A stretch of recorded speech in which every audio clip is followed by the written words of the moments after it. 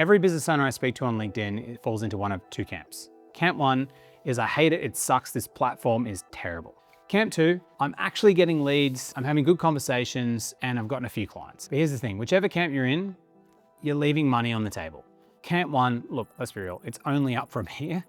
Camp two, like, you know, deep down, you could be getting 5 to 10 times out of LinkedIn and you just don't know how. And that's exactly what this video is about. LinkedIn right now is the single best opportunity for small business owners. And not because the platform's good, it's actually terrible. It looks like it's built off Windows 95. There's AI content everywhere.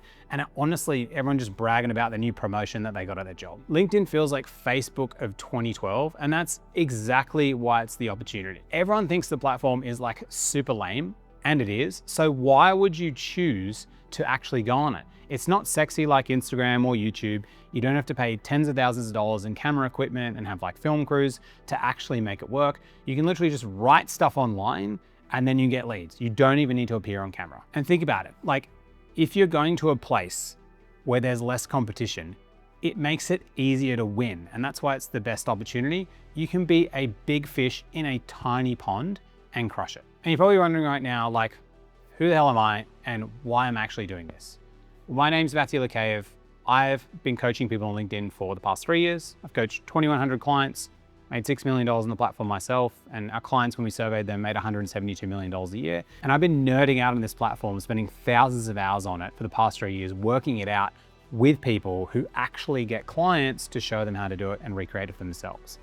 And why I'm doing this video is because I'm sick of having hundreds of conversations with people who are literally telling me, hey, I've been following these templates and these post things. I'm spending, hours on Sunday writing my content with ChatGPT. I've been doing it for 6 months and not hanging out with my family and literally getting nothing. That's why I decided, screw it. I'm creating an entire course, multiple hours that you can watch and run through. You can download all of the AI tools underneath that I've created. So you can literally go from never use the platform to like my client Angus, who has 350 connections, literally started 6 weeks ago on LinkedIn and got 100,000 views on his post, but 56 inbound leads. And selfishly, what I want out of you is I want you to go through this entire video and implement absolutely everything and start getting clients on the platform.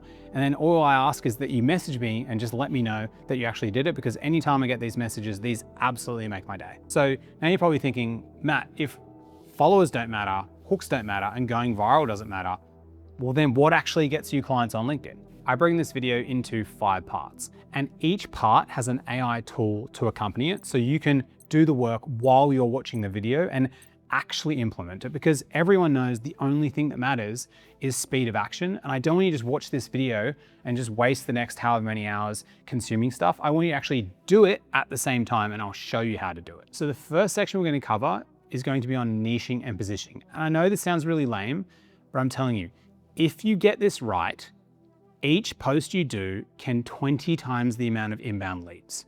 Like, I've got a client, Beck, who has 2,000 followers. She gets 10 to 20 inbound leads per post just because she markets to tribes. The second part's personal brand, but not the type of brand that gets you 10 million followers and makes you famous so people actually notice you on the street, because people don't actually buy your offer, they buy the person carrying it. In section 3, I'm gonna show you how to write content that actually gets you clients. I'll show you how to write posts that your ideal client will scroll past and read it and go, holy shit, that's me.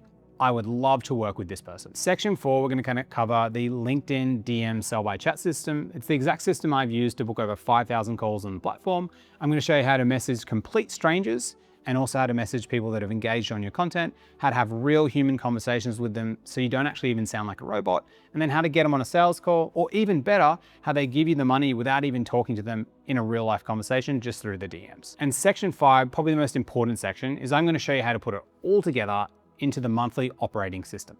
I'll show you how to run this day over day so you don't feel overwhelmed and you're not putting in more than an hour. And just these are the exact systems and principles my clients have used to generate hundreds of millions of dollars on the platform. But before we get into the sections, I need to walk you through the biggest lie on all of social media. And this is the reason why you're not getting clients right now. Cool.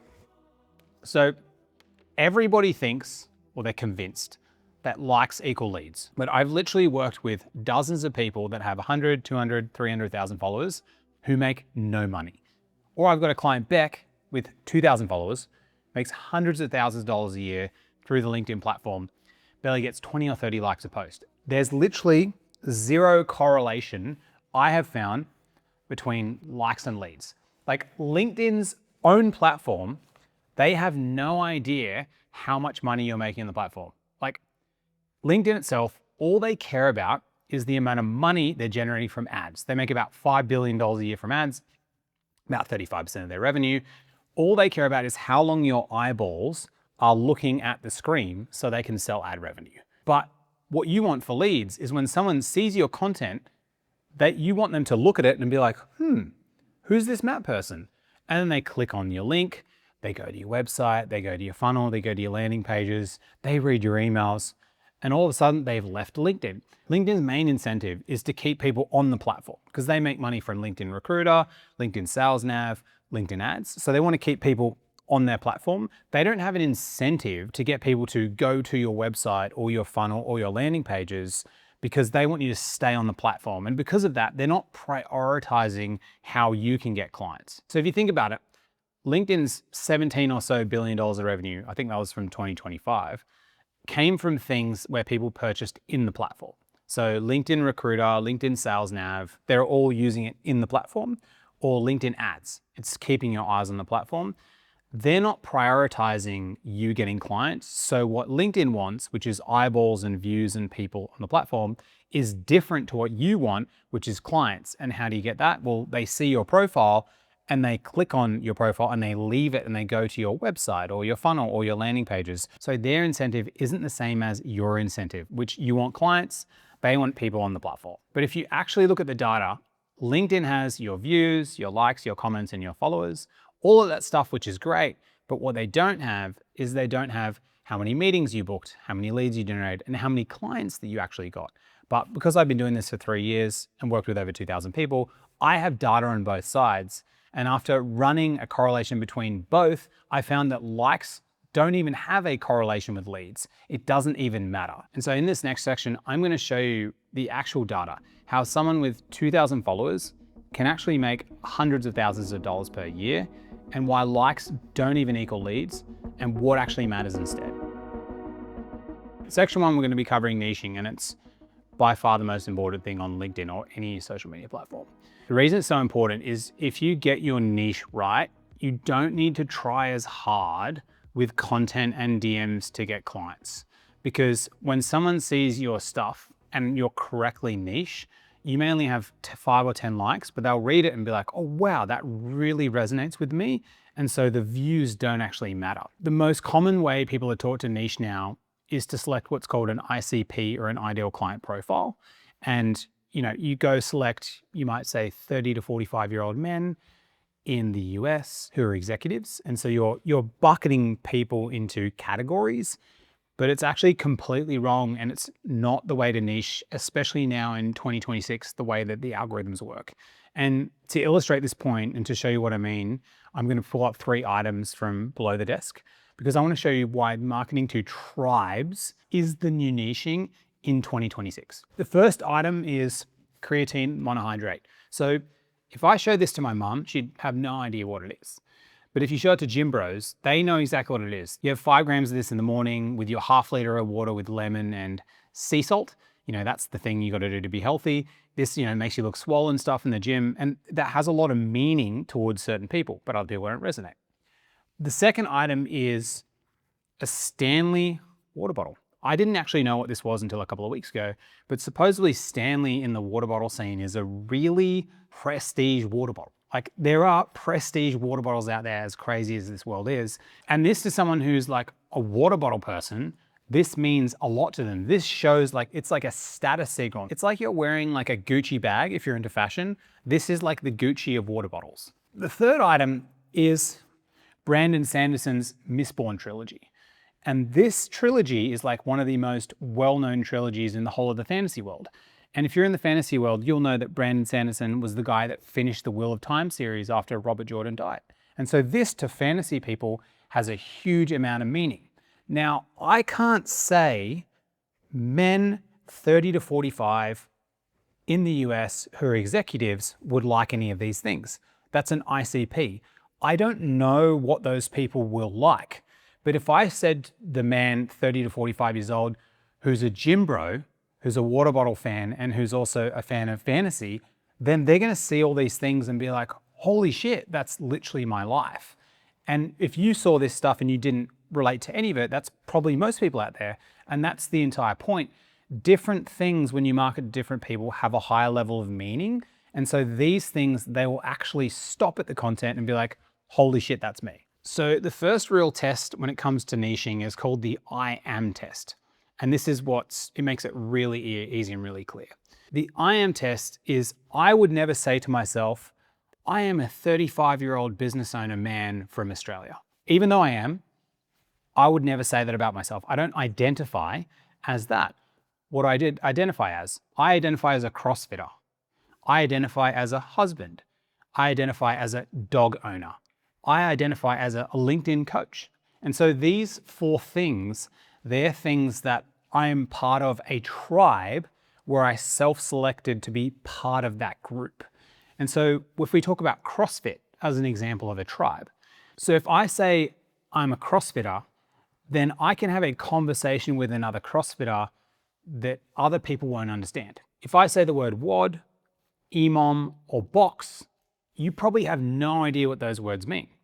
But to a CrossFitter, if I say WOD, that means workout of the day. If I say EMOM, that means every minute on the minute in a workout. If I say box, that's another word that a CrossFitter would use for a gym. And so tribes have insider language. They have things and objects that they have in their bag. They have rituals. They have cultural norms. They have taboo things that you can't be doing. And so tribes are when you are like, I am part of that group. And because I'm part of that group, I identify with these certain things, and outsiders don't identify. And if you look back on the history of human race, we have lived in tribes, say for millions of years.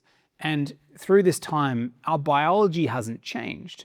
And so if you look at your own life, you can say to yourself, what tribes am I in? You could be someone who's competing in high rocks. That's a tribe.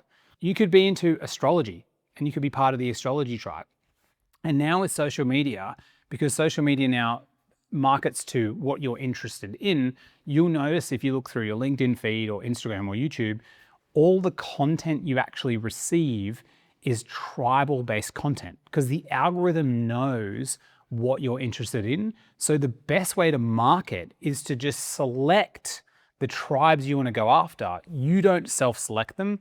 They've already selected themselves, and then you market to them, because you know with 100% certainty that the content itself will go directly to that person and they will resonate with the content, instead of if I had to market to myself, a 35-year-old man in Australia.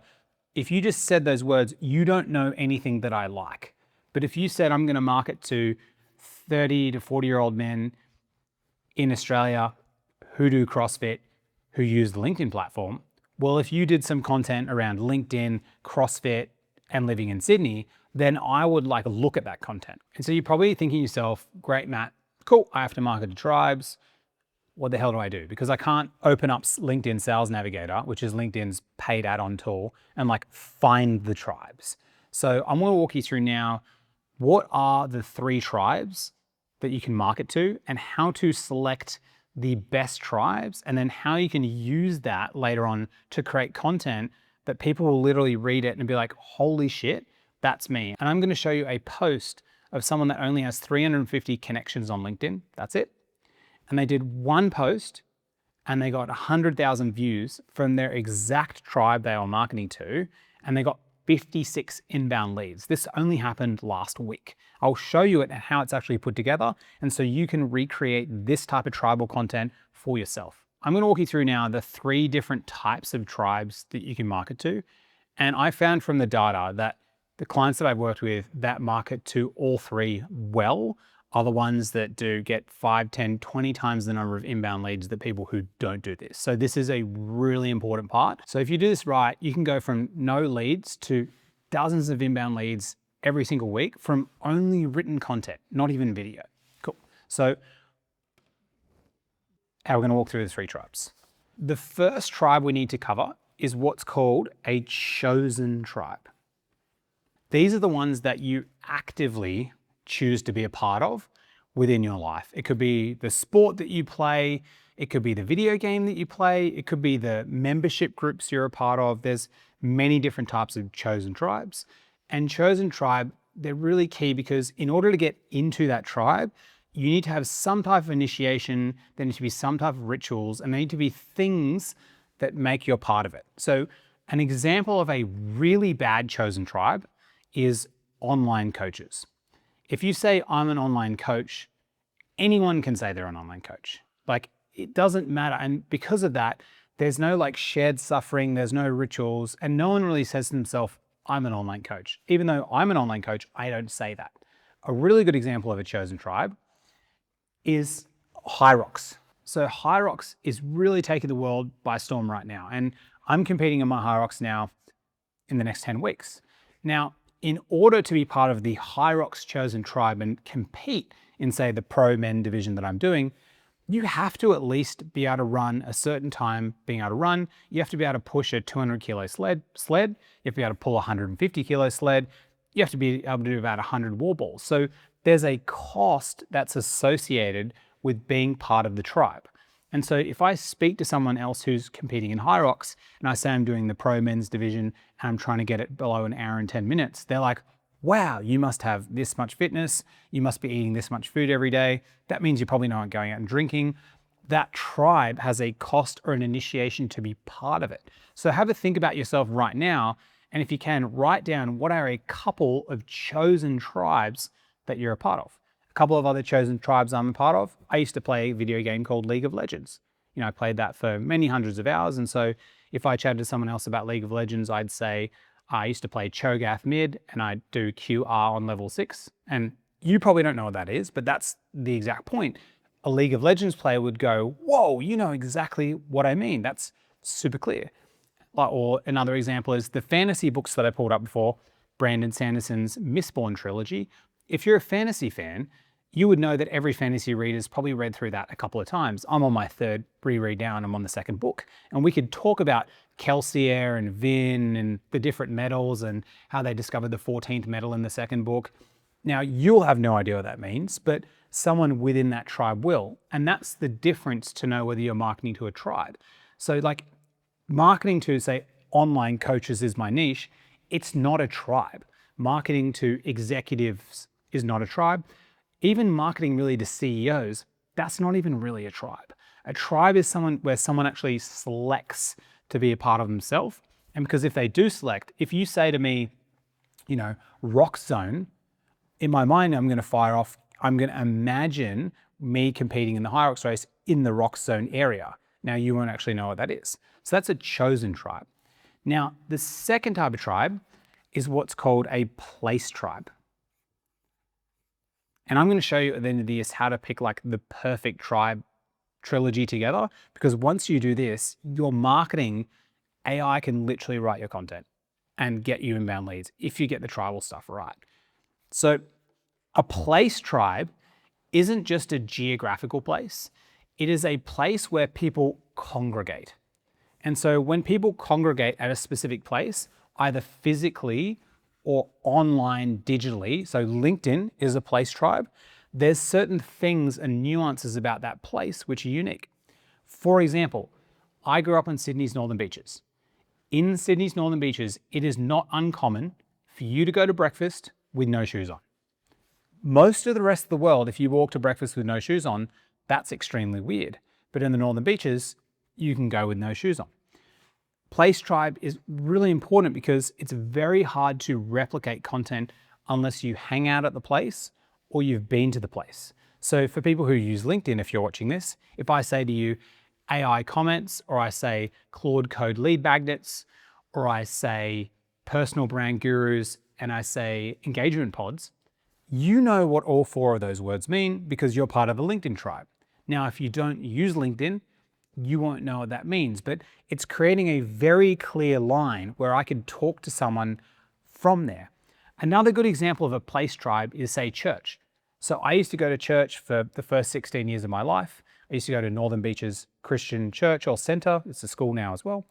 like when you go to that place every Sunday, there's rituals. You go in, we do the singing, like then, you know, the kids went out to the kids area, like we do the playing area, the parents would stay inside, and then we have a sausage sizzle afterwards. And so the only people who can describe what it's like to go to Northern Beaches Christian Church are people who went to that place. And so when you market to a place, people know that you're an insider. And so they know, okay, this really resonates with me. And just to illustrate this point, every Australian knows what an Anzac cookie is. Like every single Australian. Everyone knows when you go to Woolies, you get this pack of like 20 Anzac cookies. They're super chewy. And on Anzac Day, you eat like 6 or 7 of them and you feel super sick. Every Australian or Aussie knows that feeling, and everyone in different locations has these different things. And these have a lot of meaning, because if I put out a piece of content and I talk about Anzac cookies and I say, I smashed 7 Anzac cookies on Anzac Day and literally felt so sick I fell asleep in the middle of the day, every Australian would be like, I know about that. And then that would target the tribe of Australia. So there's different levels of these tribes. So the third tribe after this one is called the circumstantial tribe. I'm gonna have to write it over 2 areas. Okay, cool. Circumstantial tribe. Now I've got a really good prop for this one, which will hit home for everybody watching this, which is pretty fun. But the circumstantial tribe is when something happened to you within your life, and because of that, that's created you being in a circumstance, and so certain things have a level of meaning associated with them. A really great example of this, if I show you this and I say COVID-19, what do you picture? What comes into your mind? Probably people and then empty shop fronts of no toilet paper. Like everyone has a story of COVID-19 and toilet paper. Now, probably got a lot of other memories attached. We don't need to go there, but COVID-19 and toilet paper has a lot of story. And so that's why, you know, if you go through Instagram or whatever, and you see memes and someone's holding up toilet paper and they go 2019 in Wuhan, people laugh about it because they're like, that's a joke. And so, because we all went through that thing together as a collective. And so circumstantial tribes are really key. And they're actually some of the biggest bonding tribes. Like I'm watching a TV show at the moment called Survivor. And if you haven't watched it, you definitely should. 7 weeks into watching it with my wife and we're down on 13 seasons, which is amazing. In Survivor, they start off with 3 tribes and they're like the blue, the purple, and the red tribe. That's the only thing they have in common. They get complete strangers and just shove them on an island together. Now, they live with each other and that's the only thing they have in common. But because of this crazy experience that they've had, when they merge the tribes together, so the blue and the purple and the red all go together, all the red people stick together and all the blue people stick together because they're like, we went through this thing together as a collective. And it's really strange because there's nothing else that ties them together other than the circumstance that they've actually been in. And so if you pick, you know, your target market or the tribes you market to, if you pick a combination of these, and I'll show you some good combinations right now, it's way easier for you to get leads because these people, if you market to them, they're going to see your content and go, holy shit, that's me.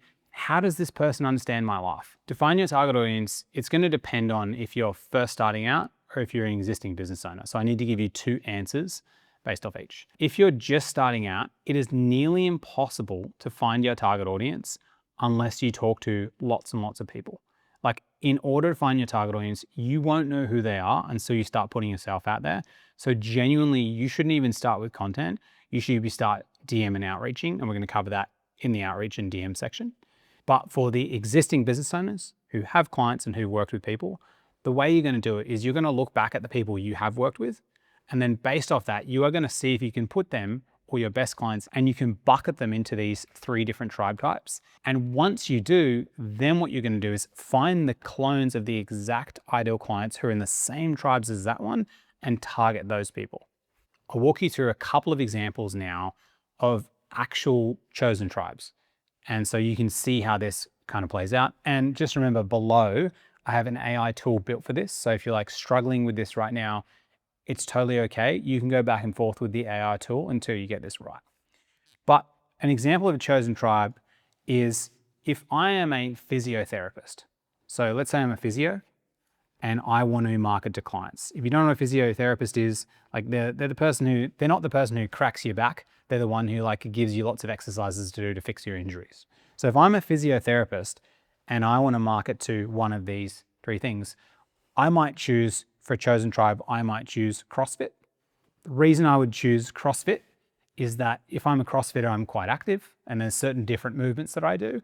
And if you're a CrossFitter, you don't really want a physio to work on you who doesn't understand CrossFit because you have different nuances. The same as if you do high rocks or same as if you're a triathlete. And so CrossFit would be a chosen tribe they reach out to. Now, place, I would pick Sydney's Northern Beaches because in Sydney's Northern Beaches, I'm assuming a physio is a physical location. And so I need to target certain people. In the Northern Beaches, there's certain types of people that live there. Like, people don't wear shoes to breakfast. They're more casual. Most restaurants close at 8:30 at night. Everyone gets up at 5:30 in the morning and goes for a surf. So you understand the cultural nuances of this physical place. Now, the third type of circumstantial, I might choose new dads. And the reason I would choose new dads is because new dads have a very different philosophy on training than a 25-year-old would. A 25-year-old is trying to gun-ho train as much as they possibly can. The new dad's thinking to themselves, I just want to get in a few sessions every single week.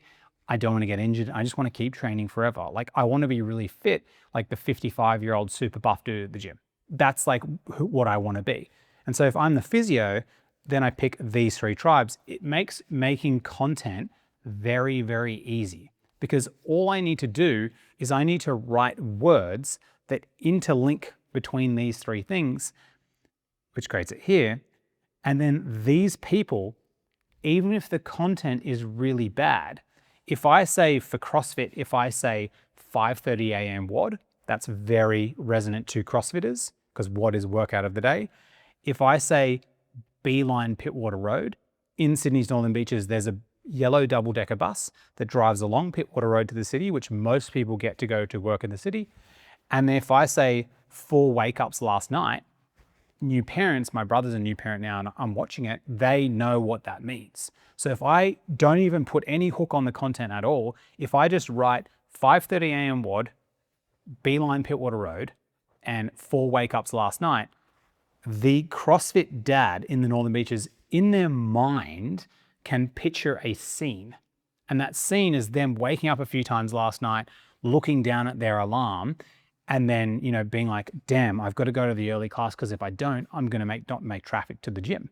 And so if I'm a physio and I write that, and then I mention that, we help you rehab your shoulder so you can keep doing kipping pull-ups, which is a thing in CrossFit, they'll be like, wow, that physio totally understands my life and who I am, which makes it really easy.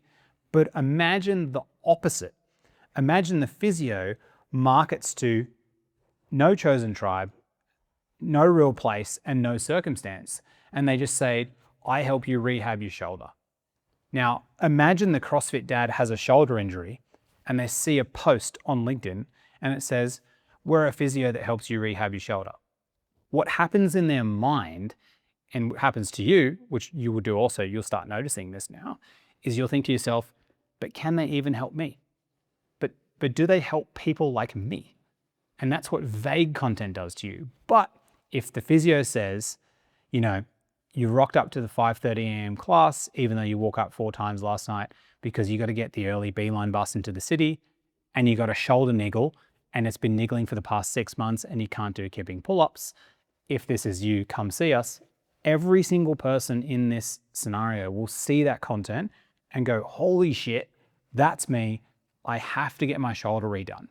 And the great thing about 2026 right now is that the LinkedIn algorithm, or all social media algorithms, know the tribes that you're a part of. So they point the content to you because they're incentivized to have you on the platform. They want you looking at this content. And that's why when you market to tribes and you select these tribes, the amount of inbound leads that you're going to get from your content, just last week, a recruiter who joined our program, and recruiters notoriously on LinkedIn have a really hard time of getting leads, really hard time. 99% never get leads from content. She did one post and she got about 80 inbound connection requests from her ideal client and 10 meetings booked for her calendar. And all she did was made a post with AI marketing to the 3 tribes. This is what's happening in 2026 because the algorithms have changed and AI is so good at marketing to people, and because our human biology hasn't changed in tens of thousands of years, we still associate with tribes. So the whole concept of ICP made sense 20 years ago when Salesforce brought out, the go-to-market playbooks, and you could just do tons of volume of outreach. But in 2026, the age of AI right now, people don't believe that stuff anymore. They only believe stuff, are only gonna look at content where they go, holy shit, that's me. So I'm just gonna walk you through now, like how these tribes relate into your content and how you can use these tribal words to get inbound leads. We're gonna cover a lot more in the content section, but I wanna just illustrate this now so you can see how it works. And I'm gonna show you a couple of live examples after and just go through it step by step. Because once you get this part right, this is where you really increase the amount of inbound leads that you get. So we'll go back to, we're pretending we're the physio who markets to CrossFitters. CrossFit is the chosen tribe on the Sydney's Northern Beaches, which is the place, who are new dads, and new dad is the circumstance or the life stage that they're actually in. It's really simple. All you need to do is add words in your content that only these people from these tribes understand. What I mean by that is for CrossFit, if I say 5:30 a.m. WOD in the content, only CrossFitters who go to morning classes would know the meaning of that. And a CrossFitter who goes to a 5:30 a.m. WOD, they know when you go in the middle of winter how tight you feel. They know what it's like to warm up. They know how long you got to wear the jumper for when you're in there before you can take it off before you do the workout. So they have a feeling associated with that. So if I write 5:30 a.m. WOD, if I saw that, I would resonate because I remember the feeling of being in there. It's called embodied cognition. You have experienced it. So it means a lot. For Sydney's Northern Beaches, I would say Beeline, and I'll say Pittwater Road. The reason this matters is because in Sydney's Northern Beaches, how most people who work in the city get there is they get the double-decker Beeline yellow bus, and Pittwater Road is the main road that gets them there. And so if I put these words in the content, only people from the Northern Beaches would know what that actually means. Nobody else would really understand, and they wouldn't really have any meaning of it. They don't know the feeling of, getting on the stop at Mona Vale and like the stopping at Collaroy and DY and then being on the top level right at the front. And they don't know that feeling. They don't know the feeling of the traffic going over Spit Bridge, or when you actually hit the Spit Bridge and it goes up and you're stuck there for 15 minutes. So because of that, because someone's experienced a lot of that in their life, they're going to be like, oh, wow, that means a lot. And they'll look at the content. Now, the third piece is new dads. So I'm not a parent, but my brother is, and he's been telling me some of the words. So if I just said 4 wake-ups, it just means that the baby, or you woke up 4 times last night for the baby. And so all I have to do is, if I'm the physio marketing to these people, in my content, I need to use the words, these words that only these tribes would understand. And this is why vague content, and if you market to ICPs or ideal client profiles and not tribes, it doesn't have any impact. Because if you just target 30 to 45-year-old men who are executives in Australia, what can you write that they will read and go, holy shit, that's me? Nothing. You're completely guessing. But if you showed any CrossFitter who's a dad on Sydney's Northern Beaches just these words, they would imagine themselves in their life. They would see this content and they would think, man, I literally imagining myself going to the 5:30 a.m. class with 4.5 hours of sleep and knowing I have to go to that class because if I go to the 6:30 one, I'm not going to get on the Beeline. It's going to be too much traffic on Pittwater Road to the city. And so because of that, if I'm the physio who writes the content, all I need to say is, if you go to a 5:30 a.m. WOD, even though you woke up 4 times last night, because you got to get the beeline to the Pittwater Road to the city, and you've got a shoulder injury and a shoulder niggle, and you can't do kipping pull-ups anymore, you probably need to see me to get it fixed. They're immediately going to go, holy shit, that's me. This person understands my reality and what I'm doing, so I probably should go see them. Versus the generic physio who would say, shoulder rehab to fix your shoulder in 6 weeks, free 30-minute checkup. No one reads that and they're like, oh my God, that's me. And because of social media now, in 2026 and AI, the algorithms, LinkedIn, Instagram, YouTube, they're pointing the content at tribes. And so for you to grab, for you to actually leverage and use this right now in the window of time that we've got, if you market to these tribes, you can get 5, 10, 20, even 100 times the inbound leads than other people, because these people will see your content and they'll go, holy shit, that's me. And what's key is this piece of tribal positioning doesn't just go in your content. This goes on your website, your landing pages, your LinkedIn headline and banner, or your Instagram bio, your DMs, the way you speak in the DMs, your lead magnets, the whole entire process, or the customer channel, acquisition channel, everything you do online needs to match this tribal language, because then it creates a consistent flow for the consumer. So you get the tribal words and you can use the AI tool, you add them into your content, you add them into your bio, you add them into your funnel, your landing pages. So it creates that consistent experience. So for example, if I'm going to rewrite a bio for this physio, I'm going to say physio for CrossFit dads on the beaches. Now, even though that doesn't have tribal words in it, just the combination of those things, if I am a CrossFit dad on the beaches, if I see those 3 words stacked against each other, I will stop and read the words. And the reason why this is important is because this is effectively mind control, like in a good way, which is pretty insane. When someone has had experiences in their life, those experiences hold within their body in like a somatic memory. And so if someone who's a CrossFit dad on Sydney's on the beaches sees this content, before they think about anything in their mind, their body will stop them and they'll feel something. They'll stop. It's like if you have a dog and there's a dog meme that comes up, you're like, oh, I resonate with my dog. But like you don't even have a thought in your mind. So when you market to tribes, people can't even control if they're going to look at the content or not, because they're going to think, holy shit, that's me. Imagine there's 2 posts you see, one on this screen and one on this screen. This one is going to be the most ridiculous post you've ever seen. We'll say it's Elon Musk and Mr. Beast go to Mars in 3 seconds and tour Elon's $100 billion mansion. Right? That is, imagine that hook on YouTube if it's real. Imagine. It's the greatest hook of all time. That's the first one. Now imagine the other post is your family home where you grew up in. Which one are you going to look at? Your eyes are immediately going to go, boom, family home, automatically. Because your family home is where you had family dinners. It's where you and your siblings fought each other. It's where you guys were all wrestling your dad when you were a kid, trying to get him down when you were younger. It's when you were, sneaking out when you were 16 and taking your parents' car out. Maybe that was just me. But, that's the difference between the two. And the difference is marketing now is not marketing of outrageous claims and hooks. It's called marketing for recognition.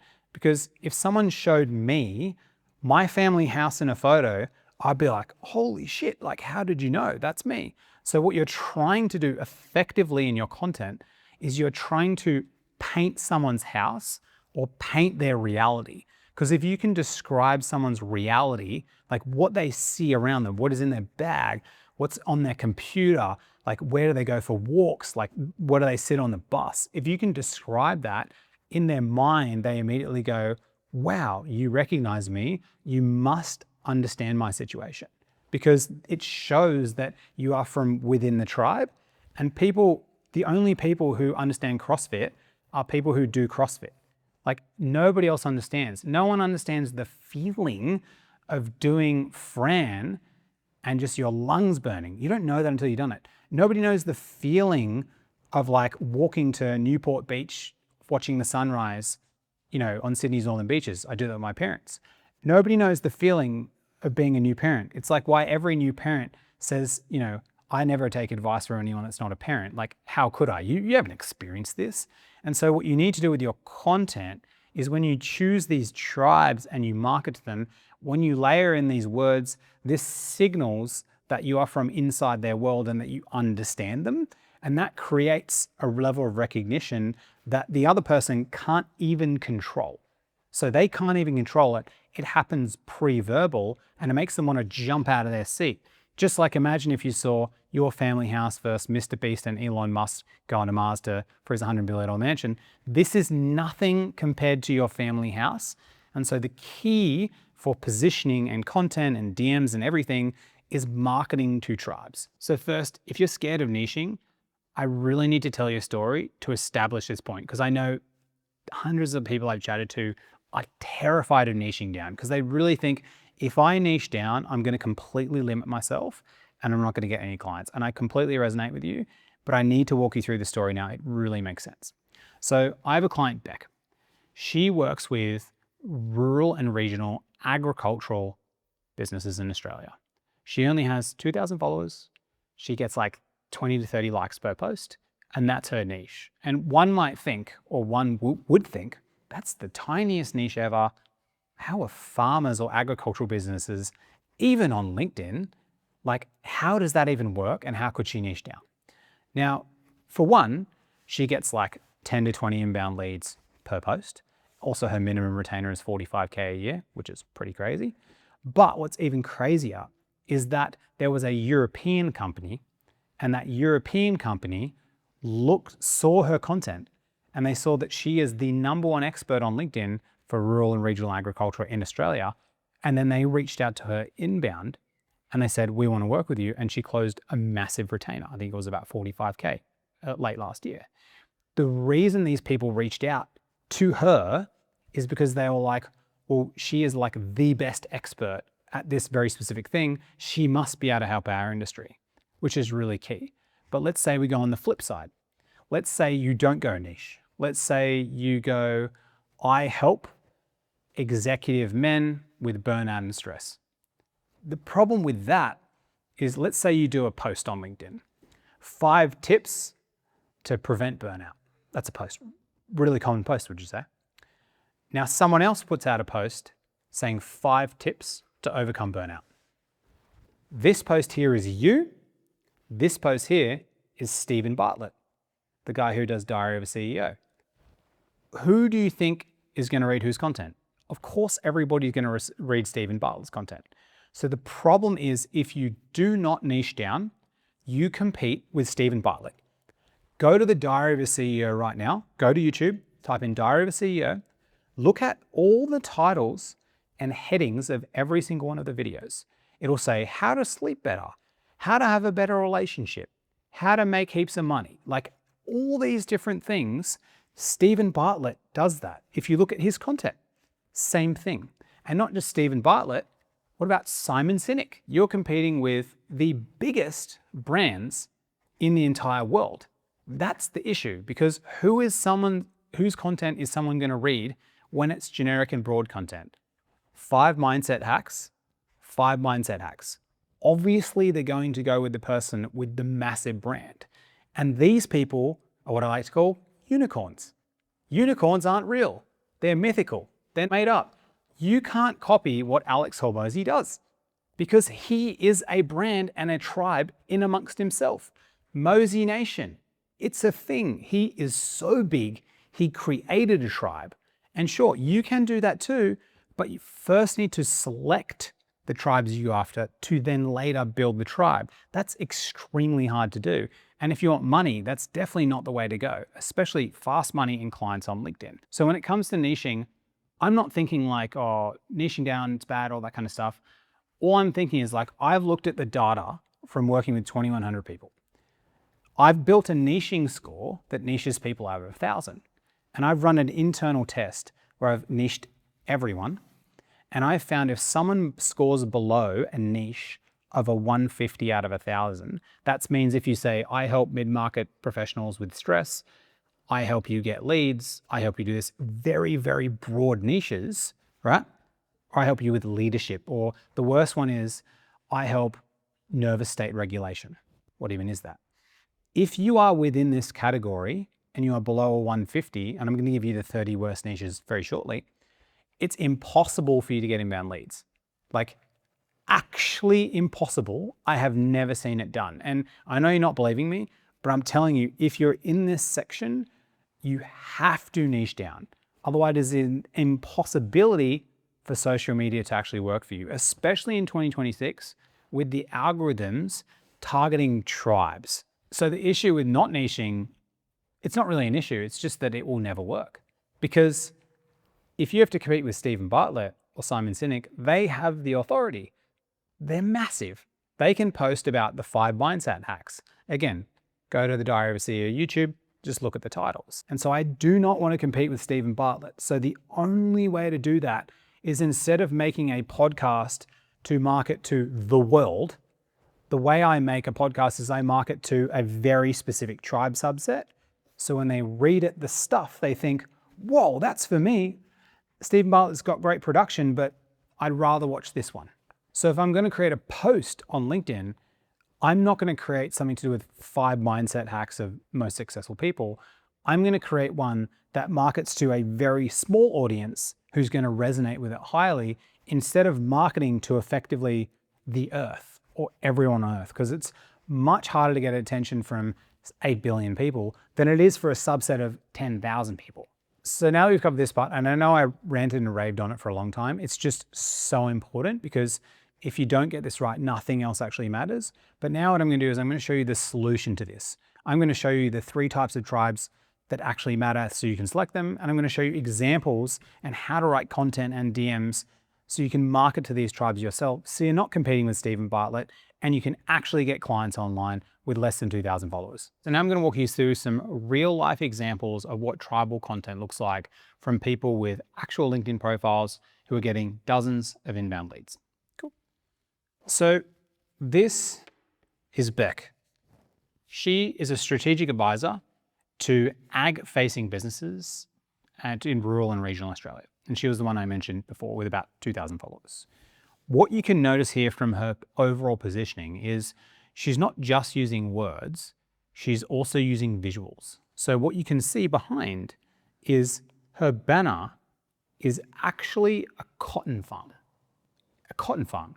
And so when I look at that, that doesn't mean anything to me. But for someone in rural and regional Australia, they probably drove past many cotton farms and they understand the feeling behind it. So this is really important in her positioning. And this is something where when her ideal client lands on her profile, they go, holy shit, that's me, because it's different to everything else out to LinkedIn and it means a lot to me. And then the other thing that she's got in here, there's only really one, inter-tribe word, which is just ag-facing. She didn't say the word agriculture because obviously no one in agriculture says agriculture. They just say ag. So just by saying ag-facing and with a cotton farm, that itself is enough for people to go, wow, you must be after me. And so if we're going through the physio example for Sydney's Northern Beaches, if they had like a CrossFit gym and the Beeline bus in there, as lame as it is to put it there, someone would immediately like, stop, and they would know that's exactly for them. The other part about her LinkedIn profile, that's her banner. The other part is her what's called headline. And her headline just says simply strategic advisor for ag-facing businesses. Nothing crazy, no I help statements, because I think the I help statements are the dumbest things that have ever come out. Anyone that says I help in the front of their profile, you immediately may know they make no money. Like I help is terrible, like it's the worst thing, but that's it. It's so simple, but she's gets a crazy amount of inbound leads. So that's her positioning. Now let's look at her content. So I'll scroll down. So this post here, let's go through it. I'm just going to zoom out a bit so you can see the entire post. 132 likes, by the way. Now, I obviously said likes don't equal leads, but I guarantee you that from that post, probably half the people who liked it are her exact ideal clients. So when we're looking at this post, there's 2 things we need to analyze, and we're going to go through this in the context section later on. There's what's called the written hook and the visual hook. With LinkedIn, the entire purpose of the 2 hooks is to get someone to stop scrolling and then click the ... more button. That's the entire purpose. So let's go through both of these hooks right now to see why they have such a high amount of meaning. So let's go through the written hook first. So if a shipping route closes tomorrow, we can't dress our own defense force, we can't supply linen to our hospitals, 90% of it comes from offshore. Now, I understand that this is not a super tribal post, the actual hook itself, but it's something that's deeply Australian. And she's talking about linen, defense force, and a lot of this may be a generalization, but farmers will probably have a lot of national pride because sorry, not farmers, but anyone working in agriculture in Australia, because it's disgustingly hard industry. So you'd have to have pride in actually doing it. You're not there just for the money. So it's very deep tried roots, and saying 97% of it comes from offshore. So she's talking about we can't close the shipping routes. What's also the second hook is the visual hook. Now, I'm just going to be honest, I don't even know what that is. And that's literally the point. I think it might be linen because she's mentioned linen in the post, but I actually don't know what it is. But this is a view that someone from that place, that actual tribe would see. Like they would look at the ground and they'd see the ground is like this. And so when they see this, they're going to go, holy shit, that's me. That's what I actually see within my reality. And so so she's effectively painting their house. She's painting their suburb, the roads they drive on, and this is the best type of content to get inbound leads. So the hook itself and the actual post. Now let's dissect the actual post below. So let's read through a little bit of it. If a shipping route closes tomorrow, we can't dress our own defense force, we can't supply linen to our hospitals, 97% of it comes from offshore, we're having a national conversation about sovereign risk in fuel and fertilizer, we should be having the same conversation about natural fibers and textiles. So she's bringing up something here, which is, national conversation about sovereign risk in fuel and fertilizer, but she's saying actually we should talk about this for natural fibers and textiles. So, and then if we look in the rest of the post, she said defense uniforms, hospital linen, aged care bedding. So this is all stuff that traditional Australian people who give a shit about the country would actually care about. And so she's adding this in here. So that's not a fashion problem, that's sovereign risk. But here's where the agriculture side comes in. The current conversation about bringing cotton spinning back to Australia is framed about premium brands and provenance. But the real fiber volume isn't in fashion, it's in the institutional textiles that keep essential services running. So she is here in this part of paragraph of her post, championing agriculture or Australia, rural and regional Australia. She's championing this. She's one of the people. And this is a really great authority-based post, which we can cover later on. Then she's saying the government doesn't need to fund spinning mills. It needs to commit to buying what comes with them. And so right now the proposed ag, and she's talked about something here, which I don't actually even know what that is, a certain bid. And this whole thing, as you can probably see, it's all tribal language. You probably don't understand this. I don't understand it. If you're from rural and regional Australia, you probably get it, but there's probably a very small amount of you, but that's the point. So when we actually look at the engagement on the posts, if you look at all her comments, which I'll show later, they're people in her industry. A really key way to find out if your content is lead generating or just like generating are actually people you're targeting, actually engaging in the content. If your ideal clients don't even like your posts or they don't even view your LinkedIn profile after you put a content out that's for these people, it's not tribal enough. It's not for them, which is really key. So this is the first example. So I'll go through the next example. This is Bill. Bill is a dad of 6 from Oklahoma, and he's booked about a month in advance with inbound leads from LinkedIn.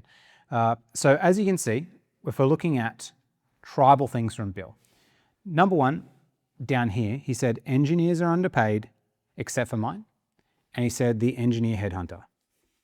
Really simple what he does. I'm a recruiter for engineers. Really easy. It's easy to understand what he does. Recruiter, it's a real thing. And also he goes after engineers. People say, I am an engineer. People who have engineers, they take pride in it. That it's part of a tribe. If you look at his banner, it says, I'm the civil recruiter. And he says, helping geotechnical and structural engineers find a better role. It's so easy to understand. And if I'm a geotechnical or structural engineer in the US, in particular, if I'm in Oklahoma, I'm probably going to get along with Bill. And he's a parent. We probably have a lot of things in common. So when Bill writes his content, which I'll show you below, he crushes it. So this one post of his, and I don't even know what it means. And if you look at it too, no image. No image. You can do text based on LinkedIn and get leads, which is crazy and AI generated. Crazy if you use tribal language. If we read the hook, which is the first couple of lines, so imagine, the hook is just here, not imagine, you can see it right here. 9 out of 10 companies don't ask us to find EITs. Delaying your PE is a 5-figure mistake. I have no idea what that means.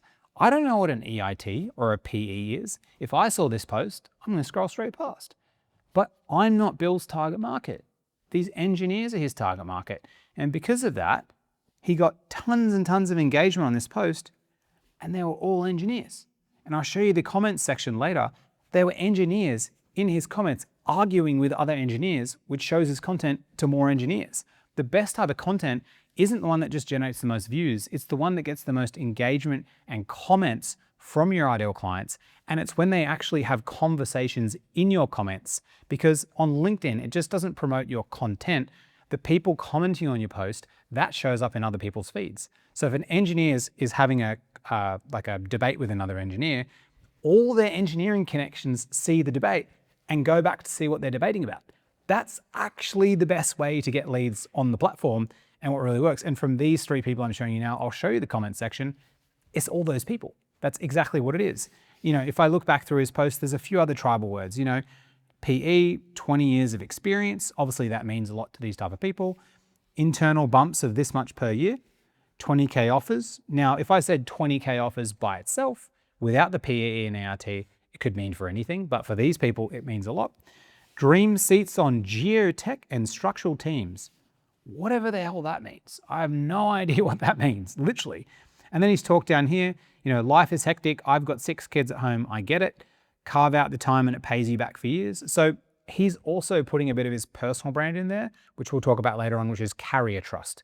Like, you're going to believe Bill the person, not just the offer that he actually has. That's what a strong personal brand is. So this post itself is a really, really good example.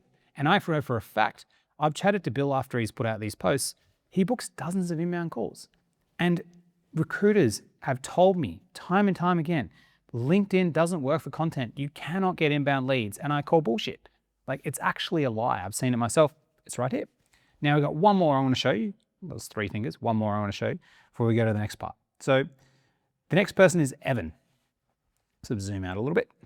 So you can probably see from Evan's profile, you probably guess immediately what he does. There's a few signals. So number 1, the Canadian flag.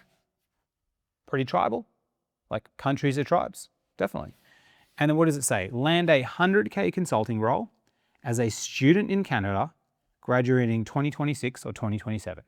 Really simple to understand. He's even got the colors, like white and red. That's Canadian colors. So who is this targeted to? What tribe? Well, number 1, students in Canada. Chosen tribe. They chose to be a student. They chose to graduate in 2026 or 2027. Like, the place tribe, literally Canada. Universities. Like, it's actually a place. And he's also marketing to people without 4.0 GPAs. So he's speaking to people who aren't the best of the best, but they want to get a 100K consulting role. So this is very, very tribal. And so for this, Evan gets a lot of inbound leads. This post here did pretty well. He got, 74 likes, 71 comments, which is pretty good. Now let's read through it and look at the tribal language. I spent 12 years building a case book with 212 MBB cases, and I'm giving away for free. I have no idea what an MBB case is. No idea. But that's the exact point. I'm not his target market. But LinkedIn knows if I write that, the Canadian university students are going to want to see it. It points the content to them. And even though there might be, 10, 20, 30,000 Canadian university students that without 4.0 GPAs that want to get 100K consulting roles, maybe even less, doesn't matter. He owns the whole market.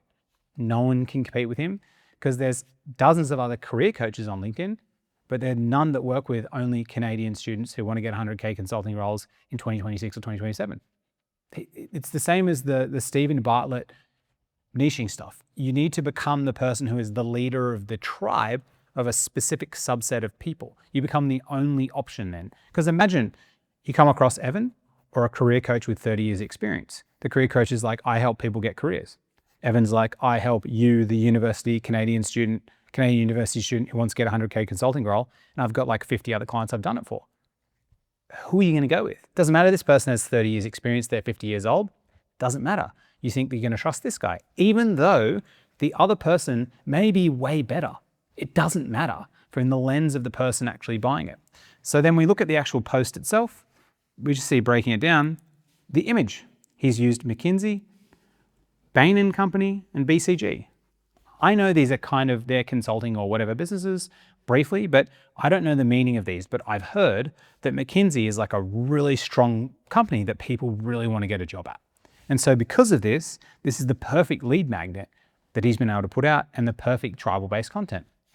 And then if we scroll to the post, it's a pretty long post, so I won't go through the whole thing. But he's just said what's inside. 95 McKinsey cases, 62 BCG cases, 55 Bain cases. It covers 14 different key industries, 10 different case types, first and second round interviews. So I'm assuming it's like interview prep and all that kind of stuff. Sourced from case books at schools like Wharton, Harvard, Sloan, Kellogg, and Yale. So he's obviously targeting his target market. Like, I know what Harvard and Yale is, but I don't really know what Wharton, Sloan, or Kellogg is. Kellogg sounds like Kellogg's cereal in Australia. So that's how I would think about it in that tribe. And so his content is perfectly targeted towards his tribes.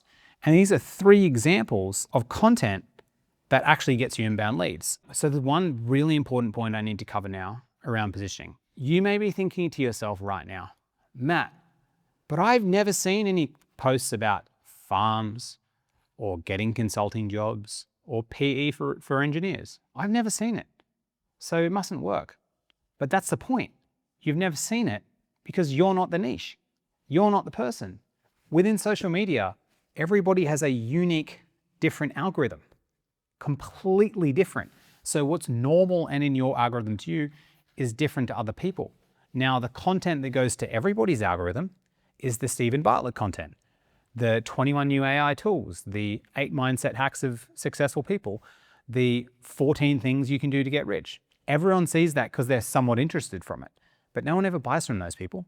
It doesn't happen. That's just the free content. But then there's another type of internet, which is called the niche social media platforms.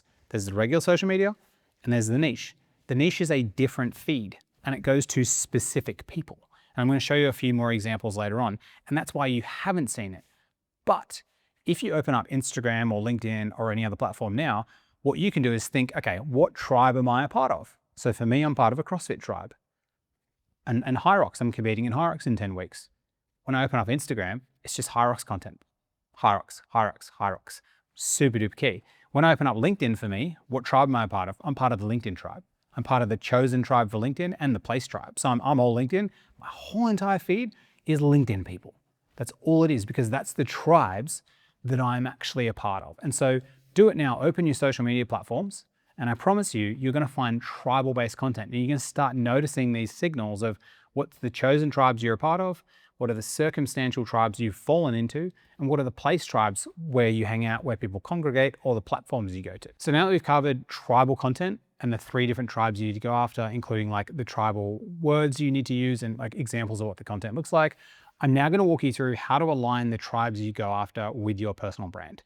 Because I think personal brand is a thing that's spoken about a lot, but never usually explained. And it's also never explained in terms of like, how do I build trust with people, not just get views? And that's the thing that really matters. So this is going to tie off the end of the positioning and niching section. And then after this, we're going to weave in the personal branding section. But I want to explain this part first around how the both of them fuse together. So I've got my 2x2 quadrant here. And what you'll notice from the quadrant is that over here, I've got what's called a tribal density score. Now, tribal density means like how specific is your content marketing to a tribe? And so we obviously just saw Beck's content. Well, that was marketing to a very, very specific tribe. Same as Evan's content. So their content gets a very high tribal density. There's a lot of tribal words, and also people who aren't in the tribe wouldn't understand it. That's what high tribal density content is. And we talked about how, there's a second social media algorithm which points to tribal content. The other thing that matters is also brand alignment. So personal brand, your brand alignment. So I'm going to talk through what good high tribal density content and high brand alignment content looks like. I'm going to talk you through each of these. And then afterwards, I'm going to show you some examples of content from people who have gotten dozens of inbound leads from using tribal and personal brand content weaved in together so you know what it actually looks like. So the first type of content I'm going to have to cover is one that's low brand alignment and low tribal density. Now, this is the shittest content on LinkedIn, and it's the ones that people think are really great because it gets 10,000 likes. And we're going to call this one the Warren Buffett quotes. So everyone on LinkedIn has seen these Warren Buffett quotes. You scroll past them in the feed, and it literally says, it's literally a billboard of Warren Buffett in the top left or top right, and then there's a quote of him, something about success. And there's 10, 20, 30,000 likes. Really great content, but the problem is the niche is earth. No one has ever bought anything from someone who's produced this content. And the issue with it, like we talked about before around LinkedIn and it being like a gambling machine, that's what LinkedIn wants. They want this type of attention, but people don't buy from people that do Warren Buffett quotes. These are like the billboard quotes. You know, I remember when I've gone to Coachella a few years, and when you drive from Los Angeles to Palm Springs, along the way, there's like hundreds of billboards, and they're all exactly the same. I don't remember a single billboard because none of them are unique. It's all just someone being like, hey, pick me, pick me, pick me. And this is what everybody's content looks like on social media. Like, this is the type of stuff which just literally means nothing because everybody in the world resonates with. And sure, if you want to get tons of dopamine, then do these. It's the best dopamine hit. You'll get 10,000 likes in 1 in 4 shots. So this is the Warren Buffett quotes. Low brand alignment, low tribal density. Now, the next type of content, which I think is one of the most dangerous types of content, is what we call the fortune cookie content. Now, I was in Woolies this morning, and lo and behold, found some fortune cookies. So I'm pretty pumped for this because I was really wanting to get fortune cookies for this video, and I was like, we found them. So why am I saying fortune cookie content? Well, in Australia, if you go to a Chinese restaurant, this could be anywhere else in the world, I just don't know. At the end, you get a fortune cookie. And we used to go to the Hong Kong restaurant in Newport as a family. I actually went there when I was 6 weeks old. My parents took me there, which was crazy. But we used to go there all when we were growing up. We loved it. And we're like, because right at the end, we got fortune cookies. And it's something to really look forward to. And the thing is, everyone who gets a fortune cookie, you open it up. And I'm going to read it, right? So all it says is, it is better to forget and smile than to remember and be sad. Yeah, true. It's better to forget and smile than to remember and be sad. Like, that actually means a lot to me. That means a lot. Like, I could read this, but this type of content, this is dog memes. When you see a dog meme, it means a lot. Because it does. Like, my wife sends me dog memes all the time. We've got 2 dogs. We see the dogs, like, oh my God, the dog memes. Like, this is amazing. And this is the type of like sentimental, feel-good type of content, and it doesn't get you any leads because it has no brand alignment to what you do. Tons of tribal density because me and my wife are a tribe together. Our little family with me and her and our 2 dogs, we are a tribe. And it has a lot of meaning towards us. You know, the dog park people love dogs. You know, they're either dog or cat people. And so this type of content is really dangerous. It's like really not good type of content. This is the feel-good Instagram content that everybody puts out that gets millions of views, but no one's ever bought a thing. Be honest with me. Have you ever bought anything from those people off Instagram? You probably don't even know their name. You're just scrolling through the threads. Doesn't even matter. Exactly the same for LinkedIn, exactly the same for all content everywhere. People don't expect to pay for fortune cookie content, so they don't. Now, the third type of content, which sucks, which everybody does, and I've been guilty of this a lot of times, is what we call the real estate brochure content. Real estate, can't even fit it in here, whatever. So real estate brochure, what is this? Well, in Australia, everybody gets these bad boys in the mail. And as you can see, there's a black line there. It's because I used this to trace here. Fucked it up, but we didn't have another real estate brochure. But everybody gets these in the mail. Now, when you receive this in the mail in Australia, what do? Well, the mailbox is here. And you go, oh, in the bin. Fucking see you later. That's literally what you do. You don't even give a shit about it. And that's the kind of content where someone says, 5 leadership hacks for the most successful leaders. Fuck is that? Who does that even relate to? Does it even matter? Like it makes literally no sense. No one gives a shit. Like, let's say we look at this photo, right? Who took that photo? It literally means nothing. Sure, it has a lot to do with your brand alignment, real estate agency, brand alignment. This kicks in. But the only ones of these you ever look at would be if on the front, it's like, have a look at this $100 million house. And that's Steven Bartlett. If Steven Bartlett puts this out for a $100 million house, or there's this guy called Ender something on YouTube who does touring of like $100, $200, $300 million houses. I've sat down and watched though, we all have, but he's a unicorn. And so is Steven Bartlett. So the only people that can do this type of content are the super grand ones. Like the one where the hook where we're like, if we're Elon Musk and Mr. Beast flying to Mars to go through the $100 billion mansion, that would go here. But there's only one. But other than that, we take it out of the letterbox and we're fucking in the bin. Happens every time. That's the same with your content, the content you're producing. No one gives a shit because it's not specific, which is really hard.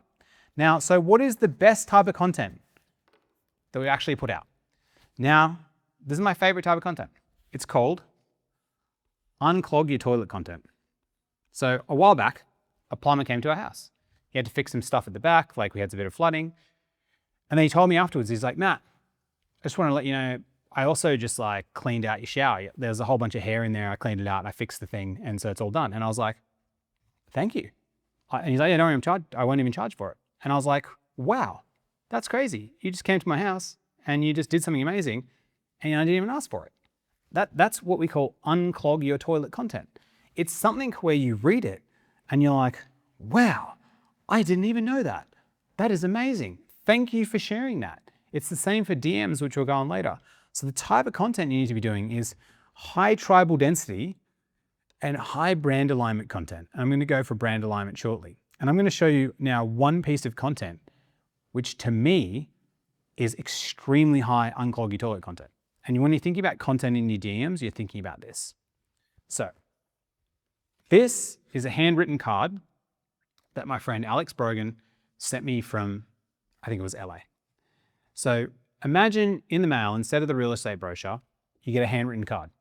You pull it out and you're like, wow, that's exactly for me. You open it and I remember reading this. He wrote something about me being unapologetically myself on LinkedIn, him appreciating it, us not getting to know each other, wishing you a warm holiday season. This is what we call unclog your toilet content. This is where it goes here. Because this type of content is a type of content that's meant to make you feel something.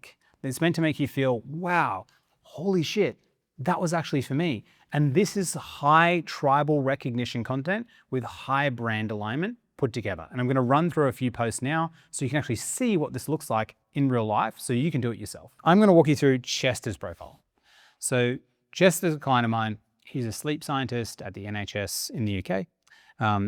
And he also has sleep apnea himself. So he really understands the issues with sleeping and what bad sleep actually looks like. He told me that one time before he was diagnosed or he found out, he'd wake up like 20 times, like every 20 minutes during the night. Pretty insane. So he understands what good sleep means. So this post that Chester put out here, which I think is awesome, is a post with him wearing obviously the CPAP machine. And the hook is, sleeping less than 6 hours has been shown to shrink your brain. I breathe like Darth Vader to stop this from happening. Number one, it's hilarious. Who wouldn't actually see this post and laugh about it? And obviously it's a pretty crazy condition that he lives with, but he's making a joke out of it, which is awesome to do. So if we're looking in the actual post, Chester is a sleep coach. He coaches people how to sleep. So he's saying in the top line, sleeping less than 6 hours has been shown to shrink your brain. So I guess everyone's going to be quite interested in that. So it's quite broad. But I breathe like Darth Vader to stop this from happening. Hilarious. So are you going to click the ... button? Of course you are. Why would you not? And then there's him holding up the CPAP machine and it looks like crazy. He's talking about Darth Vader, Bane from Batman, a whole bunch of other different ones. It's amazing. So when we actually open up the post and we go through it, it says, sleeping less than 6 hours a night has been shown to shrink your brain. I breathe like Darth Vader to stop this from happening. I was sleeping 4 hours every night because I stopped breathing 30 times an hour. That's insane. This literally made me stupid. I used to stare at a computer screen, struggling to think. 30 minutes would pass and nothing would get done. My potential was slipping away, but everything changed once I fixed my sleep. Within 1 year, I got promoted, built my business, literally doubled my income. The worst part about poor sleep isn't tiredness, it's knowing that you're not at the level you're capable of. Comment sleep and I'll send you my 4-week sleep improvement guide. If someone reads this, if you read Steven Bartlett's podcast on the 5 sleep hacks to get better sleep, or you read this post from the actual guy who's a sleep scientist who has sleep apnea, who are you going to listen to? Obviously this guy. And so this is what good niche content looks like with high brand alignment and high tribal density, because Chester is in the tribe. He understands it because he lives within it. And because of this, this is extremely high lead generating content. And Chester gets about 10,000 impressions on every post, but it's from people who are actually struggling with sleep. And I'll show you some of his other content a bit later on because it's brilliant. I'll show one of my posts that I did because honestly, I was pretty happy about this post. So this is my wife. We took a selfie in front of the Vatican. This is when we traveled in Italy late last year in December, and we went and looked at it at night when it was raining. That's why she's got a hood up and I was just embracing the rain. And so the post says, why is LinkedIn so damn hard? So, I'm marketing to the LinkedIn tribe, people who use LinkedIn. I spoke to my wife on MSN Messenger for 1 year. Oh, what? What the hell? What has that got to do with LinkedIn? I was terrified to ask her out, but then I did. That 1 year it took me. Is you not sending DMs? Your fear of rejection and looking like a fool, screw that. Throw shame out the fucking window. That's how you build your dream life. Agree. Now, one could say this is super top of funnel, it's not that relevant to my niche or whatever, but I'm exclusively tying in LinkedIn to something within my life that I wasted time doing. And so these two things together have high brand alignment and then high tribal density, because I want people to see me, living my life, having fun, enjoying myself. I show photos of my dog, Teddy. Of course I want to show that type of content because I weave it into the other content together. So when people think about me, they don't just think about this LinkedIn guy. They think about Matt, the LinkedIn guy who asked his wife out through MSN Messenger. And they're correlating these two things together. So what you're looking at doing is you're looking to find, okay, how do I find things that has high tribal density, but then how do I link in my brand together?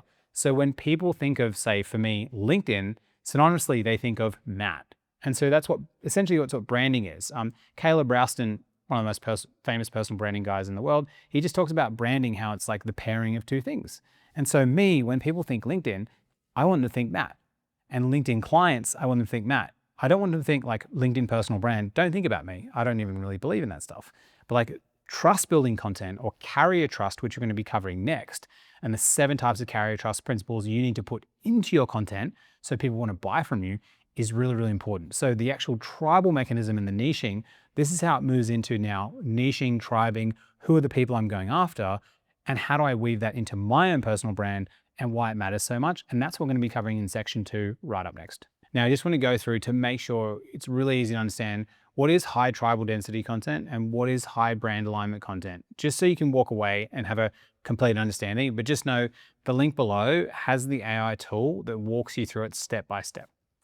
So when we're thinking about tribal density, all that we're thinking about is when somebody sees your content, does the tribe see themselves in it?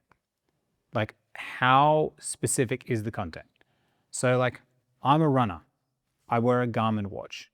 If someone shows the Strava app and a Garmin watch and a heart rate thing, because I'm in that tribe, I'll immediately recognize it because I wear the watch.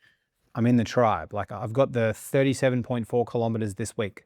I'm in the running thing. And so because of that, I recognize it. So you want to think through yourself, okay, this piece of content I'm putting out, would people outside of the tribe know and understand what this means? If no, it's high tribal alignment content.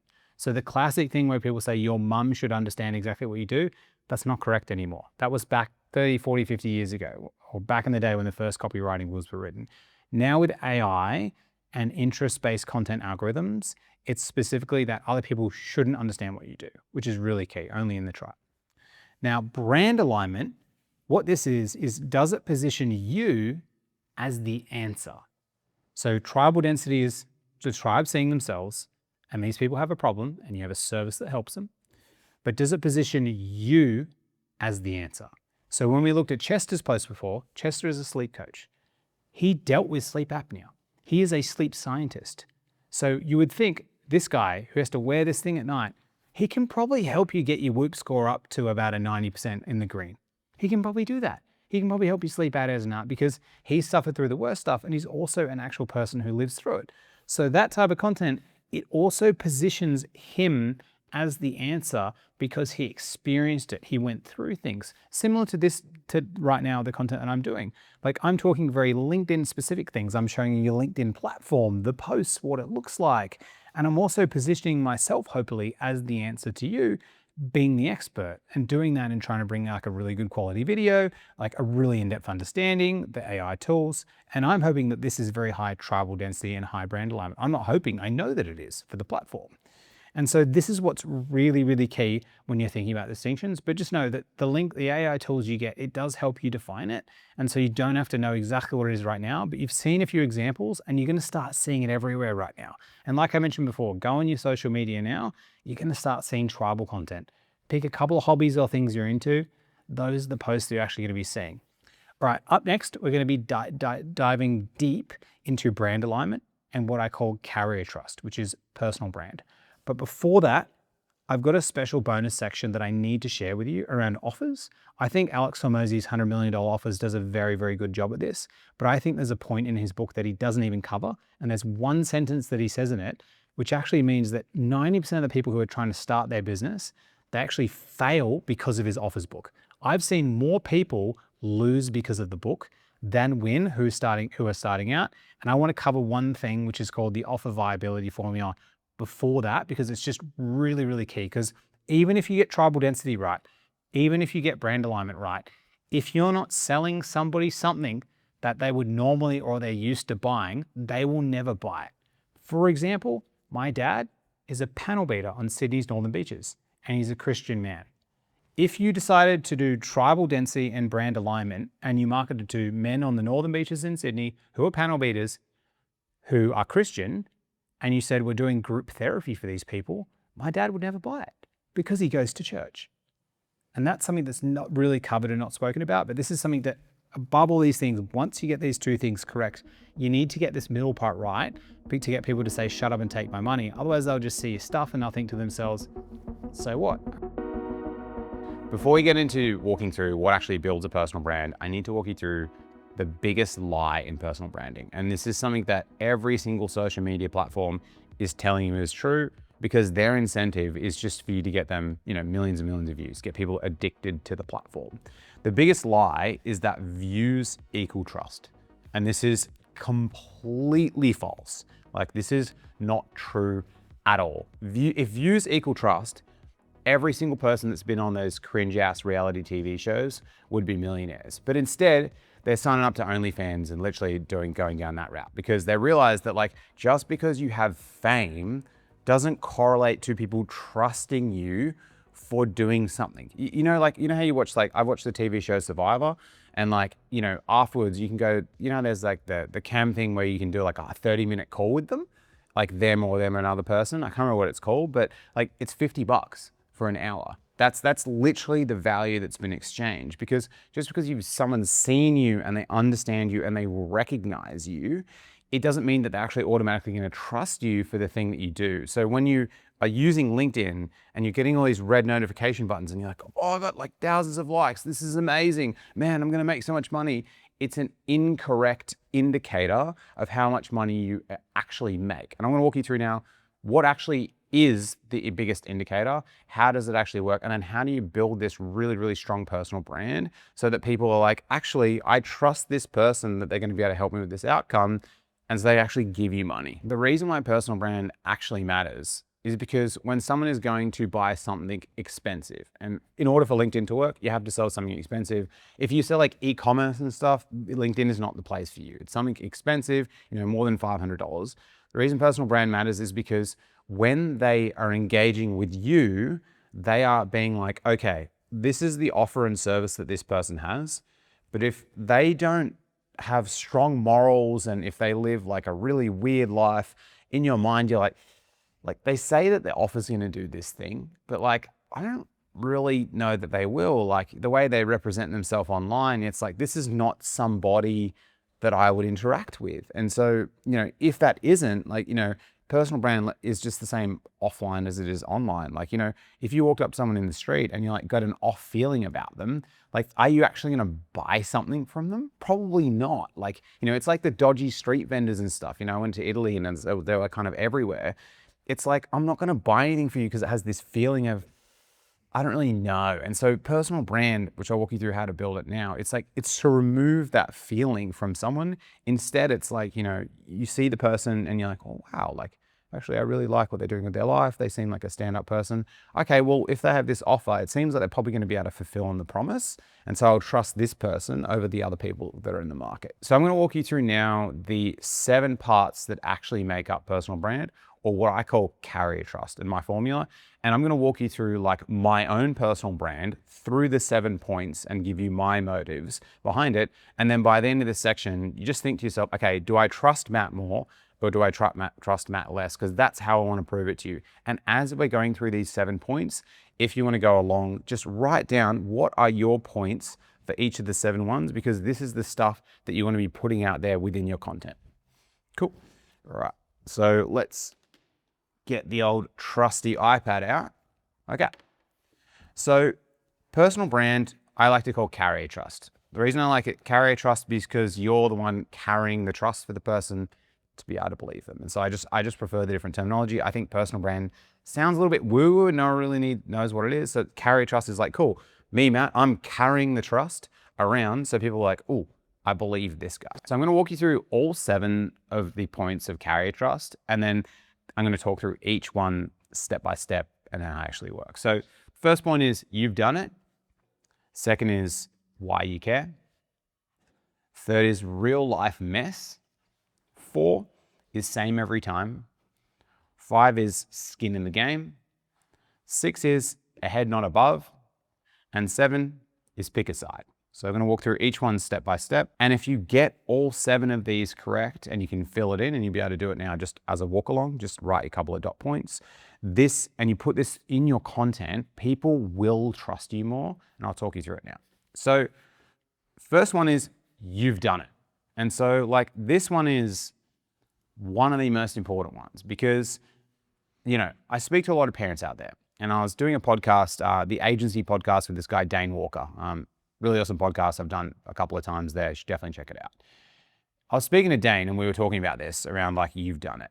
And he said, man, I really hate when non-parents give me parenting advice, because we were talking about kids and having tantrums and stuff. And he's like, I can't stand it. Like, how can someone who's not a parent literally give me parenting advice? And that's because you haven't been there. Like, you know, I'm not a parent. I wouldn't give everyone a parenting advice because I have no fucking idea what I'm talking about when it comes to kids. Like, I haven't lived the experience. And so when we say you've done it, have you lived it? Have you actually lived the experience? And so if someone says, you know, like, you know, I went to Italy recently, and, you know, someone could say, okay, how was Italy? And oh, I went there. Here's my description. But like, you know, if someone's like, oh, how is this country? And the one that I've mentioned, New Zealand, I'll be like, I don't really know how it is. And so you need to make sure when you are talking about something around your personal brand that you've actually done it, or you've done some part of it. Because, so for me, what have I done? Well, I've sent tens of thousands of messages on LinkedIn. I think it was like 250,000 or something ridiculous. I booked 5,000 calls in the platform, and I've coached like 2,100 business owners on this. So I've literally done it. I've booked the calls. I've posted content for 3 years. I've lived inside the platform. And so like, and because I've done it, someone would be more likely to trust me, because then when we're having a conversation, like, and they speak about the nuance of LinkedIn and Sales Navigator and commenting and posting, I understand like all the lingo that's inside it. And when you've done it, you can't actually fake it. It's really difficult, because if someone said to me, you know, if I started selling how to get leads on Instagram, I haven't really done it, and I don't really do Instagram currently. And so if they started getting a conversation with me about the nuances of LinkedIn, you'd lose me, like completely, or that they'd lose me. So yeah, so if you've got me talking about the nuances of Instagram, like, you completely lose me. Like, another example is you've done it. Like, if you haven't done CrossFit before, for example, it's really hard for you to describe what does it feel like if you're doing Fran, and what does it feel like when you get the lung burn when you're in the second set, you know, of the pull-ups and thrusters. Like, because you haven't done it, you can't explain intricately what's inside it. And so if you try to have a conversation with someone around it, then they're going to immediately realize you're not really one of us. And so I see people doing all this time where they just pick an ideal client to reach out to, and they're like, I want to work with financial planners. Well, have you ever spoken to any of them ever? No. Well, then how are you going to sell to them and speak to them? Well, I can just sell them and speak to them. It's like, they're not going to trust you when you talk to them. Like, the way you got to do it is you got to tell them, hey, I've never worked with anyone, but I've done 200 hours of research, and that's my live credibility. And I have this expertise in this. So live credibility is really key, just knowing that you've done it. And it's just, you can't replace this. And this is why going out there and actually doing things, you can't out AI your way through reality. Like, it's impossible. It's why when you see people who are really fit, you're like, well, you fucking had to lift the weight. Like, it had to actually occur. Like, and so that's why you have this level of respect, and then humans can just see it and feel it, and it just gets created. And a lot of this is subconsciously, it doesn't even happen consciously. Now, the second part is like why you care. This is really important, and a lot of people don't put this inside their content. Like, why are you doing what you're doing? What is the motive behind it? So this is like, motive. And this is really key. And, your motive could just be, I want to get rich as fuck. That can be your motive, but don't dart around it with something that's not actually true. Just tell people that and be like, that's what I want to do. Because then people are like, that's refreshing. Thank you so much. So like, people ask me, so what's my motive? Well, my motive is that, I grew up with small business owners. My dad's a panel beater. My uncle's a builder. My grandpa used to sell like jewelry and chemists, which was a random thing. They're all small business owners. And so my entire life, I saw them struggling to get business. And I remember when I was younger, my dad was really stressed out. I was probably about 12 or 13, because in the panel beating business, he was going to lose like 80% of his work to these insurance companies. And I remember watching my dad struggle. And I remember seeing my dad, he spoke to someone who was a salesperson, who told my dad the power of networking. And the way my dad built the business back up was he went to mine and my brother's soccer games every week, and he just networked with a new parent. And he got taught by, the sales guy, hey, just be really interested in these people when you're having a conversation, and then they'll ask what you do. And so my dad would just walk up to people on the soccer field on the side, like, hey, what's going on? And Matthew's kid, shake their hand, start talking to them, and just get really interested in them and their stuff. And then right at the end, they'd say, oh, what do you do, Gav? And he'd be like, oh, I'm a panel beater. And they'd be like, oh my God, you're a not dodgy panel beater? This is crazy. Like, panel beating is the dodgiest industry ever. And they'd be like, man, I'm going to send my cars to you. And through that, my dad got this family who's got about 150 cousins, and they all send him work.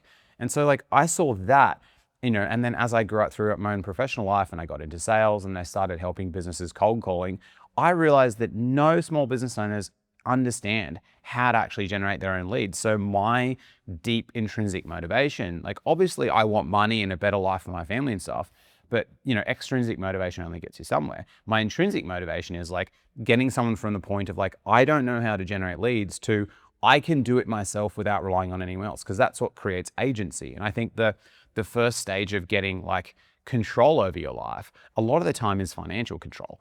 It's just the fact that you can predictably make this much amount of money, so you can then make decisions in your life. It's not even making crazy amounts of money.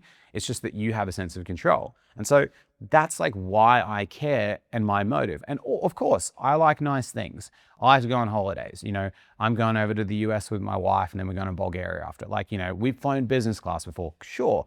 But like, that only gets you so far. Like, I don't even own a car. Like, I literally just Uber everywhere. Like, I don't give a shit about material things. And so what is my motive and why do I care? That's like why I care. And so you need to put that into your content. But why you care is just, I want to make tons of money, that's totally fine. Just tell people that, and then they expect it on the way through, which creates a lot of trust.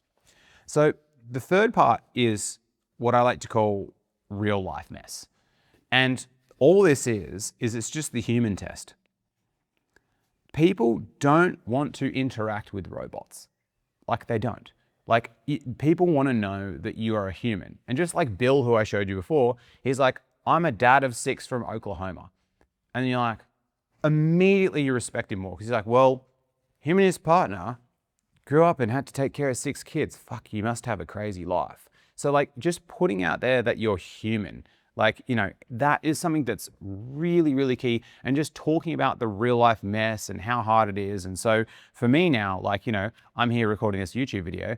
I moved into a new house like a week ago. I'm just pretty stressed because like the house still isn't unpacked, and I got to do some challenge live calls with clients tomorrow, and my YouTube studio isn't even set up. And I'm feeling really guilty because I'm like, man, these people have joined for a 1 week challenge. I'm not even gonna have my good studio set up. And so I'm like thinking about this stuff and struggling with it. You know, I've talked about how online, how like I go to therapy and how I've had 3 therapists.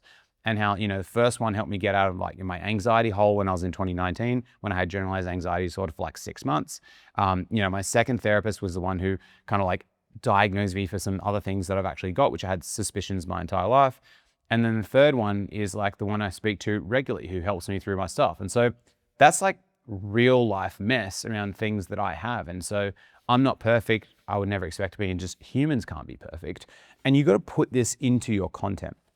And a really easy one is if someone's a parent, just talk about the struggles of parenting. Like it's such a big thing. It's a way to bond with people, and people bond over just shit. It's just a mess. What's actually happening? And so you need to add this into your content, because if you don't, people don't think you're real, and it's really hard. And I know a lot of people get self-conscious.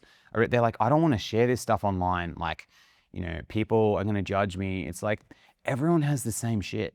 Like, and they're just going to see that you're real and you're human. No one buys from like the perfect ad copy. You know, they buy from like, oh man, this person's a human. I get it. They've been through stuff and don't want to share. But a real tip, you know, if you're thinking, okay, Matt, how do I know what to share online? Just think to yourself, okay, what would I be comfortable sharing to a table of 12 people? So if you're sitting at dinner, there's a table of 12 people and you're standing up, you're telling a story to everyone, what would you feel comfortable at telling them? If you are not comfortable about telling this table of 12 people something, do not post it online. That's the key. And over time, you may be more comfortable. You may see my content and you'll be like, why is this dickhead talking about therapists? What an idiot, right? That's fine, but I'm comfortable talking about that, which is totally fine. And so it depends on your level of comfortability, and don't push yourself too far. Don't do stupid vulnerability posts around crazy stuff. Like I remember like a client just thought, oh man, I've just got to be really vulnerable online. So he just talked about something really personal and he was so uncomfortable with it. And he put it out there and his mates were texting him and he was like, man, I feel like so much like shit. It's like, don't put things out there if you don't feel good about it, which is really key. So that's real life mess. The next one is just same every time. And I'm really passionate about this. And I think this is where creator burnout happens. So there's a podcast, a Chris Williamson podcast with someone, and I'm not going to say who it is because I would never name names, but he's speaking to a creator, and this creator is someone who tutors kind of like young men. And in the podcast, the creator kind of like admits, it turns into like a therapy session. And he pretty much says to the guy, he's like, yeah, I'm finding it so hard to build content because I don't actually believe in what I'm saying. I just said it to get views. Literally. He's like, I just said it to get views and I'm lying to myself, but the money's so good, I just have to keep going. And I'm like, how do you live that way? Like, that's just like living a lie. Like, it's so difficult and we just eat away at you. And so this same every time is just all about you showing up as you all the time. And this is like, I'm not going to say authenticity because like everybody uses that word, but it actually is. It's just like, if you just be yourself. And Sean behind the camera right now, he said to me before, he's like, yeah, I think the key for your content that makes it really good is like, you just are the same. Like you're the way you're in person. And Sean was talking about how he met Caleb Browston, who used to be Hormozi's like head of content guy. And I was like, what impressed you so much about Caleb? And he's like, he was literally the same. As he's on camera, he's the same as he is in person. And he's like, I just think that creates so much trust. And you know, we've been taught and programmed through society and through school and through working in jobs, like internal politics in companies. This is why, I could not stay within internal companies because I can't do internal politics, but just being kind of like unapologetically you, because even if you don't match with someone, that's totally fine. And I'll give you an example of it. Like I've worked with 2 different clients. One's Pedro, a dad from Canada, and then there was Caitlin. So she's a mum from San Francisco. And I remember Pedro did a hot seat where he talked about, he's made hundreds of thousands of dollars through our program. He's booking all these meetings and he's just talking about how he did it. And I remember Caitlin got up on the screen and she's like, Pedro, and she asked him a question. And she's, Pedro, your content, like I actually get quite offended by some of your content. It's actually crazy. And I'll show you some of his content later. It's pretty hilarious, but can offend some people. She's like, I get really offended by your content, but do you know what? I just respect that you have this opinion and you're the same every time. You just you. And like and they're actually friends now, even though they have completely different views on stuff. Like, but that's the thing, when you just be yourself and you expect to know, like people know who you are, it's really easy and it just comes through your content. And also people can feel if you're faking stuff. Like right now, like even this scene right now, I haven't scripted anything. I just wrote down my key points that I want to talk about and I'm just riffing to the camera, but I'm riffing to Sean who's behind the camera. Like it's like I'm talking to him and I'm just being myself. And by doing this, this is the way how you just connect with other human beings. Because humans know when you're sitting there thinking, what do I say next? They may not like know it consciously, but they know it subconsciously. So being the same every time is really key. The fifth one is skin in the game. Like, do you have something to lose? Like, why do I have to trust you? And this happens through you representing and actually doing something. And so skin in the game, it's like something to lose. Like, and a lot of people, what they do is they try to guard themselves too much and they don't take big actions because they're like, man, I'll fail with something because I'm scared of showing that I failed. But like, I'll give you an example. So we rented out this Airbnb. It's $2,100 for 3 nights. It's fucking expensive, right? Yesterday, I fucking pretty much failed the filming thing. Like it was a pretty bad. Like yesterday, we probably only got 1 hour of good content, and now it's like Sunday, and we've got to get like many hours, and then Monday we have to stay for Monday morning too. But like skin in the game is like, you know, like we've paid for this place, we have to do it. But it's like you have to show that like you have something to lose. And yesterday I feel like I lost, and I was like, man, I feel like this is super hard, and I had to like come back this morning. Hence why we're filming at 8:07 in the morning. We started at 7. But like skin in the game and having something to lose is like, people don't talk about this enough. And examples of this is, you know, if you do live calls. So if you get on to say YouTube, or, you know, I do during our challenges, I do 6 live calls every week. You can't fake that. Like it's impossible to fake. You can't fake that experience. And if you don't have any skin in the game, or you may have skin in the game right now, but you just don't share that you have skin in the game, people don't really know. And so, you know, I talk about having tons of live calls. I talk about, you know, one time I did a workshop pretty much for 10 hours straight, 2 workshops, 5 hours. Like I had the biggest sales day I've ever had. We did like, I think it was like 70,000 Australian dollars or something like in a day. It was crazy. It was because I got on my workshop and I was meant to go for 2 hours and I just stayed on the call for 5 hours. And then I had the second workshop, it was 2 hours, and I stayed on for 5 hours. And people like, I'm literally signing up because like I joined this call like 5 hours ago and then I just rejoined after my meeting and you're still fucking going. And they're just like, what the hell? Like, and so like, because I had skin in the game, and I wouldn't suggest anyone to do 10 hours because it fucked me up. And my team's like, please, Nat, can we never do it ever again? This was crazy. Like they were just like 8 o'clock at night. No, it was like, no, I think it was like 10:30 or 11 at night. My wife was like, what are you doing? I'm still on the call. But like skin in the game is like matters a lot. Just showing that you actually like give a shit. So that's the 5th one. The 6th one is ahead, not above. And so I think this is really key. I can't fucking stand when people put like Lambo shots and all that shit on Instagram. I just think it's just disgusting. Like I think when people are on Instagram and they take like fake private jet photos, you know, in LA, like you can go hire a fake private jet, like literally a thing. It's just disgusting. It's like you're signaling that like I am like so much better than you and I'm ahead of you. And the only people that want to buy from those people are like the people a bit fucking tapped in the head. Like who are they attracting? Well, they're attracting people in super fucking vulnerable states. And then also people who are just the fucked up narcissists. And what happens, like this is the same as network marketing and pyramid schemes and all this kind of stuff. The people who win are the fucking narcissists on the top who manipulate the vulnerable people. And so like ahead, not above is really key. It's status signaling. And so you want to show that like, I'm the same as you. Like I am the same person as you. And I was speaking to Sean before this being like, do I wear my Rolex? Because like, it means a lot to me because my wife's dad gave me the Rolex. It's a Submariner, if you know what that is. I don't own any other watches, by the way. I'm not a watch person, but he gave it to me and it was like from the 90s and it means a lot to me.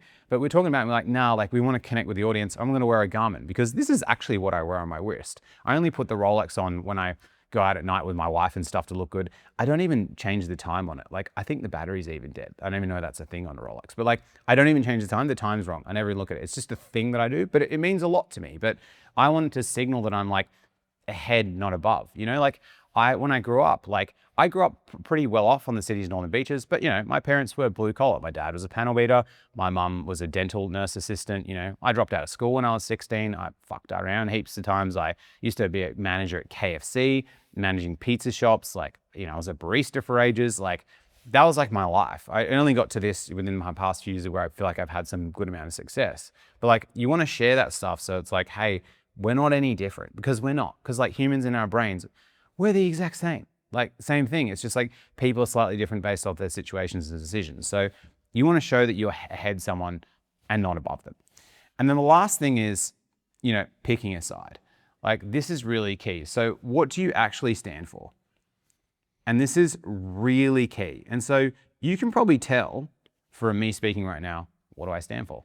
I'm pretty direct. Like, I stand for what I really don't like is I really don't like people who admit that they don't have like agency. It upsets me because I feel like within my life, until I was probably like 29, I feel like I didn't have agency around my life. And it took me like to have a 6-month breakdown and moving home with my parents to actually feel like, oh man, like I have agency. So the thing that I'm really against is I'm against people not being able to take control of their life and having agency, because that like really upsets me because it reminds me about myself. So the thing that I really stand for is like, I truly believe that if you're a business owner, you like the number one job, what you should need to do is to be able to make it rain.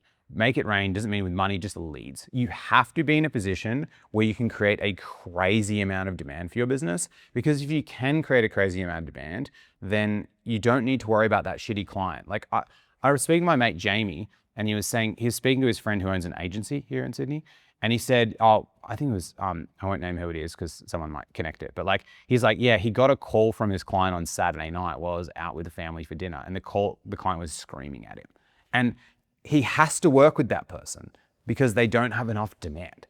And I just think so many problems in life. People get divorced because of finances. Like, having bad finances, if you look at Maslow's hierarchy of needs, which we won't get into, right? But like, if someone has like crippling finances or crippling health or, you know, wars and things around them, it's not possible for them to get out of the thing because their brain is invaded by so many things. And myself included, because I experienced that. I didn't grow up really bad. It wasn't not like that at all, but I just felt like I didn't have options and choices and stuff. And so my side is like, the number one thing you have to do when you start your business is don't even worry about delivery or anything. You just have to generate shit tons of leads. And the only way you can do that is you have to speak to dozens, if not hundreds of people in your tribes you're marketing to. And then based on these conversations, then you make content to help them. And then you kind of build a role and you're trying to become a nano celebrity to these people you work with. And so this is like super duper important. So picking a side of where you stand for. And now, do not post religious or political things online because that's divisive. So this is not the side that you're picking, although you can share that if you want. It's a free country in Australia, you can do that. But they're not the things you want to do because they're like divisive things. But you want to pick things where people are like, oh, that's a different viewpoint. That's kind of a contrarian opinion.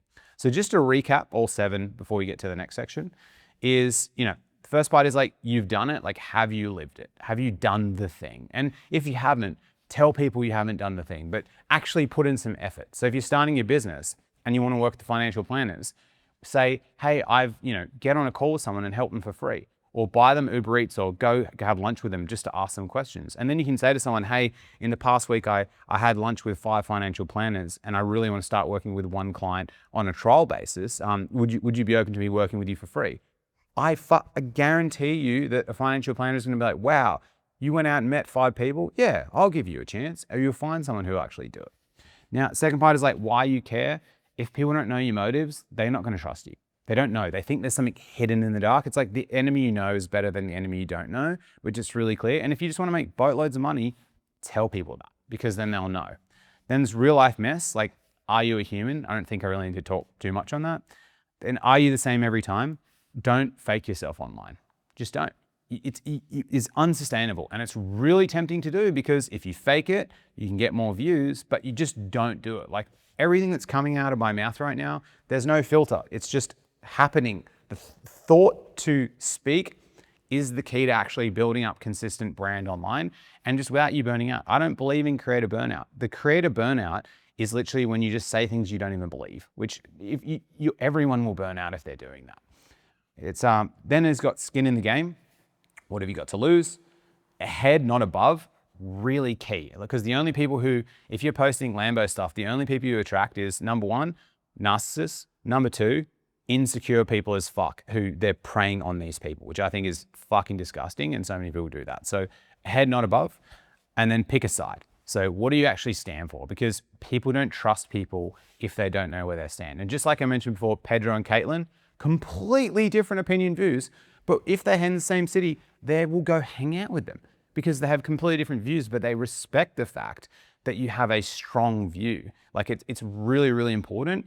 And just remove the religion and politics from it because that's where, you know, division can kind of come in. But if someone has views on something like I do, someone might be like, no, I don't agree with that at all. But that's totally fine. But you would still respect the fact that I have a highly convicted view because I've really thought through this. Like, what are my principles and what do I actually stand for? We just went through the 7 parts around like, you know, how to build your personal brand to actually get people to trust you. A lot of people talk about trust and it's kind of like very woo-woo and they're like, how do you actually build trust? I wrote a book on trust about a year ago called Fuck Selling, Build Trust, How to Get Clients Without Feeling Like a Manipulative Weirdo. You can get it below. All my books are completely for free. Like you literally click one link, they're on a site, it's all free. You can get access to them. But in that book, I came up with this thing called the 6 gates of trust because I really want to like operationalize trust. I know Hormozi talks about this a lot where he says like, but how do we operationalize it? How do we actually like do it? This is going to be a really great way to walk you through like how it actually works because I don't think people do a good job actually breaking it down. And I'm going to show you the 2 sides of it and how they relate because then you can think through, okay, where am I, which gate is each person in relation to the buying cycle right now? I've actually built a 6 gates of trust AI tool. I'll actually link it below and you can put the conversations that you're having with someone and it shows you where they are at these gates. So before we get into like the mechanics of building trust, I need to walk you through what people get wrong when it comes to content and building trust. Because if you miss this part, it's a mistake that 90% of people actually make.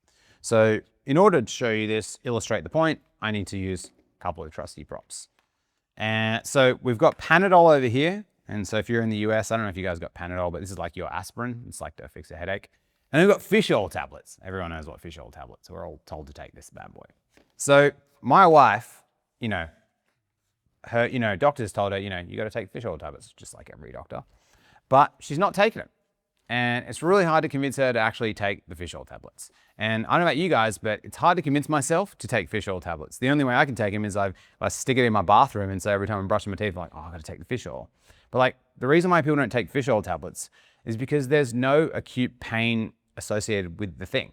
It's like if you don't take the fish oil tablet, you don't feel the consequence. Like you don't actually understand. There's no reality associated with not taking it. Of course, like later on if you get sick in life or whatever, but you're never going to correlate that to the fish oil, which is really hard. And most people, what they do is they put out fish oil content. Like there's no correlation to any, like there's no cost if somebody doesn't take the thing. The type of content you need to be putting out is Panadol content because, the other morning my wife had a really bad headache. She's like, Matt, can you get me a Panadol? Like from the bed. And I'm like, all right, I'll go get it. And I bring her in the Panadol and she immediately takes it because Panadol or like pain has to do with your actual reality. And so content that you talk about and you put together and you're putting out there, it needs to be the type of content that builds trust, especially initially, is the type of content that shows people's reality. Just like we mentioned before, there's the 2 hooks. There's one hook is Mr. Beast flies to Mars with Elon Musk to look at his $100 billion house, right? That would be a crazy hook. Or your childhood home. Well, your childhood home, you're like, well, I have a sense of reality there. Like I have a feeling of being in my childhood home, emotions associated with it. Like I can understand it. I can conceptualize the thing. So, and that's the Panadol because Panadol, you have a headache. You're like, I need to take the Panadol to feel better, to change my reality. It understands my reality and it can alter my reality. And then only after you've built enough trust with someone, given them enough Panadol to fix the immediate things of understanding their reality, only then can you get them to take the fish oil. Because the fish oil is the second part of building trust. And yeah, the fish oil is like, once you have a client or someone you're working with and they trust you've gotten the outcomes, then you're like, look, by the way, you've got to be having the fish oil. Like, you've got to be taking the fish oil. And they're like, you know what? I trust this person. I'm going to be taking the fish oil. Cool. All right. So I'm now going to walk you through the 6 gates of trust. Going to pull the iPad back up and we're going to walk through step by step. Once people have seen this that I've worked with, this has been like an unlock, especially to their DMs, not just their content when I walk through it. And it's been an unlock where they've finally had that eureka moment where they're like, oh, I actually understand LinkedIn DMs and they actually understand how to build trust with people and how it works. And just remember, all the stuff, I've got the AI tool and the 6 gates of trust below. If you just click the link, you can get access to it. So I'm now going to show you how to actually operationalize trust. So actually embed it into your content, embed it into your DMs. I'm going to walk you through how to do it through the 6 gates of trust model. So this is a model that I mentioned before. I wrote in my book, Fuck Selling, Build Trust, how to get clients without feeling like a manipulative widow. And yes, I'm very proud of that title. I thought it was fucking hilarious. So the 6 gates of trust. And I promise you this segment, like, it's going to take a little bit to understand, but once you do understand this, like, you're going to have like an unlock eureka moment and you're going to be like, I get it now. When you're building trust, I look at trust as a spectrum. So if we're looking from left to right, and somebody either is a complete stranger to you and they're the people who you trust the absolute least, right? So you don't know them from a bar or so, nothing in common, a complete stranger, you don't trust them. Or the other end of the spectrum is what I call an identity ally. So I'll just say IA. An identity ally is like, I think about like my wife, my siblings, my family. Like, there's the people who I truly trust, who I tell other people about. Another example of an identity ally would say, I'm talked about Alex Hormozi and him having an influence on me. And so I'm talking about his principles and what he does. Some things I agree and some things I disagree with, but I would consider myself an identity ally towards him based off how he has helped me. Now, not in some elements in life, but in the business context. And so what your goal is, your whole entire goal of content and DMs is to take people and a whole bunch of people who don't really know you and to get them to the point where they start telling other people about your stuff. That's the whole entire point. This is content, DMs, personal brand, carrier trust in a nutshell. Because if you have thousands of people that are like, yo, that's the person, you got to go to that person. That's when word of mouth referrals kick in, which is the state that everybody wants. So when we're thinking about trust, there's 6 gates of building trust. And what's really key is that in order for you to go to gate 6, you have to have all of the other gates open. The really big mistake people make is they try to throw in like crazy guarantees. And they're like, hey, I'll work for you for free for 2 weeks. It's fine. There's no risk. But when that happens, you're trying to signal someone to make a decision. So you're at gate 5, but gate 1, 2, 3, and 4 isn't even open. And so all of the gates need to be sequentially open in order for you to move to the next one. So there's no point trying to give someone a guarantee if they don't even think that you're credible. There's no point. And so you've got to make sure that each gate is open and it's a sequential opening of these gates. And if you do open these gates, and below I've got an AI tool to assist you doing it, that is what actually creates trust with another human being. So the first gate, that thing we walk through, is the gate which is just called, is this real? People are generally thinking to themselves when they see something, they're like, is this actually a real thing? And so if you go on Instagram and you're like, this is your ad, which I see these ads all the time. Hey, I'll book you 30 calls in the next 7 days. And if we don't do that, I'll give you $5,000 and I'll fly your entire family to Disneyland. You see that and immediately in your mind, you go, bullshit. You go, that's not real. But according to offer equations and the best offer stacks, right?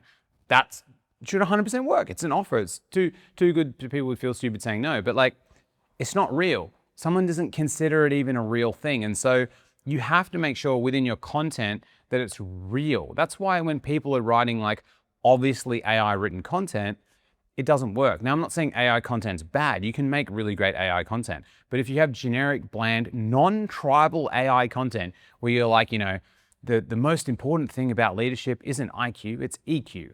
And you just pull out this fucking thing out of your ass and you just pull out on ChatGPT and you put it there. Someone's like, that's not even real. Like, what are you talking about? Like, and so they don't trust you. There's no established trust even built. And so making sure what you put out there is real is super key. It's like when you watch a YouTube video, it's like obviously super scripted and you're like, this just like feels like really weird. Like, I don't think the person's telling the truth. It doesn't feel like it's attached to reality. And so if it's not, human beings don't trust it if it's not actually real. So that's the first gate. So we have to open this gate first. This gate must be open. And if the real gate's not open, people won't move to the next gate.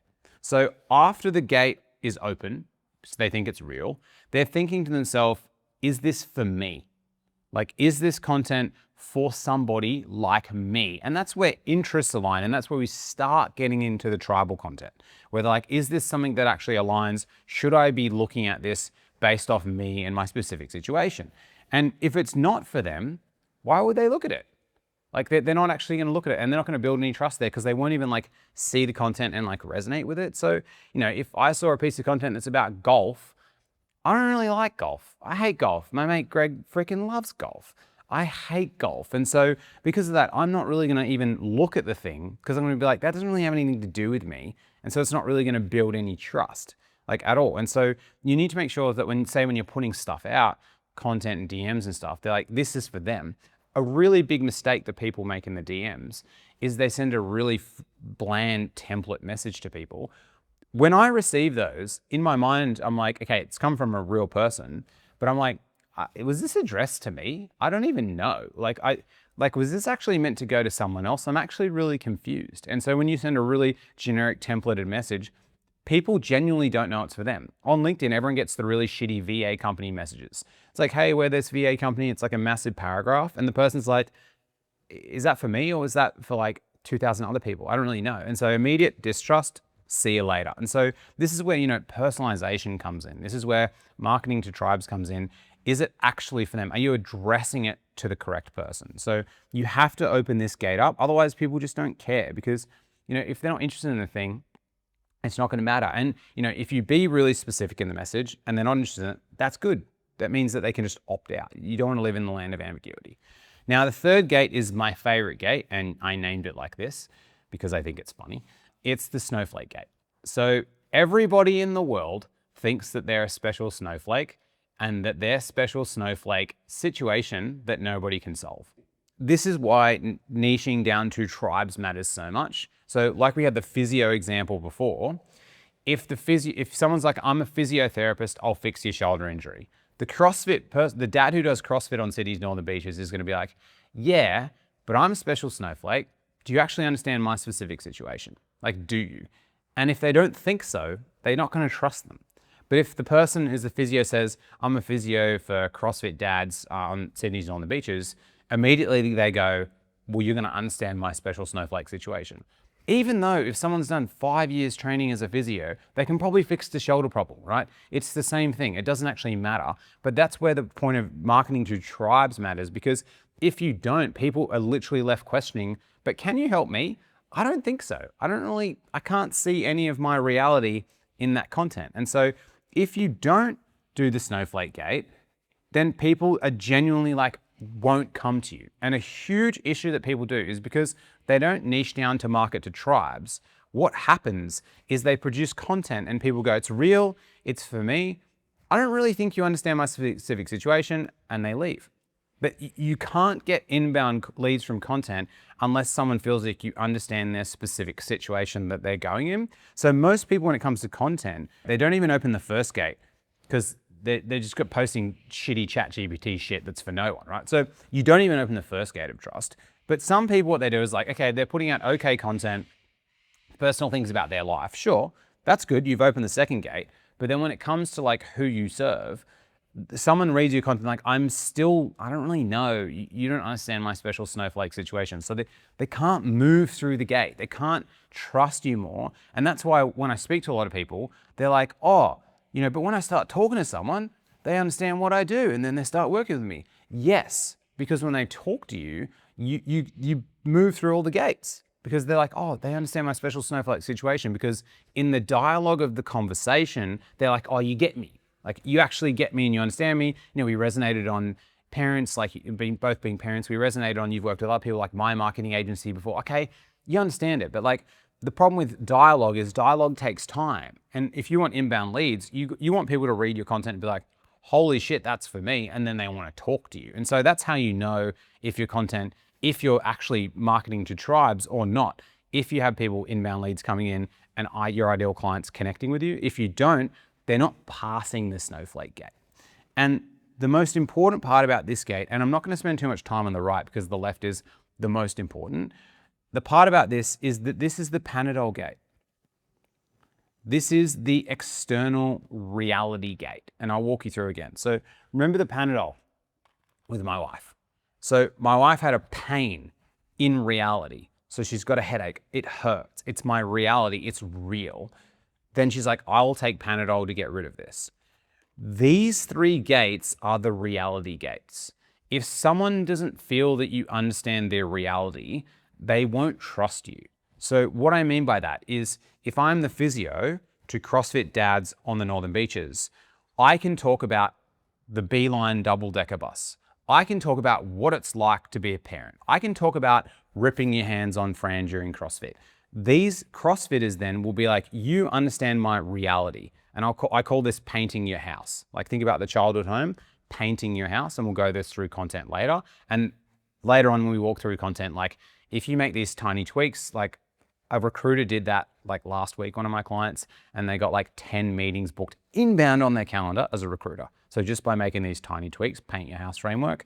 But you need to talk about their actual reality. And the way you do that is you talk about real life things. And the only way you can talk about real life things in someone's reality is if you market to tribes. For example, if you're marketing to a CrossFitter, they think about the word box, which is the gym. So if I say to a CrossFitter, box, they think gym. That's what they think in their mind. And that's their reality of what it is. If you're marketing to an Australian and you say the 2000 Olympics, every Australian will be like a sense of pride that we had. They remember like everyone marching out. They remember Kathy Freeman running the 400 and like winning it. It's like, you're like, I have this reality because that's real. And so in your content, if you don't market to tribes, if you pick an ICP and you're like, okay, 30 to 45-year-old men CEOs in Sydney, what can you talk about that all of them have in common? 100%. What can you talk about that they all have these things in their bag? They all have these things on their computer. They live this certain type of life that's their reality. So you could be like, well, they're all in a boardroom and they all have MacBooks and they all have, you know, stressful lives. So does the other 8 billion people in the world, right? Everybody else has a MacBook or a Windows or a laptop. So you're not actually signaling to a tribe.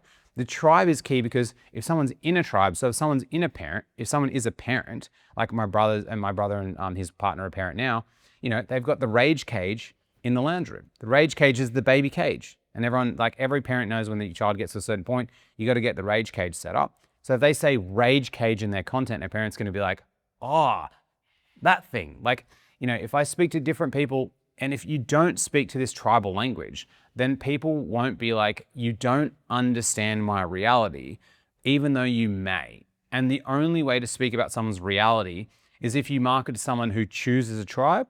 So if you market and you talk about, you know, ripping your hands on Fran to a CrossFitter, that's their reality. But if you choose gym goers, what are you going to talk about that's consistent within the tribe? You don't know. Like CrossFit has a specific thing, but gym goers, I don't know what type of gym goer. I don't know what's in their bag. I don't know what they're experiencing. So you have to guess. It's the same with a place tribe. If I choose Sydney's Northern Beaches as a place, I can talk about the nuances of the Beeline bus. But if I market to the world, well, what does the world have in common? Maybe we'll talk about the moon. No one correlates themselves to the moon. That's not their reality. And last one being a circumstance tribe. If someone's a parent, you can talk about the things they have within their life. It breaks geography and breaks borders. But here, if you don't get this right, and in your content, if you don't use nouns and pronouns that are things people have in their bag, on their computer, that's exclusive to them, You can't create trust through your content. It cannot occur because the gates can't open. So this is really, really important to go through. So that's what we call the Panadol world, or that's the outer world or somebody's reality. Because if you can't describe what it's like for them right now, they're not going to trust you to take the fish oil later. You know, you've got to describe this for the Panadol, then you get to the fish oil. Should probably pull the fish oil up. Keep talking about the fish oil. Cool. And it looks really weird, I know, because one's super big and one's small, but whatever. The impact of the Panadol is actually this big. The impact of the fish oil is this big. So the next part is, let's say we've gone through, so the content is real, it's for me, and they understand my special snowflake situation. This is where inbound leads start happening. This is where someone's like, oh, I want to actually inquire and understand more about this thing, and they start conversations. So the point of this is, then this is the risk situation. So risk, they're like, okay, cool. So it's real, it's for me, I'm a snowflake. What's the risk if I go forward and do this? And this is where they're getting to understand like who you are, who you've worked with before, what, do you have case studies? Is there social proof? What's the actual risk? Because they're going through, okay, you probably know my external reality, but next they're trying to find out, do you understand my internal reality? So do you understand the nuance of what I'm going through right now? So you understand like my external reality, but do you understand my internal reality? And this is where people are weighing up the risk of like, okay, is it going to be worth moving ahead? This is usually where the sales conversations happen. The sales conversations start at the risk phase because they're like, I want to talk to the guy or gal to be like, okay, I need to ask a few of these questions to get a good understanding. Now, some people who have really, really good content can actually go past the risk gate through the content and through offer docs and stuff. But for most people, this is where the sales call happens, where you're having a conversation where they're like, I feel like I'm being de-risked because I have these specific questions about my type of situation, which is just really important. So now that I've gone through the risk part, I have to talk about referrals. Because of the 2,100 or so people I've worked with, all of them say, hey, Matt, my close rate's great. I've got a 70% close rate on referrals, but content marketing doesn't work for me. And that's probably you right now, and that's literally everyone. I need to show you now like why this occurs and how we fix it. Everyone that I've ever chatted to about referrals, who've grown their business referrals, they say, I don't need help closing.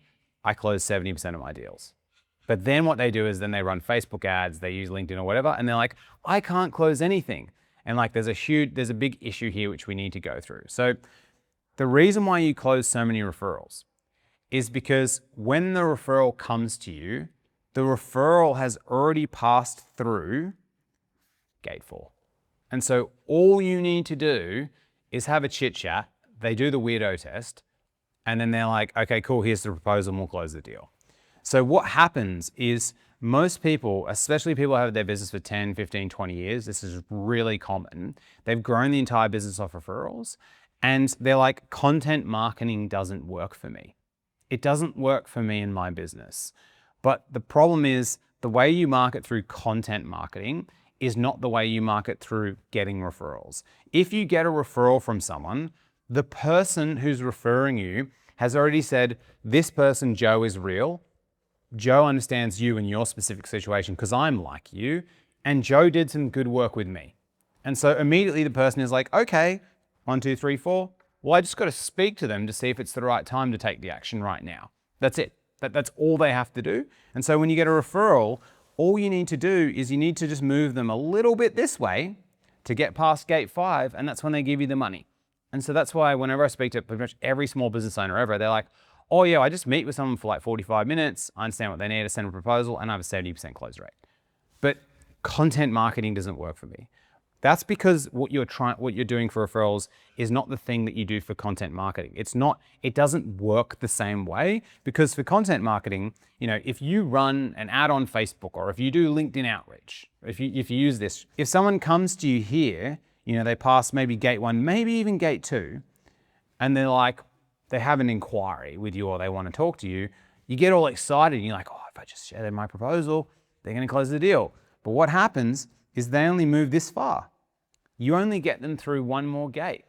And then you try to take their money and they're like, no, what are you talking about? Like, I'm not even ready. Because you need to get them much further up the line. And so if this is you right now, which I know it is because I've just worked with so many people with referrals, you can't market the same way that you did for referrals that you do with content marketing. So if you're stuck in this trap right now, yes, content marketing works for your business. You just haven't done it the right way. And that's totally fine. You just need to go through the tribal section and through the content section next, because I've just seen this time and time again. So now we've walked through the risk gate. So the risk gate is when they get on a call with you and they're doing the weirdo test and they're getting to understand you. They're like, is this going to be something for me? You have the meeting with them. They're like, okay, cool. The next gate is just the now gate. This is just the inertia gate. All it is like, if you meet with them, they're like, okay, why do I make this decision now? This is where closing tactics happen.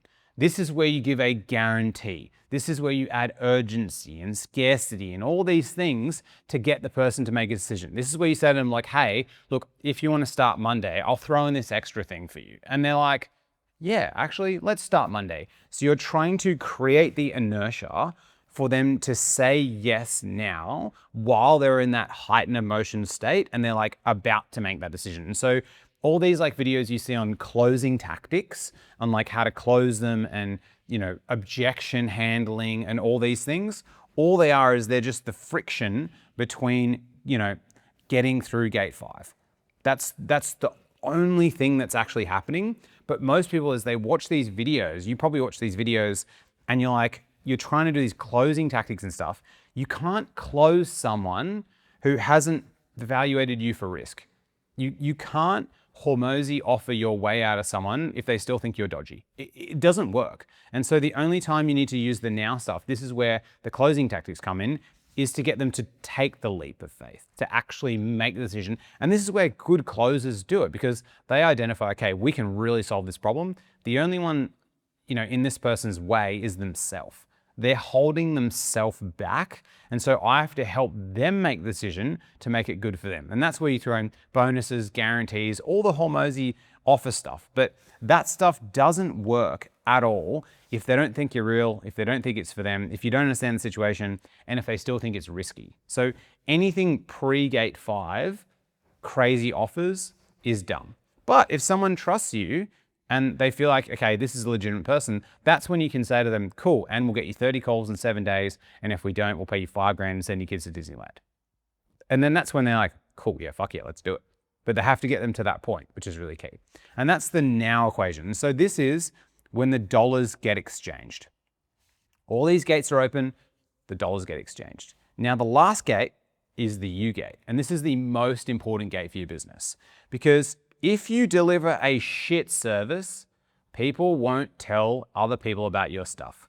And so you'll constantly be in the process of acquiring new customers through marketing. So the U gate is really key. That's when people use your stuff or get to know you and they can't help but tell other people about your stuff because it's been so useful within their life and it's shaped and changed their reality. So just like Albano, my client who's a stay-at-home dad, making 30 to 40 grand a month, when I was first chatting to him, it was about 2 years ago, we're chatting on WhatsApp and it took him 2 months to work with me and I was helping him make the decision. I chatted to him about that recently and he's like, man, I remember we were chatting and I was like saying how I was like in the hotel room WhatsApping him. Like he is someone who thinks to himself now, fuck, I'll tell everyone about Matt's stuff. Why would I not? This fucking changed my reality. He was able to take me from being like a struggling stay-at-home dad with 2 kids while my wife's working full-time to me bringing home heaps of money, taking pressure off my wife, giving my family a better life. Man, I'm fucking gonna tell them about these things. And this is why your product or what you do and delivering on your service really matters, because that once you get the you part sorted, this just creates a flywheel effect of people telling more people and moving them across. And if we remember right from the beginning, the entire purpose of this whole thing, of your entire business, is for you, let's say this is you, and we'll go you. You want to move, so that's not you. These are the people you sell to. We'll still use you, whatever. I'm not good at drawing, by the way, so I'm self-conscious about this. I'm letting you know. I'm doing that to hopefully build some more trust with you. But this is the part where it's like, these are the people. You want to move as many people over here as possible. Because if you move a shit ton of people here, especially the gate 6, other people start telling other people about your stuff. If you think about Alex Hormozi, the best example about this, he did this like craziest thing when he did the the leads launch, the money models launch. Everyone's like, did you fucking see the thing? I was like messaging my mate Jamie at like 2 a.m. We're awake because in Australia, the US doesn't think of Australia's time zone. So we've always got to wake up at like 2 a.m. to watch it. I was up, I was watching, I was like, this is fucking crazy. We caught up for coffee in the morning. We're talking about it. We chatted to some random people on the street about it because it was just so awesome. We got so much value from it. We really enjoyed it. That's where you want to be. But the only way that you can do this is if you try to become a nano celebrity to the tribes you market for. Like if I'm a physio and I want to help everyone, it's really difficult for people to be like, oh, you can help me. But if I'm like, no, I'm going to own the space of CrossFit dads in Sydney, that's it. And I'm just going to literally, and there might be like, 5,000, 10,000 CrossFit dads in Sydney. You become so impactful with these people, they tell everybody about it. And then all of these people are going to trust you and just give you the money. And that's when you don't even really need to market. Like it's not even a thing because other people tell each other about this stuff. And so this is the way how you operationalize trust and how you need to walk people through each gate before it. And there's no point in making some crazy Hormozi offer if someone doesn't think you understand their specific situation, or if they're still doing the weirdo test and they're still assessing risk on you. So, below there's gonna be an AI tool, which like you can put in your DM chats, you can put in your conversations, you can put in entire sales calls if you want. It'll tell you what gate you're actually at. And then you just have to know, okay, if it's the risk gate, how do I reduce the risk for this person? Okay, if it's the now gate, how do I get them over the line? And so all you've got to do is actually put it here, but just remember, you can't take someone to get them to buy from you if you don't fix this stuff in the beginning. So I'm just going to show you a couple of props right now so you can understand how to implement Special Snowflake into your content, because I think if you see it, it makes it a lot easier. So all we're thinking with Special Snowflake is we're thinking about nouns and pronouns. Nouns and pronouns, because as we went through the tribal content before, they have a higher level of meaning to different people. And if you take the first one, for example, Tim Tams. Now, every Aussie knows Arnott's and they know Tim Tams. So if you want to sell to Australians, you could talk about how, do you prefer your Tim Tams in the fridge or out of the fridge? Every Aussie is going to think to themselves like, well, I like it in the fridge, I like it out of the fridge. I like it in, my wife likes it out of the fridge. Also, do you know what the double coat Tim Tams are? And people are like, oh, fucking double coat. Like, everyone knows that. And so, this is a bonding way that if you talk about Tim Tams online, someone will know you market to Aussies. You are an Australian. And so that's if your niche is Australian. The thing about the Australian market is like, let's say there's 25 million people. So this is obviously a bigger tribe, but it's still a tribe that has a thing which they have shared, shared objects and language. The second one is LMNT. So every CrossFitter and probably triathlete knows what LMNT is. So if you put into your content supplements, people would be like, what supplement? But if you say LMNT to someone who's doing high rocks, they know what this is. They know it has like 1,000 milligrams of sodium. They know you got to drink multiple liters of water per day. This has a lot of meaning attached to them. And it has a meaning attached to me because I'm training for high rocks. I'm in the high rocks tribe. And I know, if I forget to bring this to my training session when I'm doing like a lot of Metcon stuff, like I might even get a headache at the end if I don't get hydrated enough. So if I say LMNT in my content, if I'm selling to people from high rocks, they will resonate hard with this. And so this is meaning inside it. So you don't write supplements, you write LMNT in the content. So you put the actual pronouns and the nouns in the post, because then each word you say has a higher level of meaning towards that person. And that's a tribe of maybe like 1 million people, maybe do high rocks, and they're going to resonate. So 25 million, 1 million people. Now I'll go even smaller. Tiny tribe of like 100 people. So I'm part of this group called Boardroom. The guy Taki Moore runs it. There's only 100 people inside it. There's people like Ali Abdaal and Ryan Dyson, massive people inside it. I pay a lot of money to be inside the room. And the only people that would understand this tribal object and the impact of it are the people who were at the Boardroom event in Cairns a month ago. Nobody else would understand it. And so if I put a photo of this online, or I talked about this object or this name badge or things that happened there, the 100 or so people at that tribe would immediately recognize that, and they'd know that I'm one of us. Some other people might also know what boardroom is, and so that might be another thing. But this is another part where it's like, okay, if I'm marketing to tribes, I can go a very big tribe, kind of a middle tribe, or even a tiny tribe. But to the people who were here, because this was the thing they wore around their neck for 3 days straight, it's like, this has a lot of meaning. And this, if I talked about this and it took me back to when we went to lunch and I had spaghetti bolognese with Ali Abdaal, that was like a really meaningful time for me. So if I see this, hence why I brought it with me, it has a high level of meaning attached to it. Like before when we talked about how, if you see your childhood home, it has a level of meaning. The word lanyard, supplements, and chocolate biscuits means nothing to anyone. It has no correlation. So if you put that in your content, you'd have no idea.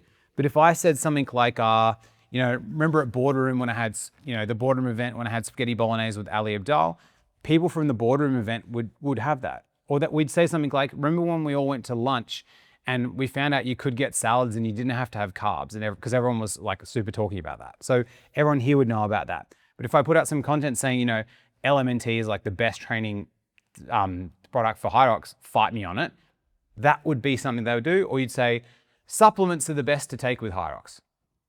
It literally means nothing. Or if you say to Australians and you go, Tim Tam, in the fridge or out of the fridge? Fight me on this, I'm in the fridge. Every Aussie, just because I said that with that tribal language, they would immediately gravitate towards it because they've had the discussions with their family and their partner. Do the Tim Tams go in the fridge or do they go out of the fridge? So when we're talking about snowflake content, now people watching this who are Aussies know I'm Australian. Anyone who does Hyrox knows I do Hyrox. And anyone who's in Boardroom knows I'm in Boardroom because of the objects, it shows that I was living and I was actually in the reality. So we've gone through the 7 principles of carrier trust on how to build your personal brand so they trust you as the carrier of the promise. We've gone through the 6 gates of trust and how you need to sequentially open each gate so the person can end up making a buying decision. Now I'm going to talk you through why carrier trust, or personal brand if you know it like that, is the thing that actually increases the speed of trust and makes it easier for people to say yes. This is really, really important, and it makes a huge impact on the ability to get other people to do things, which is influence, which is power, which is essentially what you want. You want to be someone who has the nano celebrity over 5 or 10,000 people who can influence these people and they believe what you say, because what you said before, you can back it up through everything we went through. So here is the trust utility equation. And this is how everybody subconsciously makes decisions. So if I decide to eat a piece of chocolate, or if I decide to sign a deed for a new house and buy a new house, I'm running the trust utility equation subconsciously every time. Now, when we think about this equation, we think, okay, for any equation, P times value. So P is what's the perceived likelihood something will happen. So if the likelihood of something happens, if someone makes a crazy offer and they're like, I'll get you 30 calls in 7 days, and if not, I'll pay you $5,000 and send your kids to Disneyland. Well, if they do that, in your mind, you think, okay, the chance of that happening is 0. So 0 times, a million is still 0. So you have to make sure the outcome or the likelihood of the thing happening is higher. The next part is, what is the value associated to it? Now, a lot of people talk about value. I just shove in so much value, and that's what's going to make sense. But value is up to the perceiver of the person. What's valuable to someone else may not be valuable to you. Hence why understanding the tribes you market to is really key. Because if someone tried to sell mirrors to a CrossFit gym, if you made the most amazing mirrors ever, and if someone throws their weights at it, the mirror will never break. If you tried to sell that to a CrossFit gym, there's no value associated with it because CrossFit gyms don't have mirrors. There's nothing inside. So this means when you're selling someone or doing something, the value has to be for them, because it doesn't actually matter. Because even if the likelihood of them getting an amazing mirror is 100, 100 times 0 value is 0, which doesn't matter. Last part about this is then minus the risk. It doesn't matter what's the chance, the likelihood of the outcome times the value. If the risk is everything, no one's going to do it. And so, someone could be on the side of the street and they're like, oh, I'm selling brand new Rolexes You know, they're amazing value. They're usually 50 grand. You know, the outcome you're going to get, you just give me the money right now and you'll get it. Well, what's the risk? Extremely high. This person's dodgy. And so like, you're not going to buy from the person. So when people are evaluating things, they're evaluating making decisions. Now, what personal brand does is if you become the person of the carrier trust as a nano celebrity to the tribe you're marketing to, it automatically increases the likelihood of the outcome happening. They automatically assume that because you're this person, if you say this thing, if you say, I'm going to send this letter to you, or I'm going to get this thing for your offer, or I'm going to help you with this service, they assume the outcome is more likely. They also then assume that the value is going to be higher because you understand their situation. If someone is a physio to a CrossFitter on Sydney's Northern Beaches, a CrossFitter is going to assume if I go to this session for a 45-minute consult, I will get more value. That they're going to be able to deliver on the promise, they're going to understand because they understand my situation, and they're going to deliver on the value. And also, what's the chance of a risk happening? It's decreased. The risk is decreased because you understand their situation of what they're doing. And so when we're thinking about carrier trust and personal brand, the goal is for you to be able to put out some content or say something and get someone to do something, to change an action, to have an emotion, to feel something. And then as your brand builds over time, it just means that when you say something, people's distortion of the formula gets distorted. And that's why when I watched Alex Hormozi's $100 million money map launch, I paid $6 grand for the box and I never fucking used it. I never used it because at the moment I was like, well, what's the perceived likelihood of the outcome that I'm going to get the thing? Extremely high. He's delivered on his promises. What's the value I'm going to get? Well, how much value is he giving me in his books? Infinite. And what's the risk? Pretty much nothing because, you know, of how much value I've gotten before because he is such a strong personal brand because I've consumed, you know, dozens, maybe hundreds of hours of his content, automatic buy. So the personal brand or carrier trust, it warps someone's perception of how their brain works in order for them to comply with what your request is. It's actually crazy how it works subconsciously. And that's why personal brand is so key because as we're going through AI and the internet and all these fucking crazy things right now, like, actually, I've got one more thing I want to share because I think it's really important. Like, as we've got AI and all the internet, all these crazy things, people aren't believing shit anymore. Like, people are going online and they're thinking to themselves, nothing is real. Nothing. They don't believe in anything. Like it's only a matter of time before no one believes the whole entire internet. The only people they're going to believe are the ones that they're like, that person has shown me that they're real. They're real, they understand my situation, and I've done things that they've said before, and I've got an outcome out of it. And so personal brand or carrier trust is only going to be more important as time goes on, and you being yourself and you putting yourself out there and having those 7 principles of carrier trust, like, you know, doing the things you say you're going to do, being consistent, like, you know, being a human, they're only going to matter even more. And what they do is that they change the way someone's brain works. So they will automatically make a decision for you, which is really key. And so this is something I'm very passionate about. And it's, if you can crack this, it makes sense. But just think through this, right? You know, let's say you're like, okay, Matt, I still think fame actually really matters. I still think fame is a really big thing. I'll put this back on you. Think through, what is the trashy reality TV show you watch? What is it? I watch Below Deck. That's what I watch. Love watching it with my wife. What is the trashy reality TV show you watch? Okay, let's say someone from that show came out with a product or tried to sell you something. Would you trust them? No.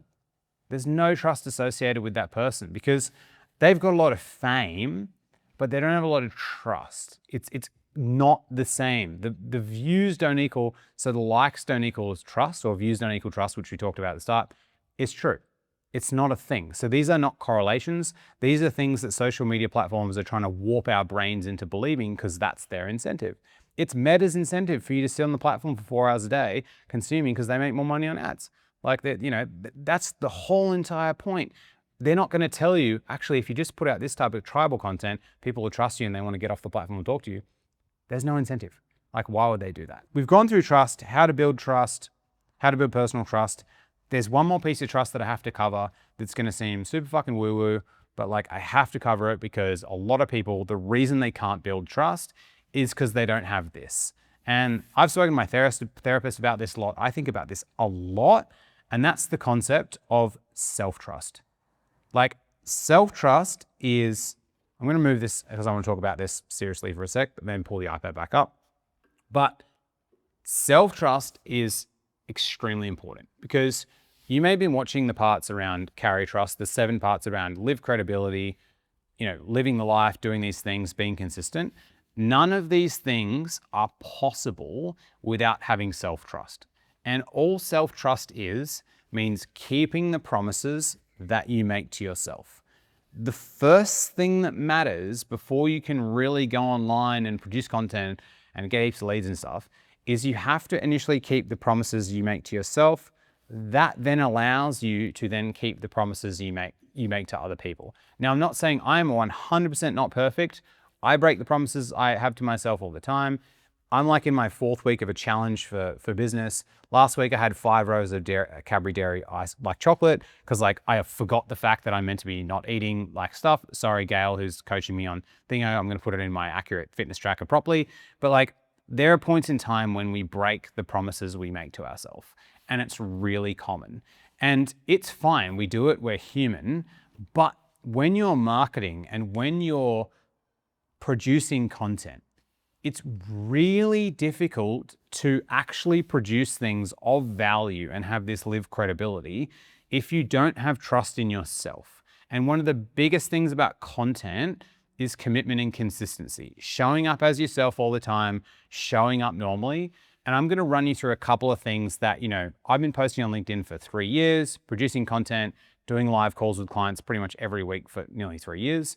I'm going to tell you a couple of things that if I did these things, it would be impossible for me to have done that. So I'll run you through a couple of things because I like to think in binaries. I like to think in life, if there's things that's either a 1 or a 0, I want to know what it is because if something's a 0 and if I do this, I can't get over there, I want to know what it is. And I want to know what the 1s and 0s are. And this is me being woo-woo, but I don't care. It's really important. So for me, it would be impossible to have built the business I have without exercising every day. Impossible. If I don't exercise for a week, I can feel the thoughts in my brain change. Literally the thoughts change. I have different thoughts. I have negative thoughts. I have I'm envious of other people. The thoughts in my brain actually change. So I could not have done this without exercising. One thing, 100%. Another one is I could not have done this without periods of absolute disconnection from social media and just the world. If you read into polyvagal theory, I'm not going to talk about it now, the way our brain processes emotions and different things is we need periods of downtime. And back in the day when we were cavemen, most of the time that we lived was in a parasympathetic nervous state. Nowadays, we mostly live in a sympathetic nervous state. We've got these phone things in our pocket. And if you're constantly on these things, it rewires you into a sympathetic nervous state. When you're in that nervous state, it makes it nearly nigh impossible to keep the promises you make to yourself. So one habit that I have is when I get up in the morning, I just go for a walk with my dog.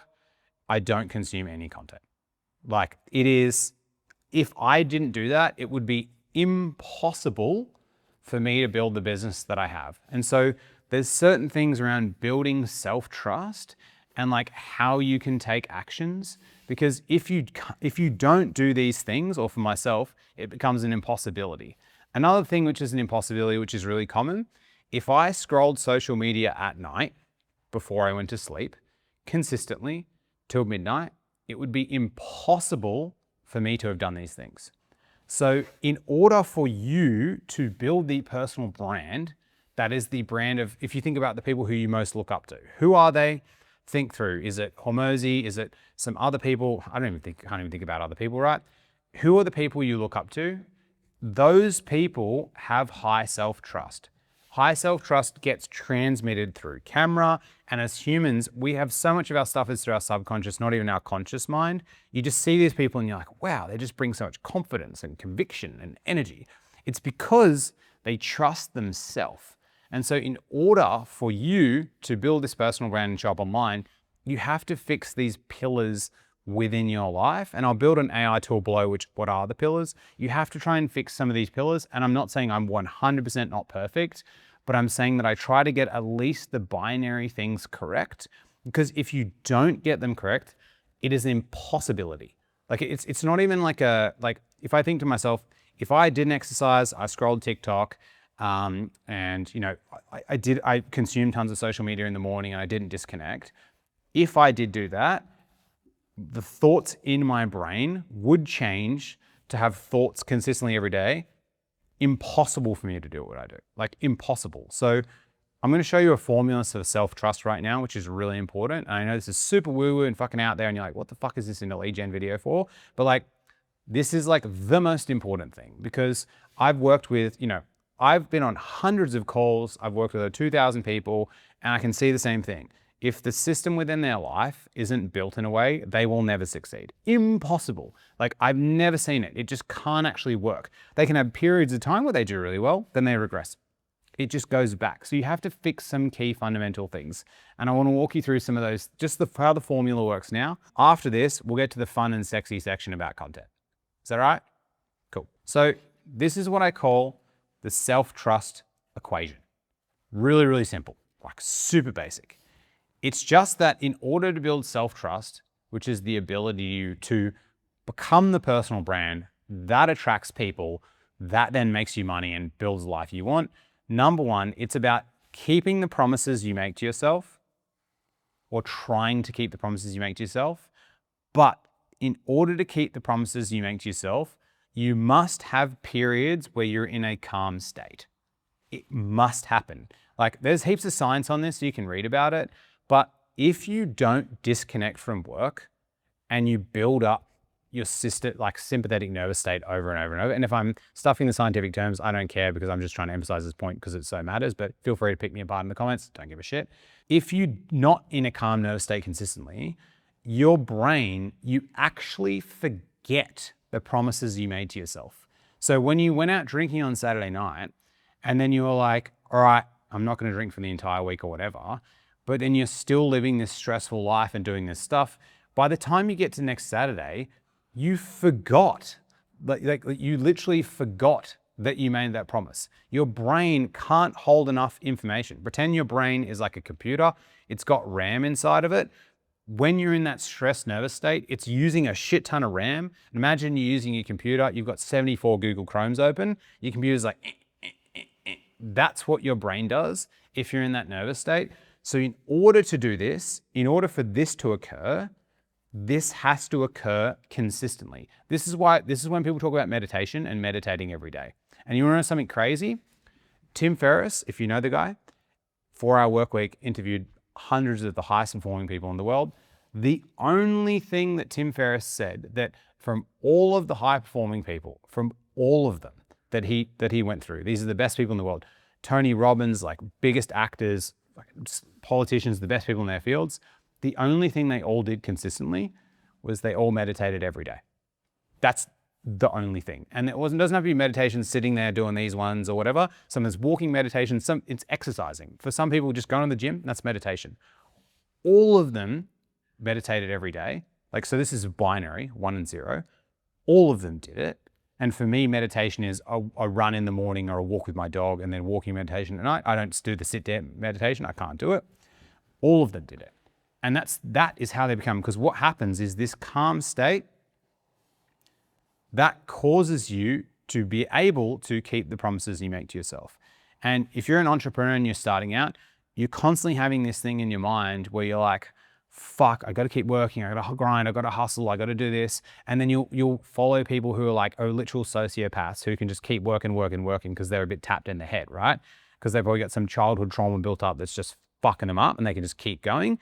They don't show you about the crash out times and the down times. They don't show that on camera. It's impossible. Like, it's actually impossible. And so you need to get into these calm states to build this self-trust, so you remember the promises you make to yourself, so you can do the things to be the personal brand that you want to be. And I know this myself because, like, for the entire of my life, like until I was like probably 29 years old, I just lived in this constant nervous state. of just like over and over and over again, breaking the promises I make to myself. Like, and it caused me to have like a 6-month breakdown, move home with my parents, do a fuck ton of therapy, just like get through this. And it was only after I did therapy that I was even aware of what this is. And now I'm like, shit. So having a break and just completely disconnecting from everything is like the best thing you can do as an entrepreneur. And I'm in a state of like period of stress right now. Hence why I ate a whole bunch of chocolate last night, because like I forgot that I was even meant to be doing it. But at the end of next week, I'm 2 weeks off. I'm fucking gone. No calls, no nothing. Like I'm heading to the US with my wife for a friend's wedding. Then I'm going to Bulgaria. And if you've been to Bulgaria, there's not a lot to do there. Like it's an amazing place, super beautiful. And I'm just going to go on like trail walks and shit and not do anything. That's what you need to do to build the self-trust. Counterintuitive to today's society, but it's what's required. Because what this self-trust and keeping your promises in your calm state does is it then rewires your identity. And I know I'm getting fucking woo-woo, but whatever. The reason identity matters is because for me, I'm a CrossFitter. I've been doing it for 12 years. It still hurts really hard when I do it, but you don't need to motivate me to exercise. I just go and do it. I just go. Like it's because it's in my identity. And James Clear in Atomic Habits talks about this, like, you know, how habit stacking, keystone habits, if you read that, if not, amazing book, life-changing for so many people. But the whole goal is to rewire your identity. And what that means is you just become the person that does this. And then you don't need to think, because there's a period of time where you need to then keep these promises. But eventually you get to the point where you don't need to keep the promises anymore, because that's just what you do. So me, I just get up in the morning and I don't consume social media and I drink a glass of water and I'll either go for a jog or I'll take my dog for a walk every day, no matter what. And I don't think about it, just my automatic reaction is doing that. And the same for social media, the same for content, and the same for many other things in my life. Although I have tons of pitfalls and I'm working on a whole bunch of stuff as we are, that's the journey of being a human in life. In order to become the brand that can attract people like a magnet, you have to rewire your identity. And the only way to do this is to have periods of keeping the promises, but also periods of calm. Because the way I think about business is you work in business like sprints. You sprint really hard, full rest. Sprint really hard, full rest. But what most people do is they're just sprinting and they're just like, but you can never get to the point where you have innovation through doing that. Even if you look up the best people, the guy, I can't remember what his name is, the Apple guy who created the iPhone, he used to go on just tons of random walks. All the philosophers of all time, you look at like Nietzsche, Carl Jung, all these people, Marcus Aurelius, they all just went on random walks, like all of them. Like one of the best things you can do is just go for a 3-hour walk, no phone. It's like the highest leverage thing that I can do for my business. And I know that because that enables your mind to change and then your mind to rewire your identity so you can then become the person who is the personal brand, who then is the magnet who pulls people in. So this is super woo-woo, but whatever, but it's something that like must occur, because if you still keep sitting there and you're scrolling social media at night, or you were like me, who used to play League of Legends, the video game, for 12 hours straight till 1 in the morning, I couldn't do shit in my life. It was literally impossible. So I like to give binaries of like, cool, you have a choice. It's a 1 or a 0, the red pill or the blue pill in the matrix, whatever you want to call it. Don't know why I brought that up, but whatever. But like these things must occur. So think through, okay, this personal brand stuff sounds great, but like how do I do this? You have to start with this foundational stuff. And it's not everything, but just start with one small thing. Because if you do this, this will fix all of the other stuff. Because after my 3 years of experience working with all these clients, I have never seen someone consistently generate their own leads if they don't fix this. Like, I haven't seen it happen. So I'm going to summarize this, everything about building trust and everything building a brand. Then let's get to the sexy content section, because I'm going to show you some crazy ass content stuff that you can both go viral and get tons and tons of leads, because you want both. But just to summarize this chapter, and I'm a bit tired and I need my second coffee, so I got to read through it. So sorry about that. Otherwise my brain's fried. Is that carry trust, the 7 things that embody personal brand or embody making you the person other people will trust. The first one is you doing it, you living it. So for me, I've booked 5,000 calls on LinkedIn. Look, whether you believe me or not, whatever, but that's what I've done. But you know, I've written content for 3 years straight on the platform. You can look at that and undeniably, you can't disagree with that. So you've actually done the thing.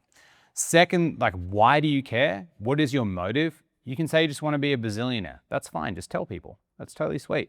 For me, I've got my motives, which I went through before, and that's kind of what I do. And for you, it might convince you, it might not convince you, but it doesn't matter. It'll attract the right people, and that's what matters. Then we got real life mess, being just showing that you're a human. Like just talking about your pains and talking about these things, because nobody wants to have a relationship with a robot. Like they don't really care about that. Humans are imperfect creatures and we bond with each other, and it's just like people want to know that you're real. And again, you don't have to share things like crazy vulnerable, and you don't have to talk about therapy like I have here, because you may not be comfortable, but I'm comfortable doing it, so that's okay. So just only share what you're comfortable sharing to a table of 12 people. Now, same every time. This is really key. You have to just be you. You shouldn't be behind a camera or writing content. And, you know, whenever I write content, I never write something and be like, I don't really like how that sounds, rewrite. I don't really like how it sounds, rewrite. I just write it and I'm like, cool, how do I move it around to make it work for social media? Out there. Same for filming and recording. You can't pretend. Like you can't, because eventually, like if you pretend like who you are online, it's as if you're holding a mask up to your face, whatever those, I can't remember those, whatever it was. I watched a Gossip Girl episode where they had the mask things on their face. Gossip Girl, best show ever. Watched 6 seasons, judge me, whatever. But like they wear this thing up to their face. If you're constantly wearing a mask to your face, eventually your hand will get tired and it'll fall. It's just a matter of time. And so you have to be yourself.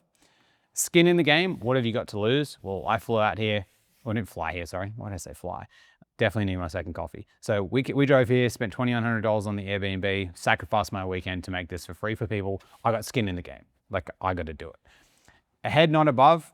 I'm not wearing my Rolex because I want to connect with people, and you want to be like, I come from where you are. Like we understand each other. I'm not above you. I'm just ahead in some things, just to do with maybe lead generation, but probably a lot of things I'm definitely not. But you want to, so you can relate to other people, because like we're not trying to be like I'm from an ivory tower thing. Like you don't want to be like I'm Lambos and fake private jets, because the only people that look up to those people are 1, narcissists, 2, people vulnerable. And the people that win are the other narcissists that work with the other narcissists to fuck over the vulnerable people. And that's every single MLM and pyramid scheme that's on the fucking planet. You look them up, they're like, my parents get roped into them by these friends they've got in Queensland. Just not the greatest people like ever, but they literally prey on vulnerable people. It's terrible. So don't do that. Just be ahead, not above. Pick a side. What do you stand for? What do you truly believe in? What do you actually stand for? And you've probably seen through this whole segment around building trust, you probably know who I am. And you might be like, man, this guy's a massive dickhead. I don't actually like him. But that's totally fine. We'll never work together. But some people will be like, wow, I really like this person. I want to work with him. And that's the goal. You think of it as a magnet. A magnet has both push and pull. And so you want both. Then we went through the 6 gates of trust. This is like how to sequentially build trust with people, and why marketing to tribes is so important, because you need to know what is in their bag so you can talk about that thing because they'll trust you more. We talked about the issues with the referrals, and we talked about how to get people to say yes, and why the Hormozi crazy offers only work at gate 5, which is really important. Then we talked through the trust utility equation, why carrier trust and personal brand just makes it easier for people to make a decision. Not even consciously, subconsciously. And think about it. I'm a fan of Hormozi. A Hormozi video pops up on YouTube. I click. I don't even look at the title and thumbnail. I just click on it if I'm watching YouTube. So the people that I trust, I don't need to be flashed by crazy hooks and stuff. I just know that they're expected to deliver value. And the last piece was self-trust, which I know I ranted and raved, but whatever. It's just about self-trust. This is the thing that must occur, or you must begin building this thing in order to get to the personal brand that is required. Because there's certain things that, you know, within my life, if I didn't exercise daily, or like say 5 days a week, if I didn't go for walks in the morning with my dog, if I didn't disconnect over a period of time, it would be impossible for me to do what I do. Like I'm telling you that because when I do have periods of time, like where I'm in right now, where like I'm getting to the end of my tether on any time off, thoughts start appearing in my brain. I start having weird dreams. I start getting envious of other people. I start thinking, oh man, these really bad things must be happening. That's when I know my nervous system's like, yo, we need a period of time where we got to chill and you got to take over. But so many people I've chatted to have been running this hot nervous system for so long, their entire brain is filled with anxiety and filled with things that are happening to them. And that was me. And that led me to, you know, standing in the accounting office, you know, earning 45 grand a year working, to thinking I was having a heart attack and dying, to needing to live with my parents for 6 months because I had like 28 years or however old I was, 27, 28, 29 years just led to that point of breaking. So don't let that happen to you, because it would have been impossible for me to do what I do now then, but that's what's really required. Awesome. I hope you enjoyed this section on personal brand and self-trust. We went deep on some random shit, but if you're still here, I hope you're getting value. Next up, we're going to be covering content. So we're going to take up, okay, so we're marketing to tribes. We're building this personal brand. Now, how do I create the content tactically so that people see it and go, holy shit, that's for me, and they want to give you money? I'm going to walk you through how to write hooks. I'm going to walk you through formatting. I'm going to walk you through how to make your content contrarian and breaking people's beliefs of different things. And this is the stuff, and I'm going to walk you through actual examples of people that have done this, that have generated dozens and dozens of leads, so you can copy it and do it the same for yourself. All right, so now we're going to go through part 3, content. And not just any content to actually get inbound leads, not just likes. But before I show you a whole bunch of examples, and I'm going to be drawing them up and showing you like on the iPad, so you'll actually be able to see, okay, now I understand the difference. I need to talk about the big KPI, or the one mindset shift you need to make when it comes to content, because making this one shift is going to have the biggest difference into what content will generate leads versus likes.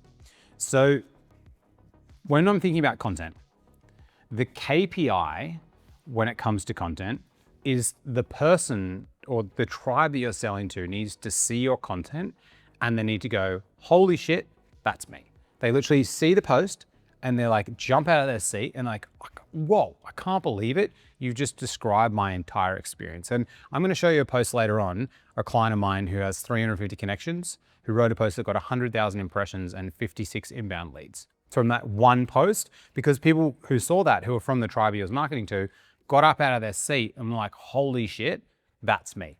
But when we're thinking about this, you may be thinking, yeah, but like, you know, dog memes do that too. Dog memes are holy shit, that's me. So how does this actually work? So when we're thinking about how to actually do it, the way you get right lead generating content is you need to do what's called paint their house.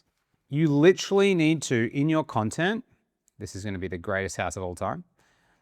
In their content, you need to paint their actual house. Because remember from before, we've got 2 hooks or 2 posts. Mr. Beast flies to Mars with Elon Musk in 3 seconds to look at his $100 billion mansion, or your childhood home. You're going to look at your childhood home. But imagine it's not your childhood home. Imagine it's your actual house right now. And imagine, you know, you're looking at a carousel. The first photo is your house. And you're like, whoa, that's my house. And then you click on the next one, and then it's your lounge room. And you're like, wow, that's my lounge room with my blue couch. And you click on the next one, you're like, wow, that's my dining area, and that's our dining tables. Next one, wow, that's our room. How do they know all this kind of stuff? That's actually insane. That's the type of content that's lead generating content. But the only way you can know or guess what's in someone's house is if they're part of a certain tribe, which really matters. So you could probably guess what's in my house. I'm a CrossFitter. You could guess in my CrossFit bag, I have Nike Metcons, I have a weightlifting belt. In my bathroom, I've got the thing to get the scabs off your hands or whatever they're called. Like, you know, I'm also training for High Rocks, so I've got a Garmin thing over here, which most High Rocks people do because they all run with it. So you can talk about that stuff and I'll be like, whoa, how do you know like what's in my house? That's crazy. Then if you think about, say, a place tribe, and we won't go physical location, we'll go a place, like a digital place, like LinkedIn. You know, you can describe the platform, LinkedIn Sales Navigator, the commenting section, what the feed looks like. And someone's like, whoa, that's my entire experience. Or then you could do a circumstance tribe. And so if someone's a parent, they could describe, well, you know, what's going to be in the house. The rage cage that's in my brother's lounge room right now, which is actually hilarious. And now it's the dog's rage cage and the baby's outside the rage cage, which is kind of random. But painting their house is everything. And this is what creates the content where someone's like, holy shit, that's me. I can't believe it. Because if we go back to the example of the physiotherapist, where if the physiotherapist is marketing to, say, anyone and everyone, if they produce content, how are they going to paint someone's house? You don't know. They can't. It's a guess.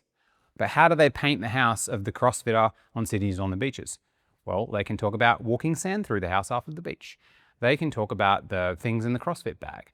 They can talk about the baby rage cage in the lounge room. They could literally describe the person's actual reality. And if you remember before from building trust and personal brand, if you can describe someone's actual reality of their life in the content, and you don't just put like, exercise watch, you write Garmin, because if I say Garmin, Strava, heart rate variability to any runner, they know what you're talking about. They're like, that's my reality. If you can do this within your content, which I'm going to show you how to do it now, this is the stuff that's going to generate you dozens of leads, and maybe it won't make you famous, but I would way rather be rich than famous every day of the week. So you guys might remember from the very first section when I talked about tribal positioning and we went through the 2x2 grid. So I'm just going to bring it back up because this is the difference between good and bad content, and not just view generating content, but lead generating content. So if you remember from before, there's 4 types of content. There's content with, high brand alignment, low brand alignment, high tribal authority, and low tribal authority. So the worst type of content, as you remember, is the billboard content or the Warren Buffett quote post content. There's no brand alignment whatsoever, and there's no tribal authority. It can get 10,000 likes, but the person who posts that is marketing to the entire earth. So anybody resonates with that content. Now, remember the second type of content, which is low brand alignment and high tribal authority. Well, that was the fortune cookie content. And yes, we've been eating the fortune cookies, super weird. But what's crazy about the fortune cookie content is, just to reemphasize this point of why it matters, Sean, who's behind the camera, opened up a fortune cookie before and ate it. And he got a message from someone and he read the thing and he's like, whoa, that like really hits me. But then I read it and I was texting my wife and I was like, whoa, that really hits me as well. So we both were like, wow, this means a lot, this fortune cookie. And I'm sure if I open up another fortune cookie right now, literally, let's open it up. All right. So one who is too busy doing good finds no time to be good. I really resonate with that. Sean, you resonate with that one? Resonates with that one. So like anybody resonates with this type of content. And so this was the dog memes content, right? That's fortune cookie content. It's great if you want for the lols. Comedians are really great at fortune cookie content. Like that's the type of content. Now, the content that really gets on my nerves is the one that's like high brand alignment. So it's really got something to do with what the person does, but low tribal authority, right? So that you don't know, is this actually even for me? And now this is the real estate brochure. If you remember from this before, this is the thing in Australia which you get in your letterbox and you're like, awesome, this looks good. I'm just gonna put it in the bin over here. And that goes in the bin. That type of content is when you're like, the 7 leadership hacks of the most successful people. Now, if you remember from before, if Steven Bartlett put this thing out, or if on the front of the house there was actually, Elon Musk's $100 billion mansion on Mars, yeah, you'd look at that. Of course you'd look at that, but only that. But seriously, look at this photo. This reminds me of like half the LinkedIn feed. Who took that? Who even approved that side of the building photo? It just looks, of course someone lives in an apartment, but it's just super random. You can say, I don't even respect it. I just use this to trace the little line thingy here. It's just stupid. So this type of content is bad content. And this is what I see a lot of experts, a lot of consultants do, people who've been in business for a long time, because they're like, well, I've worked with all these different types of people, so I have to post more broad content. But all it does is it just pushes people away from you, because in the history of Australia, no one has ever read that real estate brochure, period. It's just, it probably has a whole entire suburb in the tip is from the real estate brochures. Maybe we should just burn them in the fire here like we tried to get started. But the best type of content is high tribal authority and high brand alignment. I'm gonna show you a few pieces now. That's the unclog your toilet content. That's the plumber who came to your house to fix your sink and then realized that your wife actually got heaps of hair in the shower, so unclogged the hair out of the shower, which ended up unclogging everything, which was amazing. And he did that without asking for anything, without paying for anything. So you wanna think to yourself, okay, how can I produce content that's so good the person literally feels like he came to your house and you unclog your toilet? And maybe unclog your toilet's a bad analogy or metaphor, or whatever you want to call it. I never know the difference, but let's just pretend this is your dad comes to your house and just fixes something randomly. Everyone's dad does that. My dad does that. I'm not handy. He'll come to my house and be like, oh, I just fixed your oven, or I just fixed your painting. And you're like, thanks, Dad. That's amazing. And so these are the 4 types of content. And we're going to walk through different types of examples now and how they work. So let's go through some examples of actual posts. If you remember from before, we previously went through a few different posts. We went through Beck's post here, and we went through the one that talks about, hospitals and linen, and I think that that's linen, but I'm still unsure, but people in our tribe would know. And we walked through that post. We walked through Bill's post, where he talked about, 9 out of 10 companies don't ask us to find EITs. Delaying your PE is a 5-figure mistake. We all realize that we have no idea what that means unless you're in engineering, which is good. It's tribal content. And then there was Evan's post, who he markets to Canadian university students who want to get a 100K consulting role, multiple tribes. And he talked about, I spent 12 hours putting a casebook with 212 MBB cases. So I don't even know what MBB means, but whatever that means. And so these are the tribal type posts. And you can see from the language in all these posts, it's marketing to one specific person. I was going to say avatar, but I have to remove that from my brain. It's been entrained in me from my sales days. One specific tribe of people that's a collective. And so it's tribal based content. So now we're going to go through, and there was also one more, which was Chester's post. Talks about him sleeping, for less than 6 hours a night. If someone does, they shrink their brain, and how he actually has sleep apnea. So that's how you correlate, personal brand to the content. But we're going to spend a bit of time now going through content tactics and strategies on how to produce the best content. And I'm going to show you an example to start off, and then I'm going to pull the whiteboard back out, and then we're going to go through how this works. Because I think the most important thing when it comes to content is the hook. And a lot of you are probably thinking why does the hook matter? Why is it so important? All that kind of stuff. The hook is everything with your content. The best copywriters ever, including people like Gary Halbert, right? They said to spend 80% of your time on the hook, because unless someone stops to read your content, there's no point in writing anything. And so what I found for LinkedIn, the people who I've worked with who are the best writers, they spend about half their time on the hook. So half their time on the first 2 lines and half on the image. And sometimes you don't use an image. I have a few examples where I've never used an image, but just the hook itself, because you have to get someone to stop and be like, holy shit, that's my house. You have to get them to think that when you're putting it together. So I'm going to walk through this hook now. I'm going to dissect it and break it down. Then I'm going to bring out the 4 parts that make out an amazing hook and how it puts together. But I wanted to show you an example first, because I think it's going to be easier to digest. So this post here, you can see it. Obviously from the front, you can tell immediately, if I zoom in, this is an episode of the Diary of a CEO. This is, I think, the 2nd largest podcast in the world. And so what I wanted to do when I put out this post is I wanted to leverage the brand of one of the biggest podcasts in the world. And one of the most important things you're doing with your hook, especially when you're starting out, is to spend time on social commentary, on things that everyone in your industry or that everybody knows and understands. And so this post was around the podcast that Ray Dalio did with Steven Bartlett. And maybe you don't know Steven Bartlett, but you may know Ray Dalio, right? They're massive brands, massive faces. So if nobody knows who I am, but I post about these people's brands, a little bit of their trust rubs off on me. And so we have a mutual association, which works really well. Then if we scroll up and we look at the actual hook, now on LinkedIn, let's pretend that nobody can see below that line. I'm going to zoom in just to make it a little bit easier. Let's pretend that nobody can see below the purple line, because there'd usually be a ... more button over here, and someone would have to click that to see the post. They'd see the image and the first 2 lines. Now, I chose my words very carefully in this post. And so if we go through, what does it say?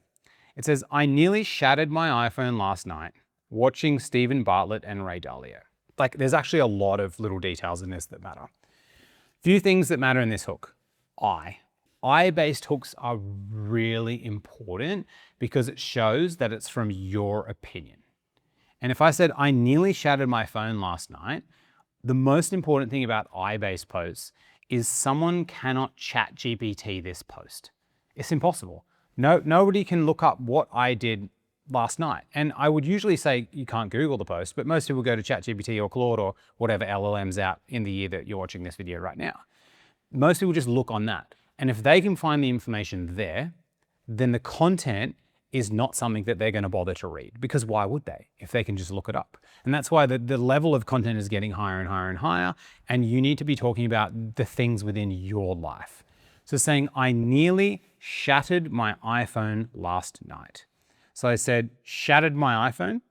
And I didn't say phone, I said iPhone, because people can visualize an iPhone. So remember from before, nouns and pronouns, people have an association brand with their iPhone, so you use iPhone.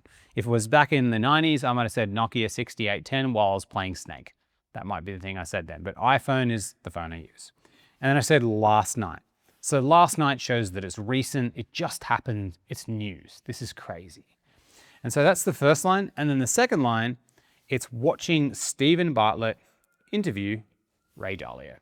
And so in this hook, it's like, it's only a few really simple words, but when you pull it together, what it does is it opens up a curiosity loop or an open loop for someone that thinks, why did this guy nearly shatter his iPhone last night watching Steven Bartlett and Ray Dalio? Because Steven Bartlett is arguably a really nice guy. I know some people don't like him, but it seems like a pretty nice guy. And Ray Dalio is also a great guy, super family man, meditates every day, gives away so much of his stuff. It's quite difficult to not like him. So why would you nearly shatter your phone seeing these people? And so that's all I need to show. So I'm trying to build this curiosity, but you don't even need to know who I am in order to actually be able to see this. And this is what's really key in a hook. And this is what I call the hook movie trailer format. And there's 4 parts in this. And I'm gonna walk through the iPad. So I'm gonna pull out the whiteboard again. I'm gonna walk through the 4 parts and why they matter. And then we're gonna go look at a couple of other examples. Because if you can nail this, you don't even have to have produced content before, even on the internet. And you can both go viral and get tons and tons of leads at the same time. If you put all of these pieces together, it's pretty much a recipe. Cool. So let's go through that now, and then we'll bring up the iPad after for some examples. Cool. So how I came up with how to write the perfect hook for LinkedIn or any social media actually goes back to COVID times. So when I was in COVID, I really wanted to learn how to cook.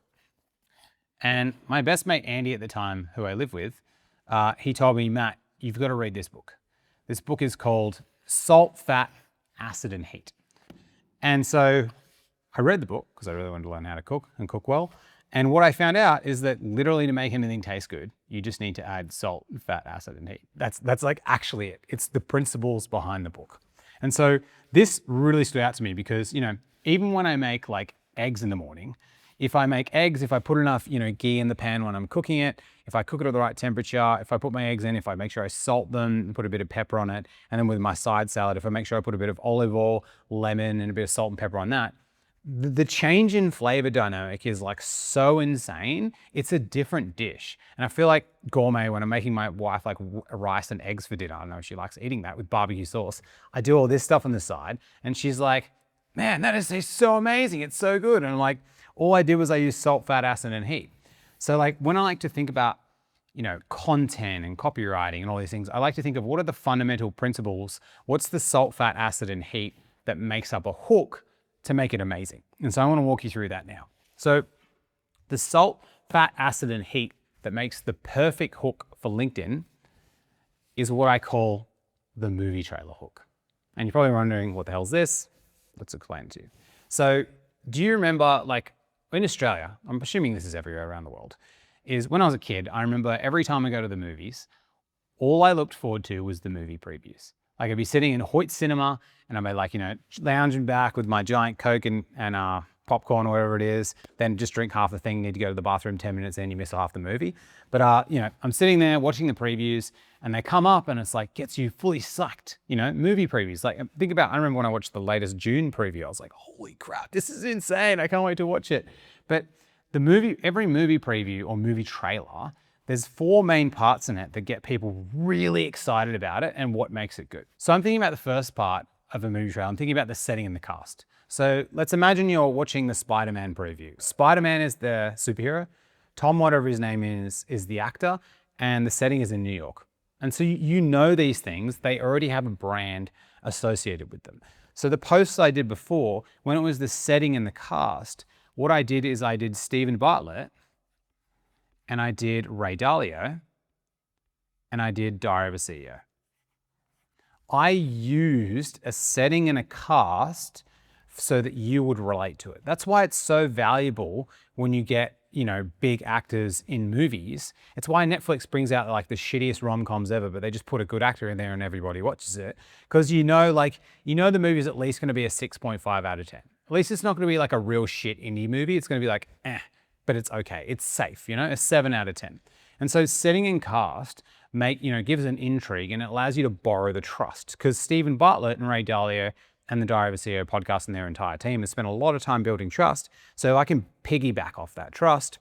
I really want to do it. And if you are very first starting on social media, social commentary on news and events is like the most important thing. Like it is, if you do that, you can pop off straight away. The second one is the story and the genre. So what is the story and the genre? So when it comes to movies, we're thinking like, what is going to happen?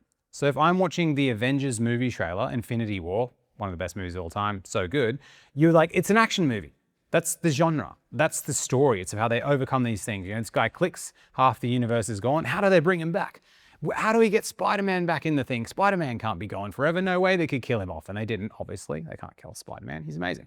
So what's the story and the genre? And so when you're looking at the post, that's when someone sees the hook at the start and then the ... more button. If they click it, like they're reading the first part, they're knowing, okay, what am I going to see? So when you saw my post, it was like, I nearly shattered my iPhone last night watching Steven Bartlett and Ray Dalio. You're thinking to yourself, well, like what happened? Like what did Matt do? Did he shatter his iPhone? Did he not? And what was he so pissed off about? So you're seeing what the expectation is. And it's the same with the genre. Like some people like horror movies, some people like action movies. I like rom-coms. My wife likes horrors. That's why I was thinking about horrors. I hate watching horrors, so we always get into a thing about this. But like, what actually is the story of what's the expectation? One of my favorite posts I ever wrote on LinkedIn, the hook was, on the weekend it was my brother's wedding, and I was the best man, and I was shitting myself when I had to do this speech. That was like my favorite hook what I've ever written because it was so funny and people just like loved the post, but it was just something that so many people related to. People relate to weddings. So you don't have to have like a setting being Ray Dalio or Steven Bartlett, but you can say wedding best man speech. That's a cast and a thing that people actually know and they talk about, which is really cool. So the story is like the expectation of like, what is the payoff that I'm going to get? So my post was like, the payoff is like, you're going to find out why I was so pissed off. That's what it is. Then we've got the conflict or the tension. And so the conflict is like what's actually happening. So if you watch the Avengers movie trailer, you're seeing, Spider-Man's having a fight with someone here. Captain America looks all fucked up here. Iron Man's like lying down over here. And you're like, oh man, the conflict's doing. And what's the conflict doing is it's opening a loop in your brain. An open loop, these are extremely important within marketing. And the best way to describe an open loop and how it works is imagine you're at dinner with your friends. And imagine, there's a table of 8 of you, you're all eating pizza, you're all having a chat. And then one of your friends goes, guys, I totally forgot. The craziest thing happened to me before. I was walking along this street. This guy ran out and they had this pram over here. And then there was this dog flying out. And then he stops because his phone starts ringing. And he's like, oh, hold on, guys. You heard that? And then everybody at the table just sits there in silence. And they're just like, when the fuck's Joe going to tell a story? Like, we can't move on. We can't continue talking until we find out about the story. And then he comes back and he's like, oh yeah, and finish the story. And then it closes the loop. And so what you want to do with conflict is you want to open a loop in someone's brain so they're like, I can't not read this because I need to find out what happens. And so for me, why did I nearly just shatter my iPhone? That's crazy. Like, who's going to do that? Steven Bartlett and Ray Dalio, they're nice guys, arguably. Most people like them. Why would you do that? So you're creating this like tension and you're opening this loop. So if you scroll past, you might be wondering later on, why the fuck did that guy nearly do that? It's like when you forget something, can you come back to you like, what was that thing again? And it drives you crazy. You're trying to open a loop within someone's brain. And then there's the last part, which is arguably the most important part, which is the director's cut. Now, if you look at these 3 parts here, setting and cast, story and genre, and conflict, you can actually do these. AI can do these, technically. And well, let's pretend that the example of the AI doing these is the first Justice League movie. If you've seen the first Justice League movie, biggest flop of a movie ever. fucking terrible. Like my wife and her brother, mad fans of Justice League. We went in to watch it and we were like, this sucks. This is so bad. What happened? Why is Ben Affleck Batman? They're meant to get a young Batman because Christopher Bale, whatever his name is, was meant to get old. Why did they get Ben Affleck? This is so stupid. What's actually going on? It was a really kind of a dumb movie. It was really sad, to be honest, for Justice League because, you know, Avengers is out there with Marvel, amazing, popping off, and then Justice League, you're like, well, fucking what a flop. You had so many years to work this out. But then they ended up bringing out a second version of the Justice League movie, and it was the Zack Snyder director's cut, and that was the one in black and white. We rewatched that at home. Fucking amazing. It was so good. It was like such a good movie, completely different. They extended it, black and white, different scenes, all that kind of stuff. It completely changed the entire experience. And the director's cut is the thing that AI can't do, which is your opinion. Your opinion on recent news and recent things. If someone says, you know, if Sean asked me now from behind the camera, Matt, what's your opinion on that raw sea chocolate coconut water that you bought for this week? And I was like, well, it fucking sucks. There's 3 ones and the H2 Cocoa one was the best. I can't believe I bought 3 bottles of them. Thought I got that one. AI can't be like, Matt, someone can't search on AI, Matt, what's your opinion on this? You don't know.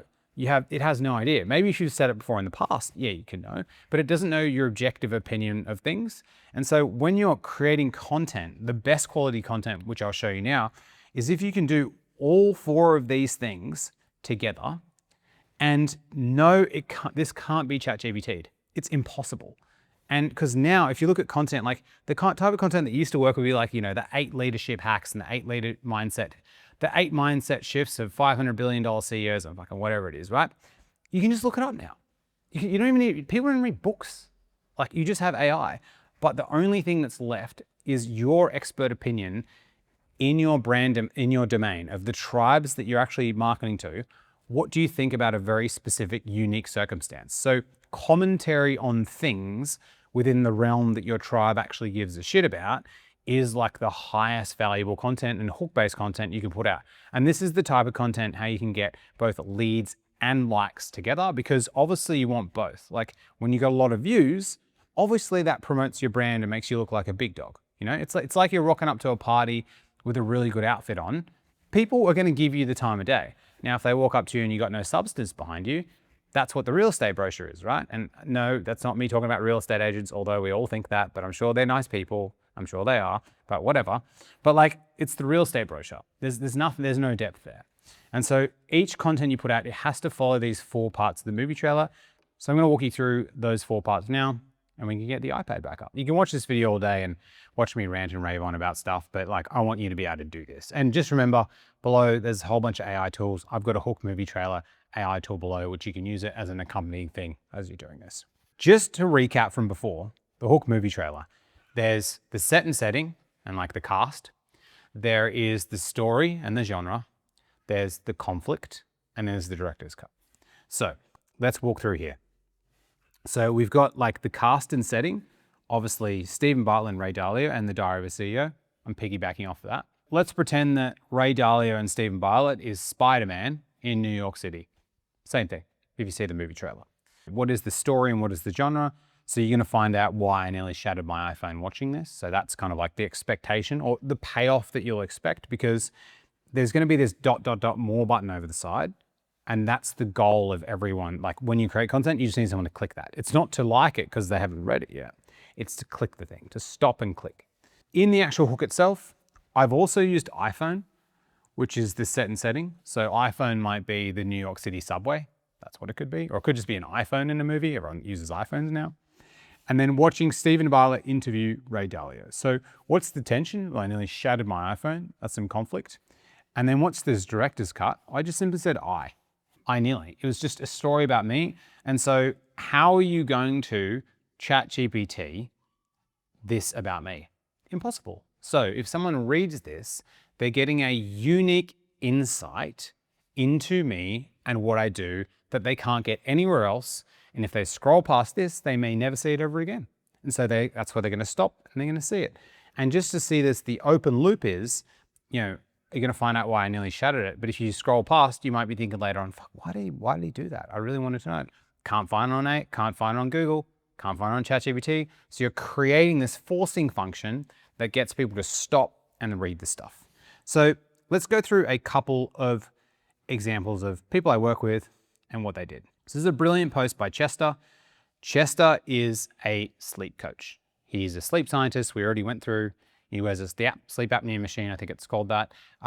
He works at the NHS. Also, just a really nice guy. That's also very helpful. Now, when we're looking at this, he's using Alex Hormozi. Now, Chester's tribe, who he markets to, is literally Whoop and Garmin wearers. That is his actual tribe. The people that wear maybe an Oura ring, a Garmin, a Whoop strap, and they are obsessed with their sleep. And they're usually those people are also kind of into Hormozi people and are trying to really get ahead in life. They're kind of hustler bros, but they've kind of removed out of the hustler bro sphere and they're into kind of training and stuff. And so he knows that Hormozi is aligned with those brands, with what they're actually doing, because he works with business owners and a lot of business owners look up to Hormozi. Now, if we look at the hook down here, let's go here. And so if we scroll across, because imagine there's the ... more button here. So in Chester's posts, he says, Alex Hormozi tells founders to set alarms to sleep.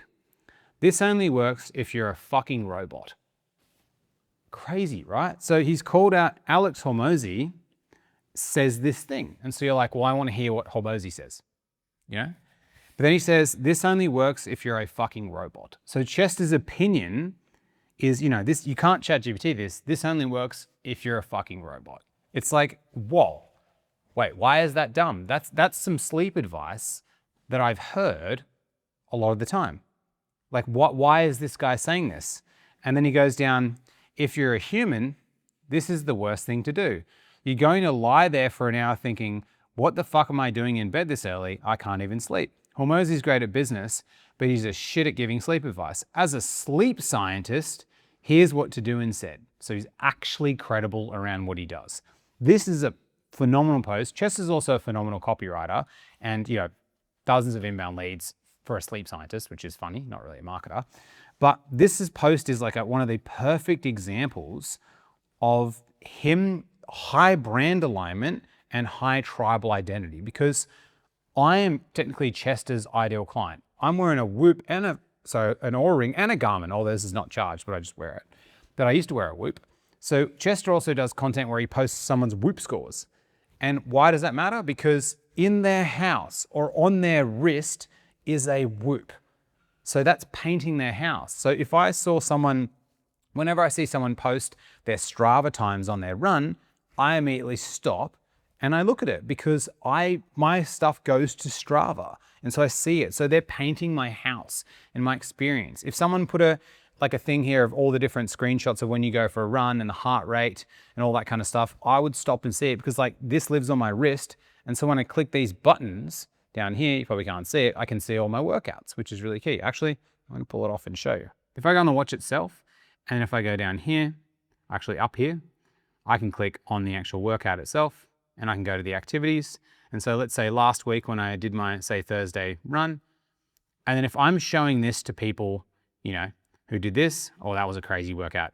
163 heart rate for like, you know, 30 minutes, that's pretty insane. But if I show these things to people who wear a Garmin, they'll be like, Matt's a psycho. How could he do that high heart rate for that long? And yeah, killing it, I'm training for high rocks, right? This stuff really matters because people, they're experiencing that. So everyone who has a Garmin has experienced this. Hormozi, people have consumed his stuff. And so they feel like they listen to him. And he said contradicting advice to this, which is really, really key. And you might be thinking like, do I have to pull on like, you know, these notable figures and put them in my content? If you're starting out, 100% yes. Because you don't have a brand. No one knows who the fuck you are. So why are they gonna listen to you? The only thing you could do is pull on notable figures or pull on big stuff you've done in your life. If you've done something big, if you're like, I've run 10 triathlons, that's pretty big. But like, you know, if you say, you know, this famous triathlon is stupid, I've run 10 triathlons and this, it's gonna go better. So when you're first starting out, because you don't have like any credibility and you don't really have, you know, carrier trust with anyone yet, you have to start by leveraging other people's brands. It's really key. Like the easiest way to make a shit movie good is just put in big actors. Like Hollywood knows this, that if they just get, I don't know, like think about the fourth Mummy film. I think third or fourth, the one with Tom Cruise. Like the worst film of all time. It's so shit. It's dog shit. But we all watched it because it had Tom Cruise in it. Yeah, it's like you all watch these movies when they have certain people in it just because we do. And so that's the power of putting in these people. So I would say anyone starting out, the two real things you need to get onto is like notable figures, like personal brand people, and the news. Think about the news as like, you know, a cast and genre. The news is like what's happening is like really, really important. So this is a great post to share, and Chester got a whole bunch of leads from this. Let's go to the next post. For some of you guys are gonna be like, what the hell is this post? And I was laughing a little bit when I read it. So this is another client, Pedro. And so yes, that is Kim Jong-un, and it's pretty funny. So let's read the post. So you got promoted to director, you've made it. Kim Jong-un called himself a winner too. Crazy. And the visual hook, I can't deal with this post, is Kim Jong-un officially wins North Korea parliamentary election, 99.93% of the vote. So like this is like getting on like, you know, contrarian post territory, and I thought it was like actually hilarious this. But like you can see here, he's leveraging a notable brand, not someone that maybe is quite well liked, Pedro is. And inside here, he's calling out his ideal client. Pedro's ideal client is about a 45-year-old man who's stuck in corporate making 200K, who's in a corporate prison, but they have to be there because they're literally paying for their kids' family and colleges and all that kind of stuff, and they hate their life. And that was Pedro when he used to work for the Canadian Post Office, and he fucking hated it. And he says it 100 times, and he's selling back to himself. So he knows, you know, when maybe he got promoted to director, you've made it, but he's comparing that to Kim Jong-un, which is crazy. It's like, where are you ever gonna get this comparison? And then if we read the rest of the post, I went to my boss to ask for help. My team was drowning. His face contorted with anger. He told me to get out of his office. I had to stick my tail between my legs and walk out. That was the day I decided I was done. Winners aren't treating LinkedIn like a billboard. We treat it as a classroom. You know, to connect with services and coaches to help maximize our income or improve our lives, use my thread to promote a business or tag someone or offers or service. So he's ending the post saying, you know, help other people out. But like when you read the post itself, like Hook movie trailer, well, he's obviously used, you know, Kim Jong-un, which everybody knows. That's a pretty notable cast member. And then he's got the global eye news here, whatever that is. And he's got X up here, which he's used, which is Twitter, which is also a place tribe, a Twitter. And then he's got down here 3.3 million views. And this post got a lot of engagement. And Pedro tends to get way more views than he does engagement because his stuff's so hectic that people just can't, they just stop and read it. He gets hundreds of thousands of views. It's pretty funny. And so this post here covers all of that. And then if we're reading it here, he's saying, you got promoted to director. So he's saying promoted to director. This is tribal language from inside a business. Now, it's not super tribal, but it's tribal enough for what he does. He said, you've made it. And then he compares and contrasts Kim Jong-un called himself a winner too, which is crazy, right? And then the next line, he goes, I went to my boss to ask for help. Now, not the perfect hook trailer part because he hasn't put I in the section here. Let me get rid of this. He hasn't put I, but like it's pretty decent. So you can see through these three posts, like how you're leveraging notable brands, you're giving your opinion, you're also opening a loop because I think the strongest part about this post is actually the open loop. Pedro doesn't really need his opinion here because he's comparing you getting promoted to director to Kim Jong-un calling himself a winner. So that's like, what? It just reframes your reality for what actually happens. And so these three posts are really good examples. I've got dozens more, but just for the purpose of this video, I can't share all of them. But I've got dozens and more, but this is what really good hook content actually does. This is the content, and you're probably laughing as you're reading this because I can see Sean laughing, so I know people would be too. But like, this is the type of content that will get people to stop and look. And I know you might be thinking, Matt, how did this first post, you know, get you leads when you're talking about Steven Bartlett and Ray Dalio and blah, blah, blah, blah. Like, don't look at me when you're producing content because I'm someone who just runs crazy ass experiments all the time. Like, I'm not the other person. I'm the crazy experiment person who's running heaps of random shit all the time. And I just do run tests to actually put these things together. And so we've obviously covered the 4 parts that make up a good hook. Now, you obviously saw Pedro's one below didn't have all 4 parts in the hook, or arguably he did because, that's kind of his opinion. But the thing that makes the hook really good, the first principles part, is that you can't ChatGPT the thing. So you don't have to even have all 4 of the things in there all at once every single time. But if we read this, you got promoted to director, you've made it. Kim Jong-un called himself a winner too. Even though it doesn't have Pedro's opinion in that right in the beginning till the 3rd line, you can't find it on ChatGPT. It's impossible. And so that from a first principles standpoint, that is what you need to do. Now, when you're writing hooks and you're like, how do I think about like ideas and put these things together? I'm going to run you through next how to do it. But the only real way to get good at this is to practice. Now, I do have an AI tool below, which you can click to get. It walks you through how the hook movie trailer and how to write hooks. So it's much easier than coming up with a new idea. But just note that it does take practice and it does take time to get good at the craft. It's just like going to the gym. You can't just go to the gym one time and just do bench press and be like, oh, I fully understand how to do bench press now. You just got to do the thing over and over and over and over. But the great thing about AI is it's as if you've gone to the gym and you just maxed out on steroids that aren't going to kill you and you can just keep going. That's the great thing about AI. It's like you're just fully juiced up and you're fully slept and everything. And so you can just get the gains really fast. And so you can use the tool below. But what I want to talk through next is, I know that you're probably watching this and you're like, this thing that Pedro did, this is a great post. How the fuck did he come up with it? This is insane. And so many people struggle with content ideas and they're just like, how do I know, like, where do these ideas just come from? Because some people aren't ideas people and that's totally fine. So I'm going to walk you through the easiest way to get content ideas right now. And I'm going to show you examples of how I've gotten ideas like myself. And I've done a thing called stealing formats, which we're going to walk through, and how I've done it. Because personally, I don't have a whole bunch of ideas all the time, but you need ways to actually get inspiration. But I've got my favorite prop for this entire shoot here below that I'm going to walk through now, because this is going to help illustrate the point. Cool. So this is my current favorite book right now. It's Go Fuck Yourself, I'm Coloring. I love it. And this perfectly illustrates the point. Now, a few weeks back, I was at a conference, or I'm part of a mastermind group called Boardroom. There's only 100 people inside it. There's 3 events a year. And we went to one in Cairns. This is when the tornado was meant to hit. It was pretty wild and pretty scary, but it didn't hit, which was awesome. But there was a guest speaker there, my buddy Frank Grief. Frank Grief has sold his business with his 2 brothers for $180 million. I think it was called Realbase, and he's currently building another business called Kinzo.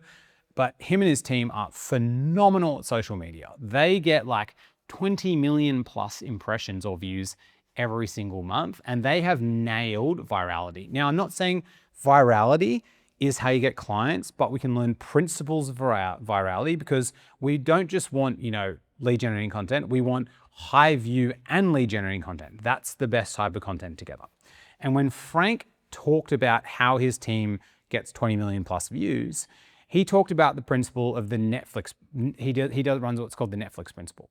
And what is that? So what him and his team do is they watch a whole bunch of content, and then they find other people's content that's working really well. And then what they do is one of their team members recreates that piece of content, like a video or a skit. And if that one does really well and it's an outlier compared to the others, they just get the rest of the 5 people or so on the team to create the same content, because they know it's going to work. And this is called content formats. And it's the same thing on Netflix. How many Christmas rom-coms has Netflix put out? They probably all have a 5.1 rating out of IMDb, but I've still watched them all, right? They're safe, they're comfortable, they're normal. It's the same as series. Like, I'm on the 13th series of Survivor right now with my wife, 7 weeks in. It's a format. We like it. We like when they go to tribal council and Jeff's like, it's time to cast your vote. We love it watching, when Jeff, the guy's like, he's drop your buffs, you're all merging. Like, it's a format. It's the same thing. Human beings love format. Think about music. Good music has the consistent beats per minute, because these types of things build trust with people. And so the easiest way to come up with good content ideas is just to steal other people's formats and color in the content yourself. So instead of imagine, there's a blank page. If you got a blank page and you had to start drawing from a blank page, Only artists can do that. And that's like real professionals who are copywriters. And I've been doing this for a long time. I would consider myself at that level where I can write content and I can get leads and I can get a whole bunch of views from the content. But for people who don't do this as a full-time job like me, who obsess about it all the time, you shouldn't do that and you shouldn't copy what other people do. What you should be doing is you should be looking for content formats. And a format, the reason why it's so easy, I'm going to find out a funny one, is when you find the post, here and it says fuckboy and it's really funny, you're like, okay, cool. That's the format of the post. Now, all I need to do is I need to get the post and then I get my ideas and I color it in with my ideas.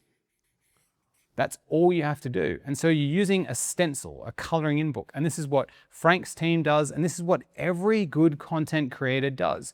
The whole entire opening of this video is a format taken from someone else's video because that's been successful and it's actually worked. Even the title and thumbnail is mirrored from other people's ones too. So it's about not stealing someone's work, is you're hijacking the ideas of the format and then you're coloring it in. So this, using these different things, these are all the content formats. And yes, I wanted to share all the words because they're funny, but all these content formats are in here are all on your LinkedIn. And the way you find them is you find outlier pieces of content. Now, what an outlier is when imagine you go to someone else's LinkedIn posts and you look at their past 20 posts and you find that 2 or 3 of them have worked really well. Like they've got a lot more engagement. Now, you don't know if they've got more leads, but they've got a lot more engagement. It means like people are being drawn into it more. Those are the types of posts that you want to grab and you want to steal the format and then color in with your ideas. And I'm going to walk you through a couple of those posts now. And a few of them are pretty funny, if I don't mind saying myself. So I'm going to walk you through real life examples now of me and my clients who've stolen formats and how they've worked. Cool. So we've got the old iPad back again. This is one of my favorite posts that I've ever written, no joke. And I'm going to read it out loud, the whole thing. But this post here, so the hook is, so I'll put a line here. So the hook is, I just got off a call with LinkedIn's internal team. What they told me explains why so many LinkedIn accounts are getting fewer views. So why does this matter? So hook movie trailer, I just got off the phone, or just got off a call. I've used LinkedIn and LinkedIn's internal team, so it's a cast and setting. What they told me explains why so many LinkedIn accounts are getting fewer views. So we think through the hook movie trailer, we've got my opinion, which is the director's cut. We've got LinkedIn and LinkedIn's internal team. We've got the conflict, which is like, oh, why are LinkedIn accounts getting fewer views? And the story is like, we're gonna get the story and the understanding of how this actually works. So this fits the hook movie trailer, even though I don't actually have an image. Now, this post here, I won't read through yet, was a hook that I hijacked from someone else. So there was this guy called Debesh, never seen him before in my life. And I just came across this LinkedIn post in the LinkedIn feed. And when I saw it, I was like, man, this could make a good post. And I clicked save and I came back to it later. So all I do is I just review the saved post that gave me inspiration and I come back to it. So this post here, it didn't do too shabby. It got him 839 likes and 2,042 comments and 37 reposts. So that to me was like an outlier on the feed. If this only got a couple of likes, I wouldn't consider it an outlier. Not that that's bad and it wouldn't get leads. It's just that I'm looking for things that people remember. I already want to hijack trust. If I read this out loud, I just got off a call with someone from Meta's internal team. What they told me explains why so many ad accounts are crashing right now. So I literally just took his hook and pulled it into my hook for my context. So if we go back to the coloring book down here, all I did is I just found like the sugar tits page and then I just colored it in. That's all it is, as I just colored it in with my ideas. So I don't even need to read his full post, but once I had like the idea, so because we talked about ideas, how it's so difficult to come up with ideas, like you don't really need to, because if you just find things that gives you inspiration, then you're like, I wonder what I can put in there. The ideas flow to you. It just comes to you. You just need the formats of actually what to put in there. So if we're reading through my post again, my post didn't do too shabby. It got 110,000 impressions and 415 comments. I'm gonna walk you through and read this post out loud, and I'm gonna show you how I've also weaved in like the hook movie trailer all throughout the content, because within content, you don't want to just stop with the hook. You want to keep weaving in everything. And just remember below, if you click the link, I've got AI tools to help you write content. I'm not going to spend the whole entire time like me writing out a post and stuff like that. It's going to be a waste of time. You can do it with AI. I'll read out that. I just got off a call with LinkedIn's internal team. What they told me explains why so many LinkedIn accounts are getting fewer views. And you're probably thinking, wow, how did you get on with LinkedIn's internal team? Yeah, I really want to know how I get fewer views. And so why does that matter for my ideal clients? They're people posting on LinkedIn. Like 99% of people that I work with have been posting on LinkedIn consistently for at least a couple of weeks to a couple of months before I work with them. So it's the perfect ideal client. The issue is not the algorithm update or the time you post. The reason is the huge rise in AI-made content on the platform. They said there has been a 5,670% jump in AI slop in the last few months. This wave is pushing their systems too hard.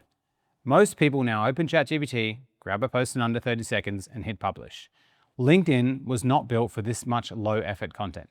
Their servers, review tools and ranking system are all feeling the strain. They told me there is one top secret method that still gets strong reach and very few people are using it. Here's what they said. Write the post yourself using your brain. Their team of 1,000 data scientists said human written posts now get pushed higher in the feed. So normal AI-made posts will keep getting weak reach. If you want the full breakdown and the simple systems they shared to write posts using your own brain, comment brain and I'll send it. I was shocked to hear this, to be honest. What do you think? Now, obviously this is a complete satire post. I made it up, but I still had 415 people comment because they wanted to get access to how your brain works, which I thought was ridiculous. But throughout the post itself, what I'm seeding in is all the things that my tribe actually cares about and the only people on LinkedIn understand, which is key. So the issue is not the algorithm update or time you post.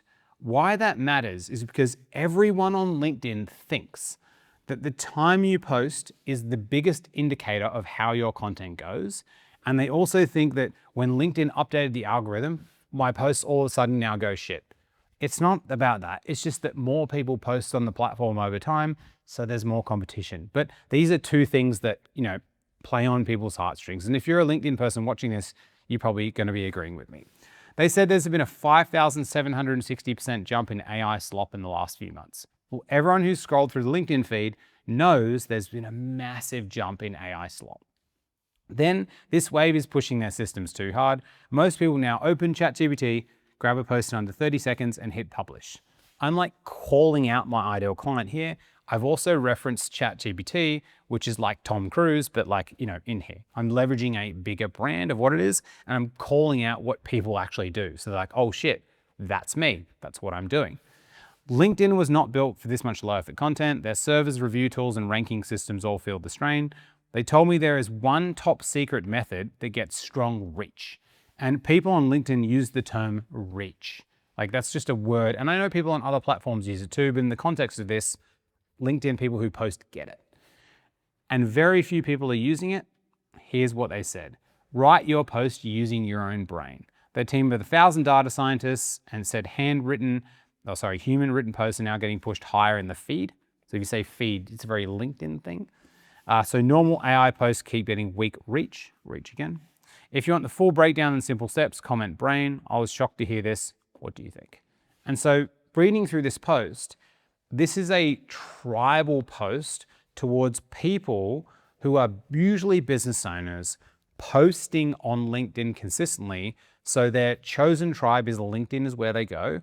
And the place tribe is also LinkedIn, the platform. And every little bit of nuance here has meaning. Like when I say AI slop content or AI comments to a LinkedIn person, they viscerally know what it means so they can understand it. So this is a way how I've got the coloring in book, I've grabbed, shit balls and I've started coloring it in. And I've just done this here with the post. And so you don't really need to come up with ideas or inspiration. You just borrow it from other people. So I'm going to go through another one now, just so you can kind of get the point that I haven't actually done. This is a client, Josh, and super cool dude. Really, really great content on LinkedIn. Should definitely follow him. This is a post that Josh put out. And so we'll walk through the hook And then we'll also walk through the image, and then we'll show you where he got it from. And what's great is Josh stole the format from another client. And I'm going to show you how you can just do this yourself, which is pretty funny. But the easiest way, just before we go through this, is if you scroll through LinkedIn and you see a post that's an outlier and you're like, wow, that's a cool format. This stood out to me. All you do in the very top right is there's 3 dots. If you click it and you click save, it saves all of those posts. It's the easiest way. It's called creating a swipe file. And then later on, when you need content inspiration, you just open up the saved items in LinkedIn, and then you've got all of the content there. So anything you scroll past, you can do it saved. That's exactly how I do it myself and how so many of my clients do it too.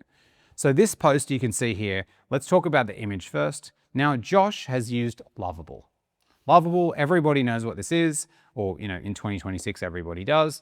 It's like the AI coding software, whatever tool that it is. I can't remember what it is, but it's massive. They grew to probably hundreds of millions of dollars of AR right now.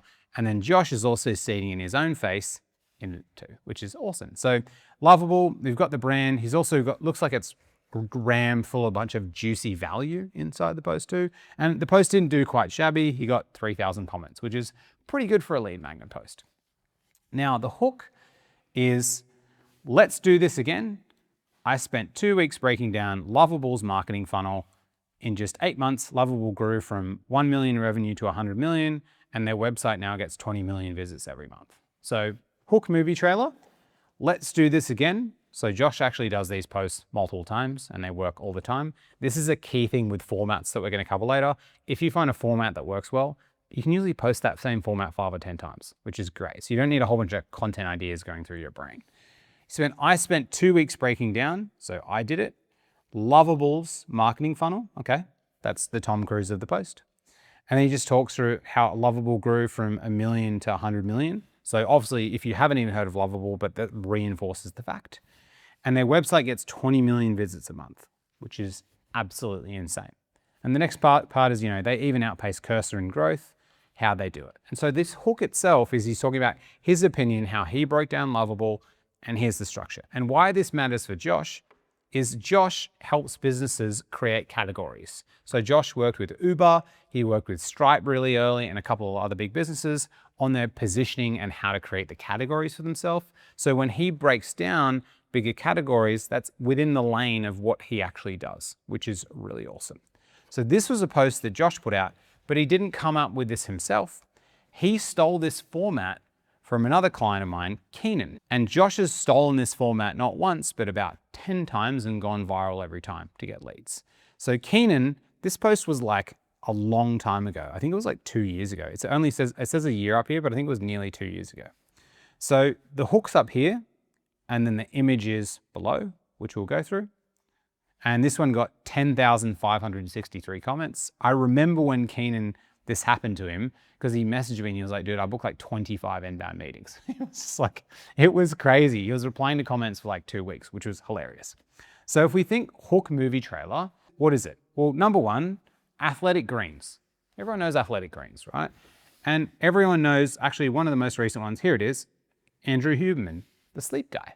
So he's referencing Andrew Huberman with the Sleep Guy Health Guys podcast. It's not sleep or whatever he is, the science dude, and athletic greens. So he's hijacking this and he's like put in a whole bunch of pages. So it looks like it's jammed full of value. It's like really juicy. It's a whole bunch of value. So even just seeing that image, you think to yourself, wow, like think of like an orange. It's like, I feel like I can juice all the juice out of the orange. That's what you want your lead magnet post in particular to feel like. Now, if we scroll up, we look at the hook.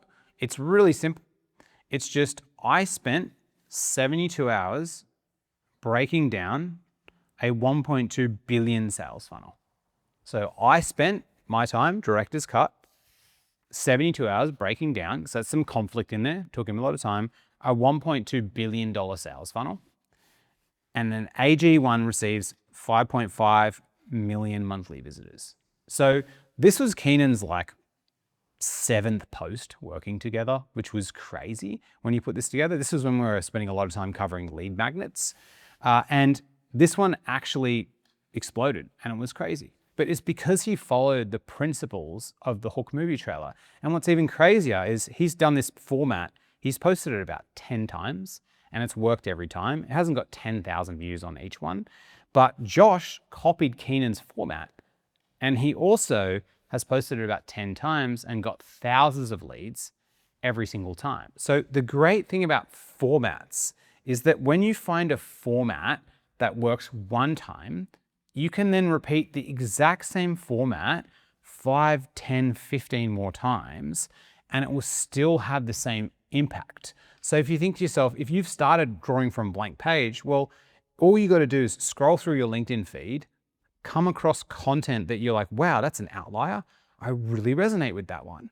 And then from that, you hit the save button. And then when you go to writing and putting the content together, you're like, okay, cool. Well, it seems like this Keenan guy has done a really good post here.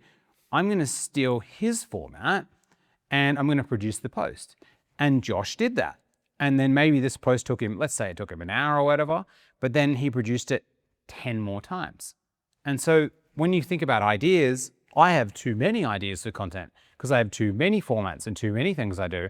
And the issue comes later on when you start getting into creating, you're like, I don't know which format to put out because there's too many. So the key principles really apply when we come to the hook movie trailer. All you're thinking to yourself is that, okay, I need a director's cut. I need my opinion in there, something that they can't ChatGPT. So, because how can you ChatGPT Josh spending 2 weeks breaking down Lovell's funnel? You can't find that. And then how do I also add in, the setting and the genre? So the actors and setting and stuff. So New York City and Spider-Man, lovable. That's what it is. So everyone knows that. Then how do we open the loop through conflict? Well, I really want to see what this is. That opens the loop. It's like the dinner table where you're chatting with 8 friends and someone tells the story and they all of a sudden stop. It opens a loop. And then the story. The story is what they expect to get, the expected payoff in the end of the piece of content, which is really important. And so you can see with these ones, I'm going to get the breakdown of these posts and the expected payoff. So I know I ranted and raved in the beginning about tribal content and how that works. And you probably want to see me write some content. You probably want to see how I actually do this. So I'm going to walk you through a couple of posts now, which are like tribal content posts. We can get back in the rhythm of things. And then I get my laptop out and I'm going to show you the process of how you can just do this. And I'm going to do it without AI now, but I have AI tools down the bottom. You can just use them to write your content. So I'm going to go through a couple of like tribal posts that people I know that's worked for them. So this is an example of a post that a client of mine, his name's Dan Genzel.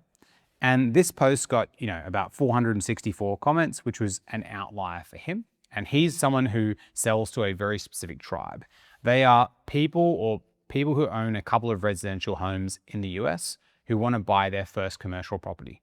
That's who they are. So it's very specific tribes.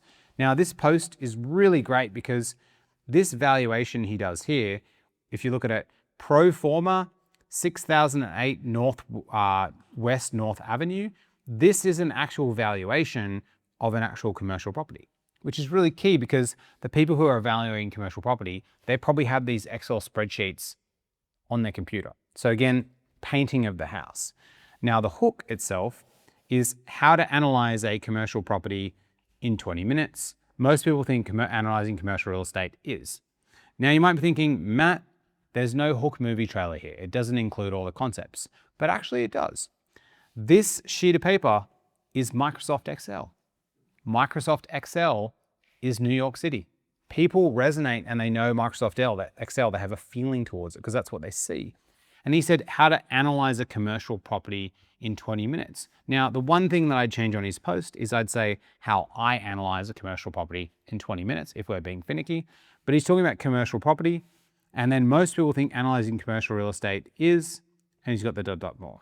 So even though he hasn't perfectly weaved in all these things, because Dan has done 100 million in commercial real estate acquisitions, which you can see, this fits perfectly into high tribal authority and high brand alignment content for him. And he's done this format, if you click on his profile, about 10 times, and he gets hundreds of comments every time, which is great. The first thing when I saw him on a coaching call was I was like, Dan, this post, just keep doing this every week. That's all you got to do. He's like, seriously, the same post? Yeah, exactly the same type of post. Just break down a different property because people look to expect it. It's like every week when the new Survivor season 50 comes out, me and my wife are watching it. We're like, we can't wait to see what happens. Even though it's kind of the same thing every time, it's a little bit different. A couple other examples. Or one more example is Beck's post. Now, this post here, if you read it, it just says same day, same industry, completely different decisions. This is why one size fits all advice fails in ag. There's not that much, tribal content within it. But when you look at the image itself, you can see she's put an image of Allura and St. George. So she's literally painted the locations that these people are in. So someone's looking in their backyard and they're either in Allura or St. George or somewhere in rural or regional Australia, that's what they see and that's what they feel. And so sometimes you don't have to add everything, but if we're looking at Hook movie trailers here, well, Allura and St. George are the New York cities. That's what they actually are. And the tension is like, wow, why is one place green and one place barren, even though they're 1 hour apart? So she's been building this. So you don't have to get it perfect every single time. You just have to weave in enough elements that your tribe goes, holy shit, that's me for the content, which is really important. Now, before we get to the point where I'm going to write some content, there's one last really important point that I need to cover. And this has to do with building your personal brand, but also getting other people to tell people about your stuff. So we talked before in personal brand about Hormozi and how his stuff's so good that other people will tell each other about it. And that word of mouth is really how you promote a brand.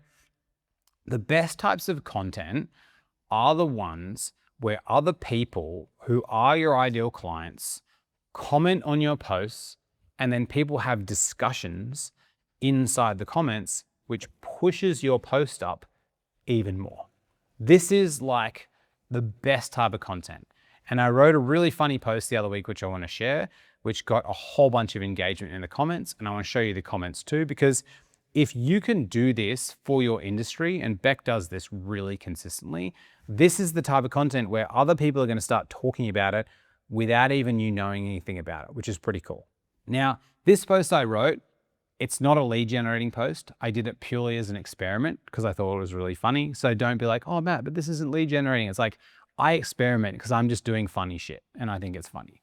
Here's me doing the classic Eiffel Tower shot, which I thought was pretty funny. And if we read the post, drinking Italian coffee in Italy sucks. It tastes terrible. Here's why. 5 weeks in Venice, Rome, Florence. I bought 2 cappuccinos daily. 50% chance I'd 3-pointed in the trash. Italy had the renaissance of coffee in the 80s, but Australia has it in modernity. I'll lie down on my sword for this. Debate me in the comments. This post, I feel like half of Italy started destroying me in the comments, and I did it on purpose because I wanted to test it out and actually truly believe that Italian coffee sucks, which it does. They're resting on their laurels. Australian coffee is the best in the world. But this post itself, what it did is in the comments, if you look down here, had crazy engagement. So Jose over here, I hope that's how I pronounce your name, it may not be. Crazy person, Italian coffee is the best. Only Colombian coffee can compete. Are you just used to Australia coffee? 22 likes. Multiple people replying underneath the comments. So these people talking, when they comment on my stuff, the way LinkedIn works, it's different to Instagram because if people comment, you don't see the comments. On LinkedIn, if someone comments on your post, their comment might pop up in your feed and your post accompanies that. And so it's a really great, not even an engagement hack, a way to promote your content hack if other people are kind of debating in the comments. Antonella took this really personally and she got 117 likes for it. In Italy, a cappuccino is very simple, a proper espresso and hot milk foam, no vanilla syrup, pumpkin spice, or whatever it is in the post. So probably when you visit Italy, you ordered a cappuccino, you're expecting an Australian cappuccino flavored beverage. So she obviously got super heated and that one got 10 replies. Each time someone likes or replies on this post, that pushes my post up. So it gets more visibility from people. And Beck, who sells to rural and regional businesses, she gets this all the time. People in her comments are her ideal clients commenting. The same for Ilias. I stopped reading the moment you put cappuccino in the same context with coffee. The moment you added milk, it's officially a milk beverage. And yes, I said cappuccino on purpose because I knew it'd get the rise out of people. I just thought it was super funny. But the 21 people that like this and the 5 people that replied, all of these people are donating me their views and impressions, because when Ilias engages on my content, that comes up in Ilias's feed, people who are connected to them, and then they see that and then they correlate it to my post. And now I know this is not a lead generating post because honestly, all of my posts are lead generating posts mostly. And so if I just showed them, you just look through my LinkedIn feed and there's all LinkedIn people underneath, so you'll see it. I wanted to show this because I thought it was a funny one, but the best type of content you can ever put out is when people literally promote it for you. And with LinkedIn, it's different to Instagram and different to TikTok, because in the comments in Instagram and TikTok, it doesn't really do anything. You have to go into the comments to see what's happening, and everyone loves reading the comments. It's funny. With LinkedIn, if someone comments and that gets a lot of views, when someone else is scrolling the feed, just the comment will come up as a thing accompanied with your post. And so this is the best type of lead generating content because you get other people to push your views for you and they introduce other people inside your world. And I thought this was a pretty funny one. And yeah, feel free to debate me in the comments whether Italian coffee sucks or not. I'll still lie down on my sword for this too.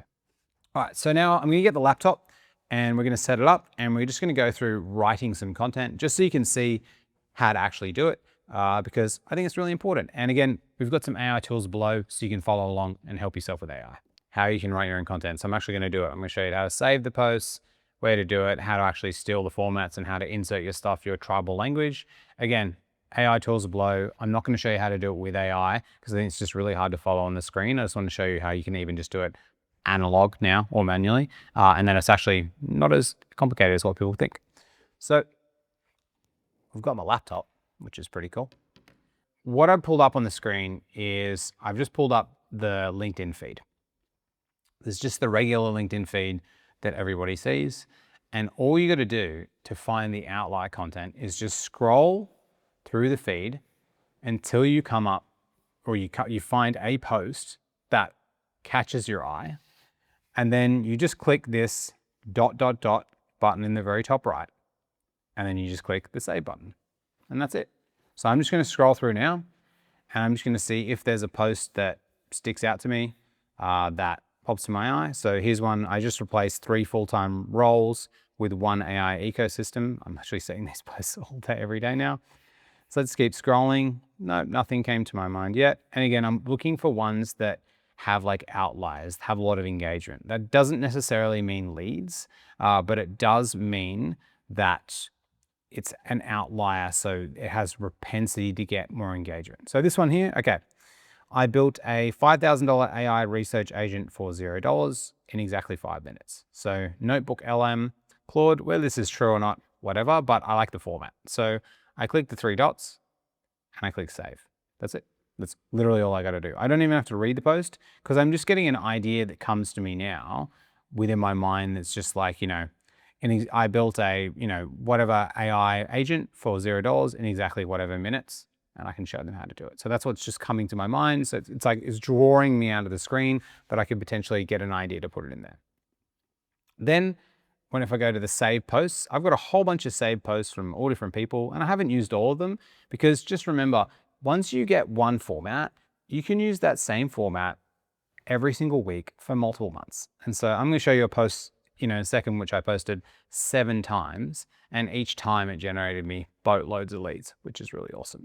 So what it does is it saves it here in your saves posts. That's it. And so then I can just scroll through and I can be like, okay, cool. Here's all the different types of saved posts that I've got. And so the one I'm going to use is the one that we saw before, which is I just got off the phone with. I'm just going to find that one. So I'll hit Control or Command F. I just got off a call with someone from Meta's internal team. So all you got to do is you click these like 3 little dots and you click copy link to post. And then you can just paste the post and then it brings it up. Super simple. And then you can either copy the entire post if you want to steal the entire format, or you can just copy the hook. And I'm just going to open it up in this tool called Author Up. So Author Up is a writing tool that I use for LinkedIn, super simple. And I'm just going to paste the post. Reason I like Author Up is because, what's going on there, is because on the right-hand side, you can see what it looks like on the mobile phone. And 70% of people view LinkedIn from the mobile phone. So you've just got to make it mobile friendly. So I'm going to click this less button. And so you can see the hook there is I just got off a call with someone from Meta's internal team. So what I'm going to do now is like, we're going to go back to the example that if I'm a physiotherapist and if I work with CrossFit dads from the Northern Beaches, how could I rewrite this hook? Because this format obviously works, but how could I put it together? So I'm just going to hit more here and click on the left. I'm going to hit enter twice just so I can bring up a new line. And I'll just say, I just got off a call with a dad from Newport who trashed his shoulder doing kipping pull-ups at the box. Cool. Cool. So this hook, if we're talking about tribal language, remember we're painting someone's house. That's what we're doing. And so in the hook itself, I said, I just got off a call with a dad. So if someone is a dad, they're like, I'm a dad too, from Newport. Well, Newport's in the Northern Beaches. I might be from Narrabeen, but I know where that is. Who trashed his shoulder. Cool. Well, I've had some shoulder injuries for a while that I'm thinking about. Doing kipping pull-ups at the box. And the box means CrossFit gym. So someone reading this is going to think in their mind tribal language, dad, Newport, trashed shoulder, kipping pull-ups, which is a CrossFit word, and the box. And so this perfectly markets to this ideal client. So even if a physio wanted to put this post up on LinkedIn or an ad on Meta, if they said, you know, I just got off a call with this person, the person who is the dad from Northern Beaches who does CrossFit is going to read this because they're painting the inside of their house. And you can see the words we've used here, which is kipping pull-up and box, and that's it. That's enough recognition that these people would stop and that they'd immediately look at it. And I'm going to show you another couple of examples of just how easy it is, because these words, it's just tribal language, which is really simple. So I'm going to delete this one. And I'm going to bring it back and I'm just going to keep the hook by itself because then we can look at all the hooks next to each other. Cool. So let's go find another post. So I pulled up a couple of contrarian posts that I wrote, which we're going to put together because I think these are quite cool. And so we've got this post here that I wrote that says, if you don't have clients, stop posting on LinkedIn. So I'm saying that's a pretty contrarian opinion. Why would you not post content?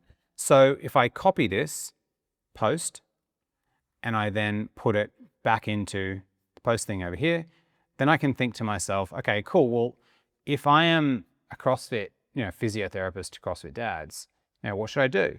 So I can say, if you're a dad in your 30s,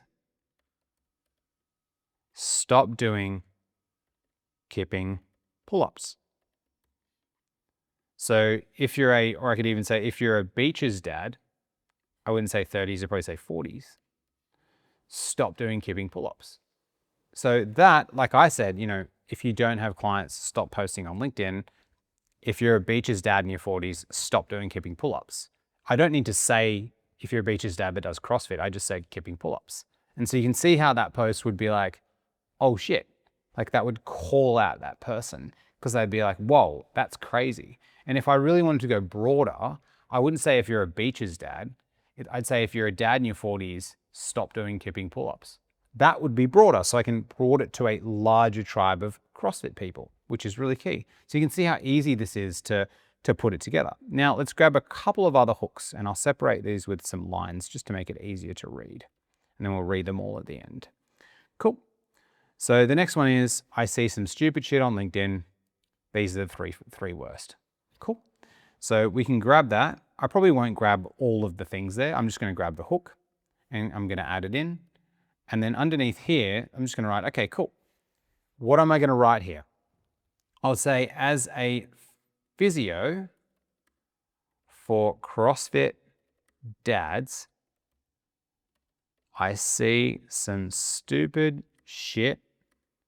Here's the three worst. Now, again, you don't have to swear in your content. I just swear, But if you say, I see some stupid things they do or something like that, that's totally fine.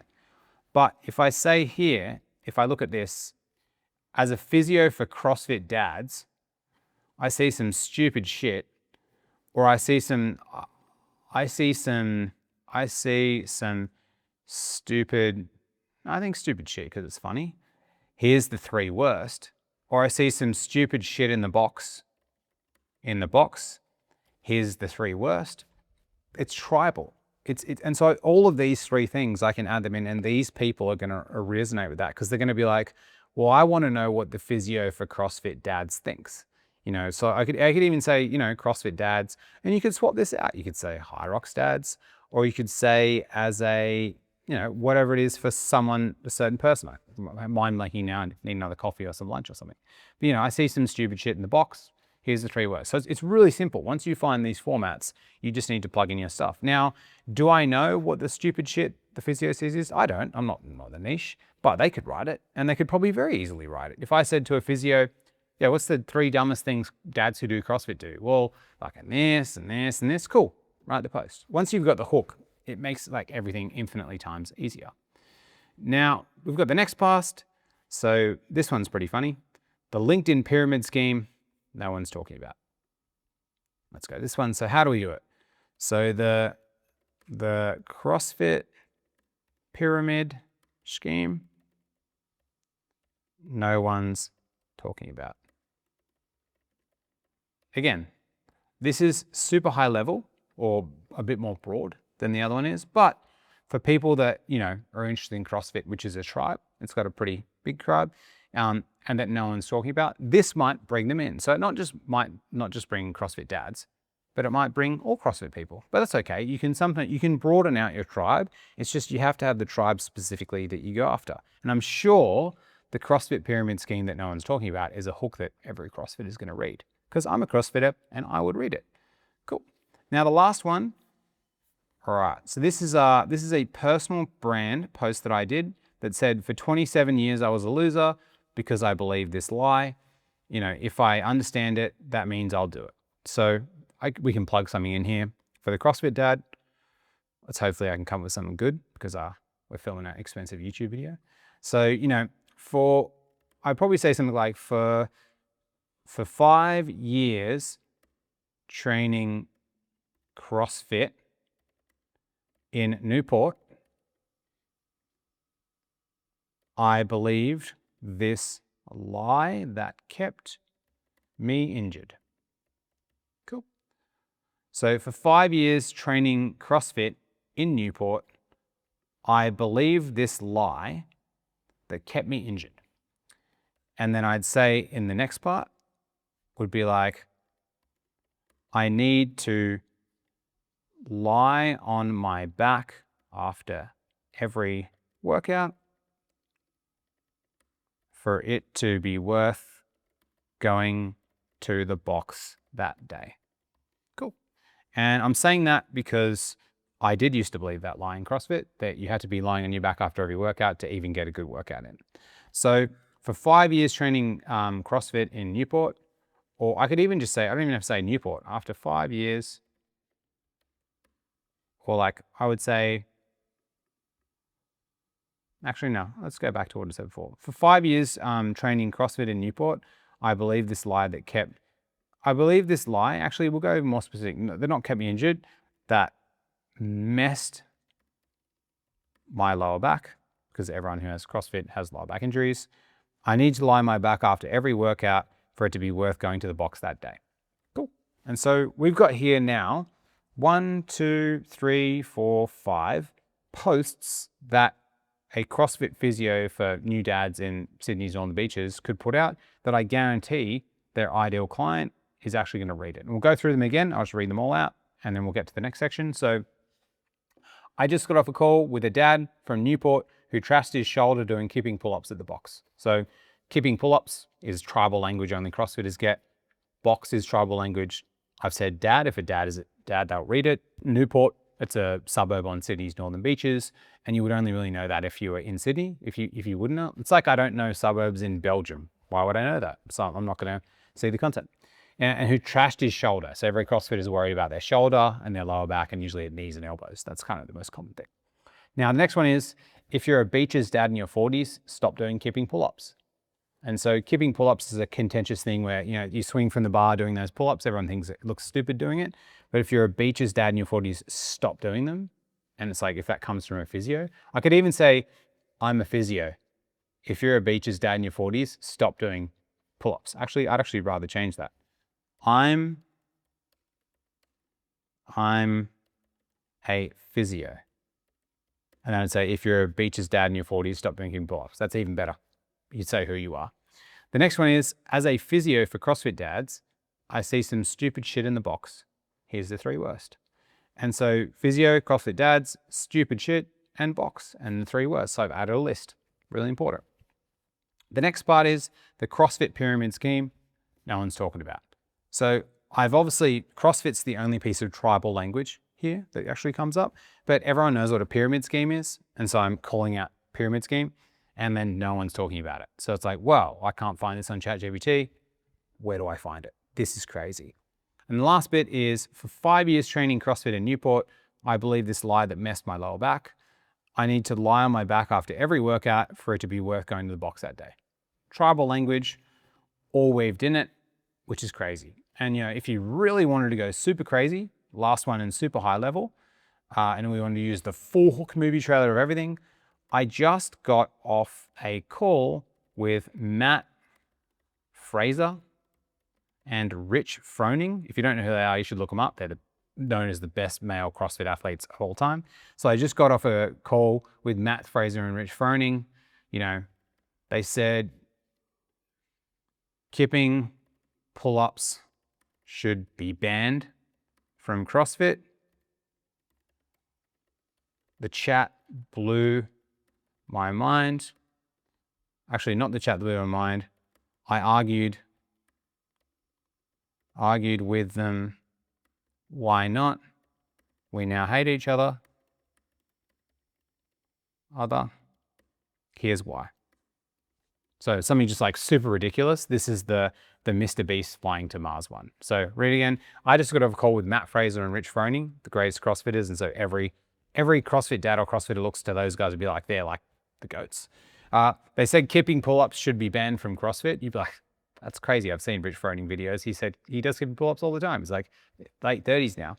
I argue with them, why not? Now we hate each other. Here's why. Just created some crazy conflict in there. And you can make this a satire post or whatever you want. But you can see how all you got to do is you got to weave in proper nouns, language that only tribes would actually know. And you're probably thinking, what's these kipping pull-ups? Just look them up at the same time on AI. You'll know what it is.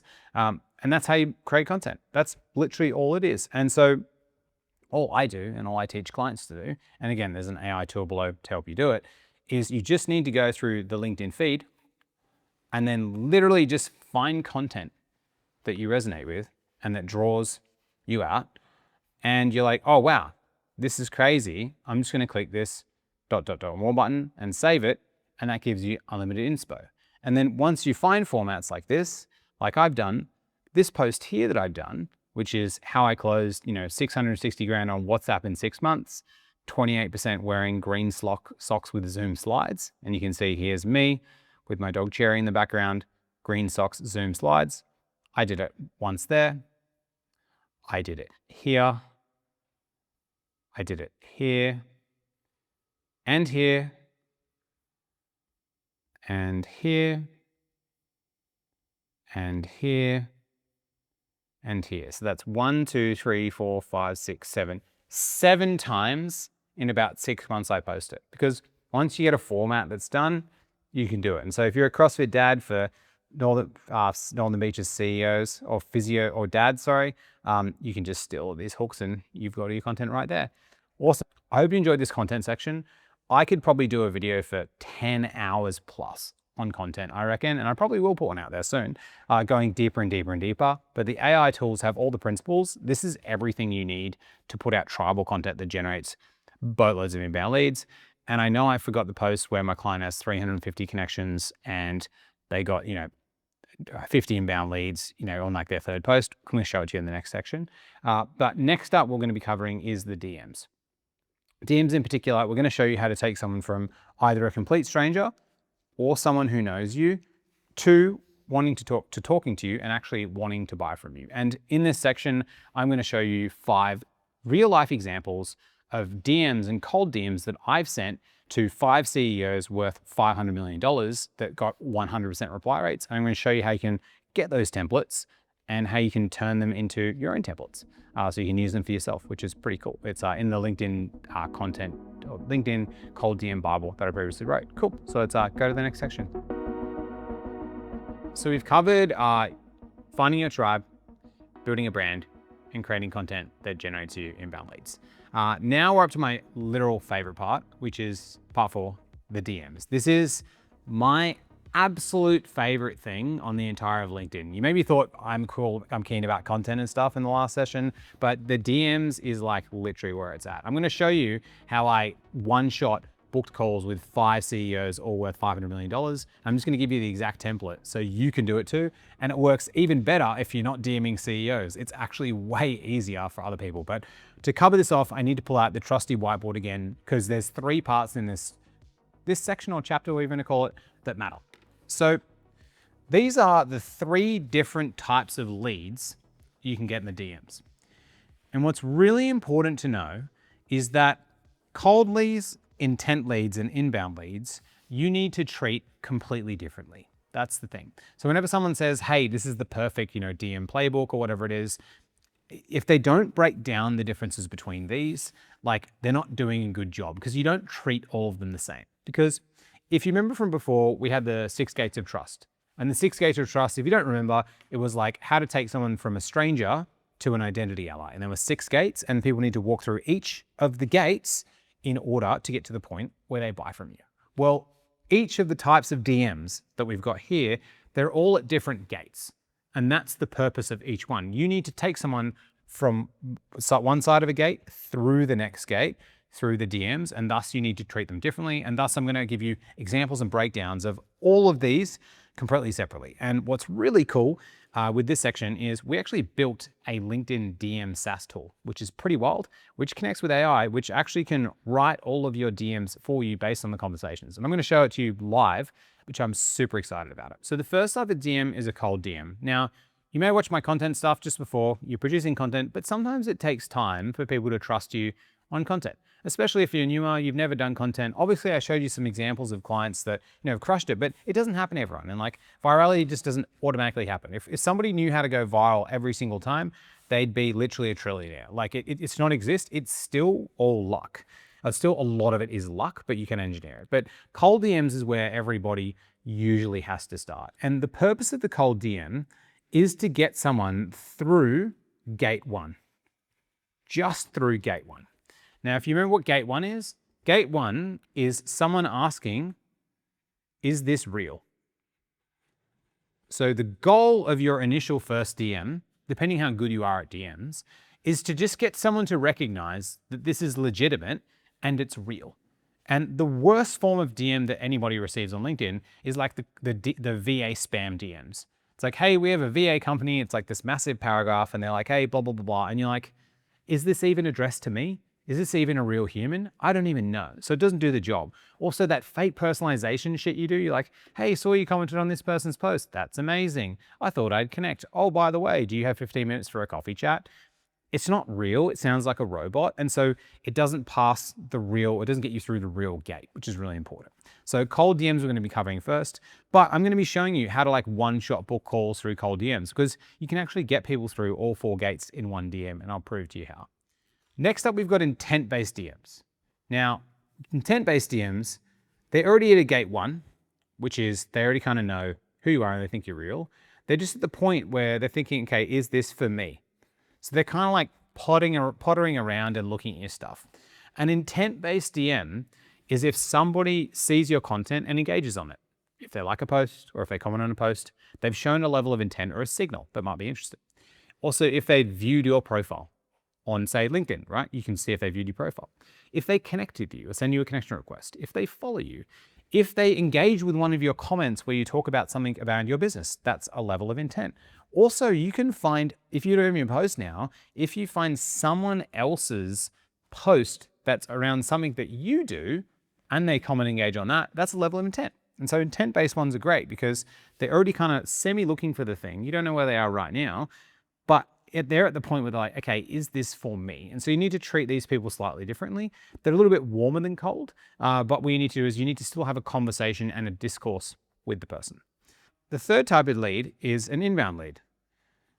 And these are, the kind of red hot, ready to buy people.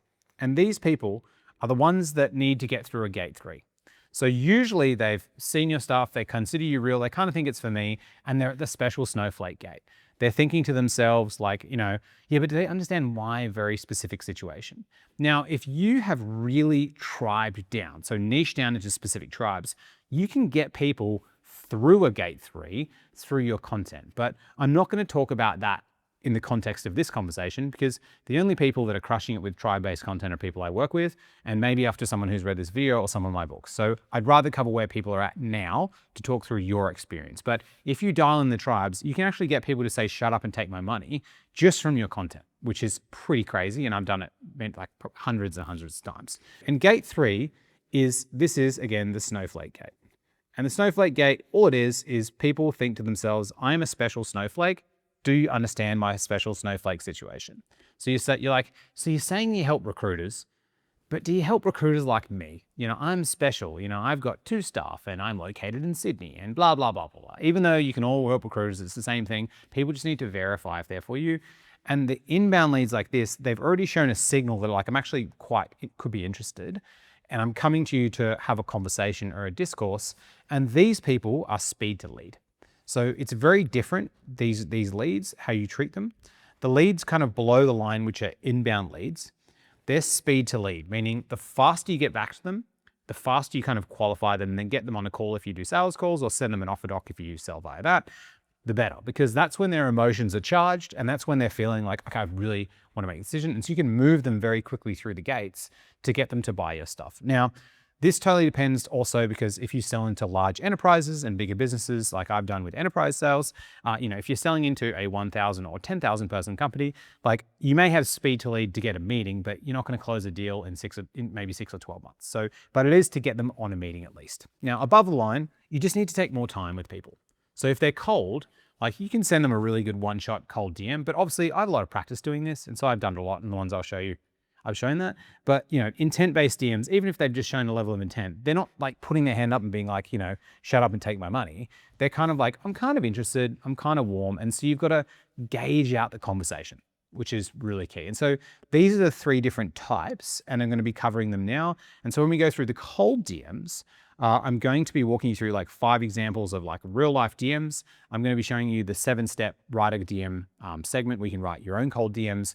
My clients have been using it like last week and just been one-shot booking calls, which has been insane. And then I'm also just now going to take you through the 2x2 grid that I use just to understand like the thought process of cold DMs. Because if you can't immerse yourself into them now, like, and really get a good understanding, it's really hard to conceptualize because the way that I teach it is kind of quite different to what you've probably seen before. And it's quite a bit counterintuitive to what the market actually thinks. And just as a reminder, so you don't forget, let's go back through the 6 gates of trust again, just quickly so you can conceptually get it and understand it. So move this up here and we've got the old trusty iPad. The 6 gates of trust. If you may remember from before, there's 3 gates on the left-hand side and 3 gates on the right-hand side. So the goal of these gates, when we're thinking through, is somebody starts as a complete stranger on the left-hand side, or they're an identity ally, which is someone like, who tells everyone else about your stuff. So they could be your best client, your family member, my partner, whoever it is. That's an identity ally. They tell other people about your stuff. Now, the first gate is to walk through is the real gate, which is for cold DMs up here. So if someone like doesn't ever heard from you before and they don't know who you are, the first thing they're going to be like, cool, is this real? Is this person actually even real? Is this a fake DM? Is this a robot? What actually is this? So the goal of the cold DM is to get someone at least to pass the real gate. So you're a legitimate human being, which is really, really key. The second gate, which is gate 2, is the me gate. So that's when they're seeing your stuff and they're thinking, okay, but this is for me. And the gate when they're at intent stage, where they send you a connection request, they view your profile, engage in your content, they're kind of dabbling and they're thinking to themselves, oh, this person's real. I'm just kind of seeing if it's for me. Like, is this actually for me? And that's gate 2, which is over here. And so the purpose of, An intent-based, where someone maybe sends you a connection request, is for you to engage in a conversation and then, get them to understand that maybe this is for them, or maybe it's not for them if it's actually not for them. You should definitely tell people straight away. Now, the third gate is inbound. So that's gate 3. And gate 3 is the snowflake gate. And with the snowflake gate, this is where somebody's like, okay, this seems like it's for me, but do you understand my special snowflake situation? So this is when someone will message you off your content and be like, hey, Matt, I saw your post. Like, have you worked with any recruiters from Sydney? And that's when they'll ask you that type of question. So they're like, okay, you're real. It seems like it's for me, but are they working with people like me? Exactly. And this is where case studies and all that kind of stuff come into play. And then the goal of the inbound when they come into you is to move them through gate 3. And so you want to move them from here to here, from here to here, and then from here to here. And then the goal is to get them over here.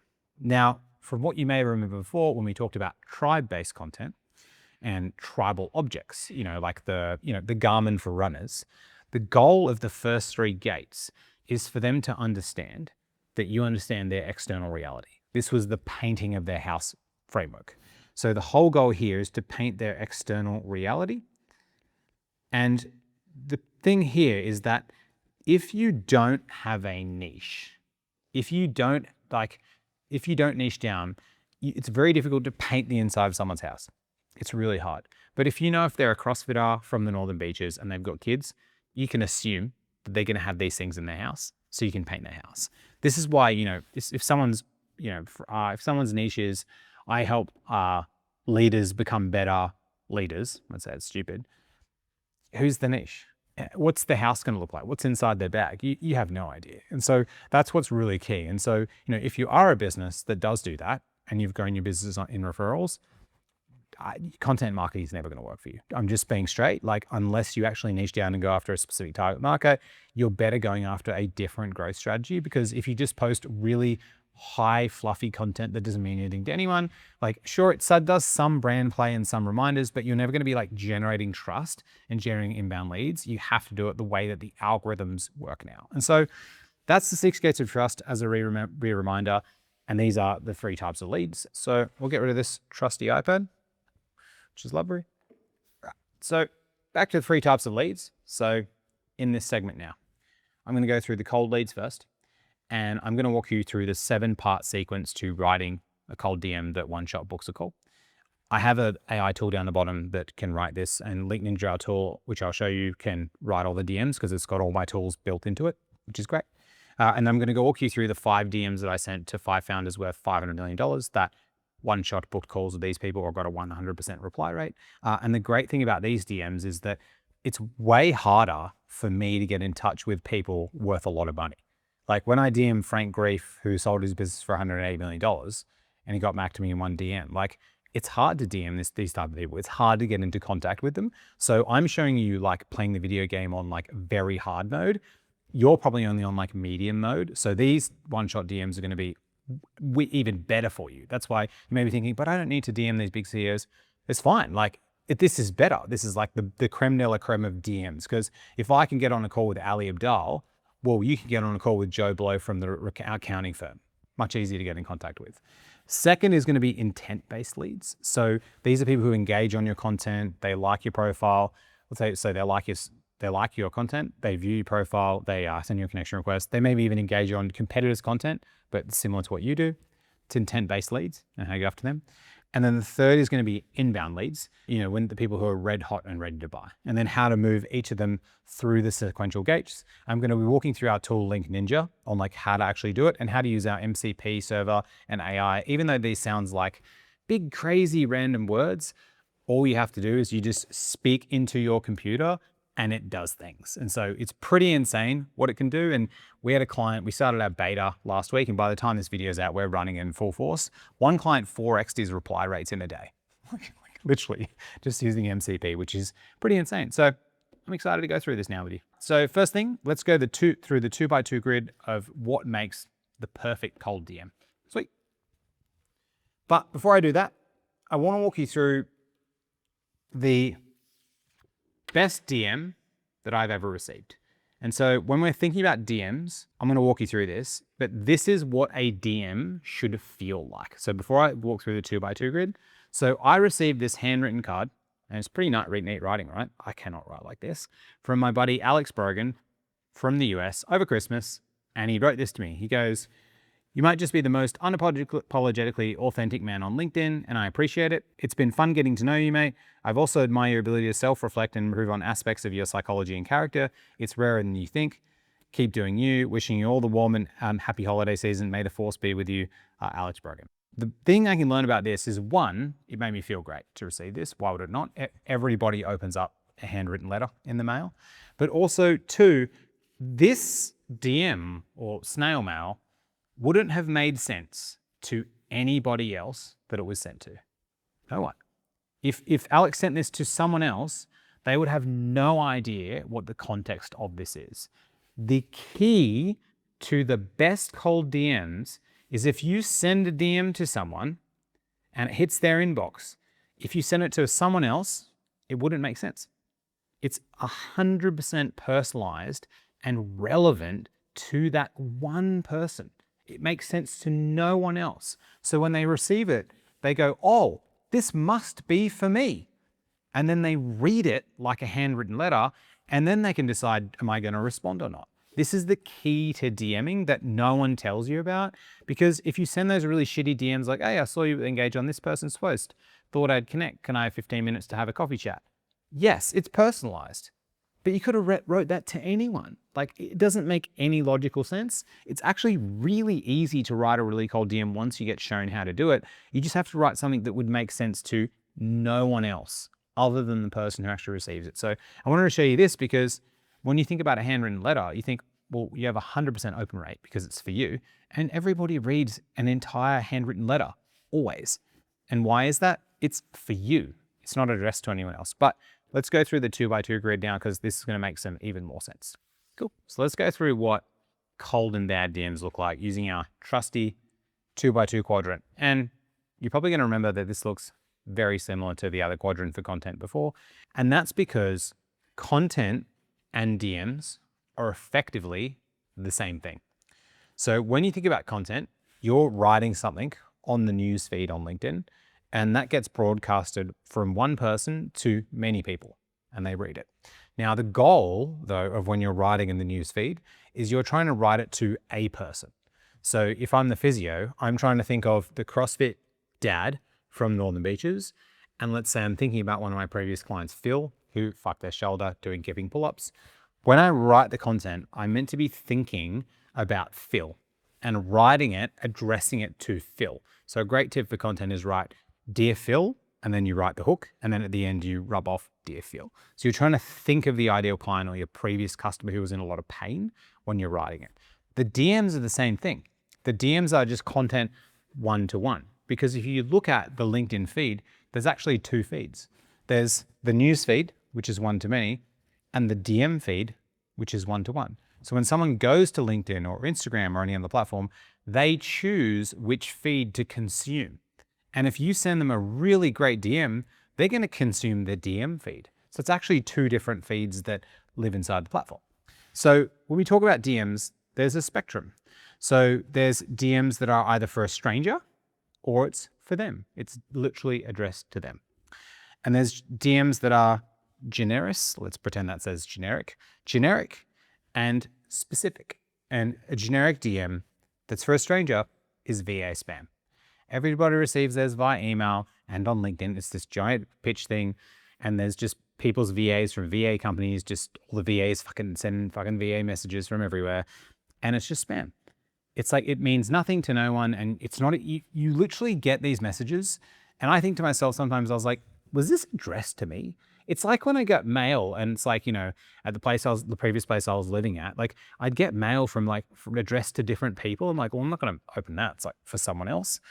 That's these messages you're sending. So when you're grabbing these just random cold DM templates and you're sending them, you're just sending spam. And this actually damages your brand. It makes you look stupid. So I definitely wouldn't suggest doing it. Then we've got DMs, which are generic or generis and for them. That's a door knocker. That's when someone comes to your house, knocks on your door, and they're like, hey, we're selling solar panels. You want to buy them? And like, you know, it can be, you know, specific, like, you know, it's for you, but it's quite generic. They don't really know if you need solar panels, if you've had them or whatnot. You know, it's like same as Jehovah's Witnesses coming to your door. They don't really know. They're just kind of playing the luck. And these types of things actually do work, surprisingly. It just requires you to do a lot of volume. And this is what the cold email bros talk about. And it works. If you send 1 million emails, you can get some people who come back to you. But like, I prefer not to do the door knocker stuff because there's actually a much better way. The next one is DMs that are for strangers, but are specific. And these are my favorite ones. Come back to the fortune cookie. So the fortune cookies, the same as content, you know, they're very specific, but they're kind of for a stranger or can be for anyone. And that's a fortune cookie. So let's open up the next fortune cookie and see what it says. And let's pretend this is someone sends you a DM. Wow, it's caught. I got shit all over the table. That's okay. It's part of the scene. Makes it magical. And it says, you will always be successful in your professional career. Fuck yeah, winning, right? Makes me feel great, but you could send it to anyone and it would feel great. And, you know, but it doesn't really do anything towards a sale. It just makes people feel good. These are great messages to send to your friends. Hey, I was just thinking about you. You're a legend. Great. It works out, but they're not the types of things that actually work on LinkedIn. Fortune cookies, probably finish these by the end of the night. All right. So what's the best type of DM? The best type of DM is if you unclog someone's toilet. It's when your dad comes to your house, you know, you're playing around with some things. By the way, I just unclogged your toilet. It was blocked. Oh, thank you so much. Really appreciate it. It's when somebody does something or I send you something that literally feels like a gift. It's like you just came out of nowhere and you just unexpectedly delighted them. You just love bomb them in the DMs and they're just like, I don't even know where this person came from, but this is fucking amazing. And I'm going to walk you through 5 of these ones now because you may be thinking, yeah, but like, how do I actually do that and operationalize it? So I'm going to walk you through how to do these ones now so you can do it yourself. So I'm going to walk you through an example of one that I sent and walk you through step by step. Then I'm going to walk you through the 7 steps to create it. And you don't need to even remember the 7 steps. They're in the AI tool. And then I'm going to show you 4 more to prove to you that it actually works. Cool. Let's walk through. Let's pull up the trusty LinkedIn Cold DM Bible, and every book I've ever put out about LinkedIn I've got below. So like we've got the Antiviral Bible, the Niche Bible, the Fuck Selling Build Trust. All of this is available for you guys for free, so you can get access to it. So when I'm talking through the Cold DM Bible, the person I actually DM'd was none other than this guy, Ali Abdaal. So Ali Abdaal, 6.58 million YouTube subscribers, usually hard to get in contact with. And so I'm going to walk you through the DM I sent him. And before I send it, you may be thinking, Matt, you've got advantages to be able to send this DM to him and blah, blah, blah. Hey, you got his WhatsApp number. When you think that to yourself, these are excuses. This guy's still a really hard person to get in contact with. When you're DMing Joe Blow from the accounting firm, you can literally just pull his phone number off his website. Like it's super easy. These people, it doesn't matter what group you're in, it's still hard to get in contact with them. So here it is in the chapter.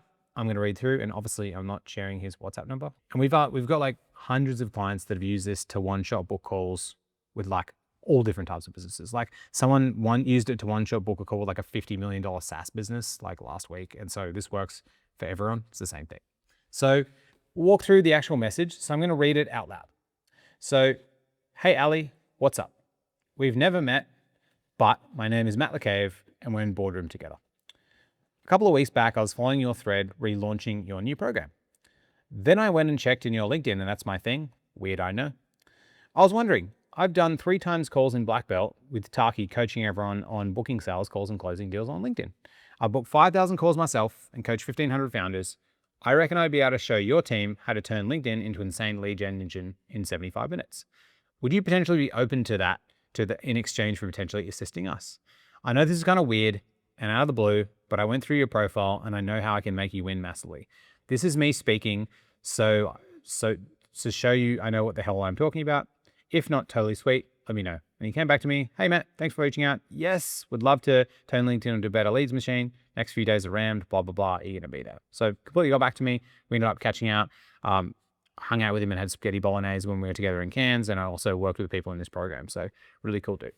So this DM itself, this architecture, you may think, oh, it just sounds like anything, but like when you truly break it down, I made sure that every single key point throughout the entire thing had a layer of a hook that Ali would actually give a shit about, which was really key. So I'm going to keep the laptop here.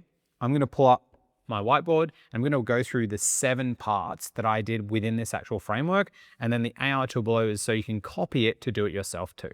So let's go through now the process of writing a cold DM. So it's called the perfect cold DM template, and dozens of my clients use this to one-shot book calls. And so this works with all different industries and niches and everything because it customizes it per person. So if we're looking at Ali's DM, we're going to compare it to this, and we'll go kind of back and forth a little bit. Now, the perfect cold DM template, there's 3 layers to it.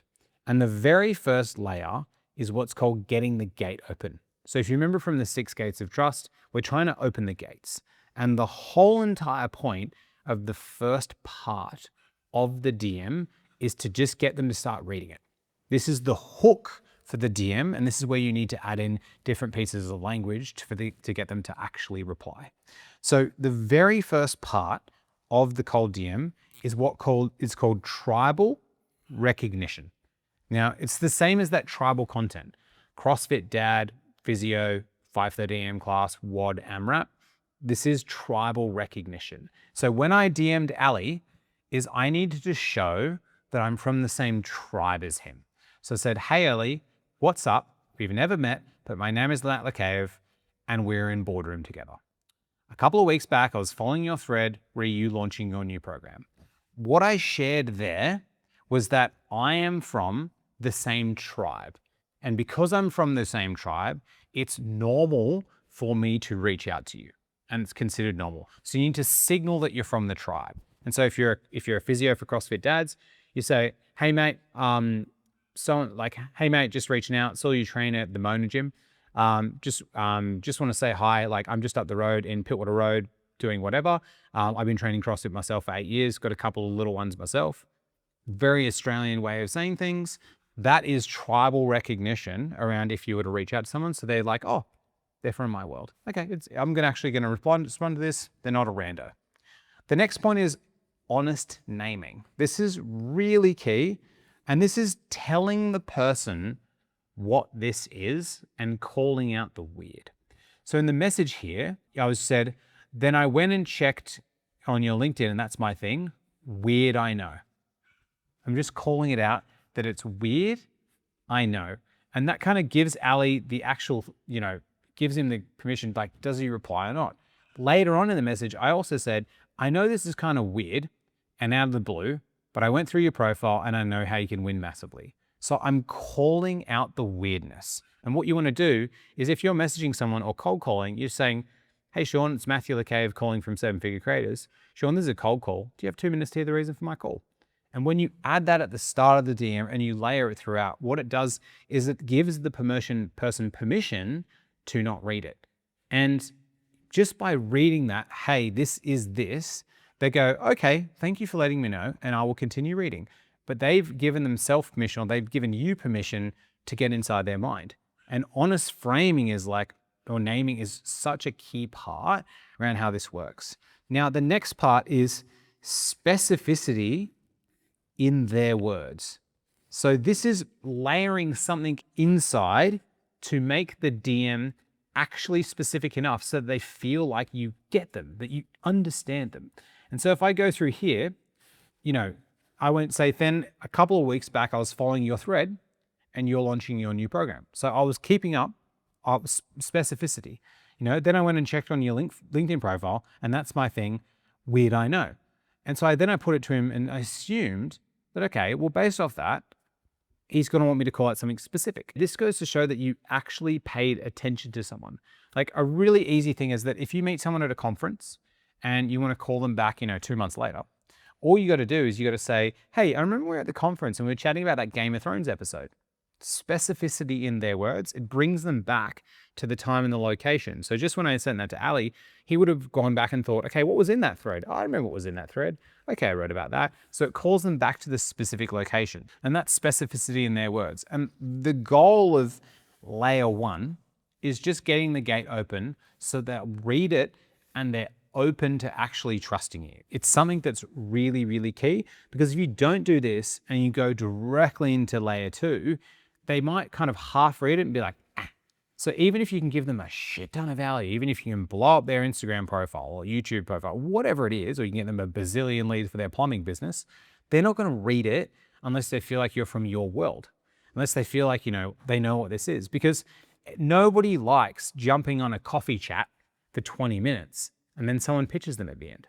Nobody likes it. Everyone's been through that thing. It's not cool. Like, you want to name it from the beginning. It's like, hey, if you want to have a coffee chat with someone, you say, hey, I'm just starting my business. I want to work with financial planners to help them build email funnels. I was wondering if I could buy you Uber Eats. Like, I'm not going to pitch you in it. I just want to ask you some questions to get some information. And then later on, if I think it's a good fit, can I send you an offer? Sweet. Super easy. That's all you got to say to the person. So this is layer 1, getting the gate open. Let's now go through layer 2 on how to actually kind of get them to reply, which is really key. So now let's go through layer 2, which is earning their reply. And yes, it magically just got wrote on when it was down there. It's just how it happens. It's magic. So layer 2. Layer 1 was like literally just getting them to read it. Layer 2 is earning the reply. By this time, they know you from the same tribe. It's specific enough, and like they're calling out that it's a bit of a weird thing or it's a pitch, and they're like, okay, cool, I accept it. Now you've got to this is the convincing point to get them to reply. So the way that this is structured is the 4th part is called inside world proof. And so this means that you live inside their world. It's really simple. And when someone says, like, how do I do this when I'm reaching out to people cold for the very first time ever? It's going to be quite difficult doing this. You can say things though, like, I've spent the past 4 weeks meeting with XYZ number of people. It doesn't matter if you have no clients. You just have to prove that you're really trying. Like, a really easy way to get clients for the first time is, if you want to sell to financial planners, just go to a financial planner event in your city. Just go there. Like, really easy. And then you can just DM someone and say, like, I just went to the Financial Co. Sydney.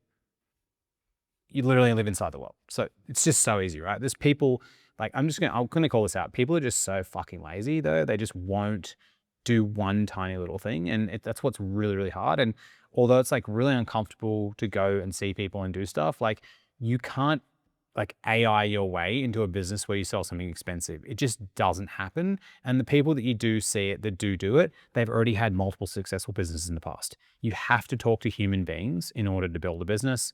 It's a requirement. Cool. So off that train. So inside world proof. So if I go here, I'm saying here, like, we're in boardroom together, which is key. A couple of weeks back, I was following your thread. And so that already enough is inside world proof. But I've still gone on. I said, I was wondering, I've done 3 times calls in black belt with Taki, coaching everyone on booking sales calls and closing deals on LinkedIn. So, a lot of people know Taki more. I went through his black belt program and now I'm in his boardroom program.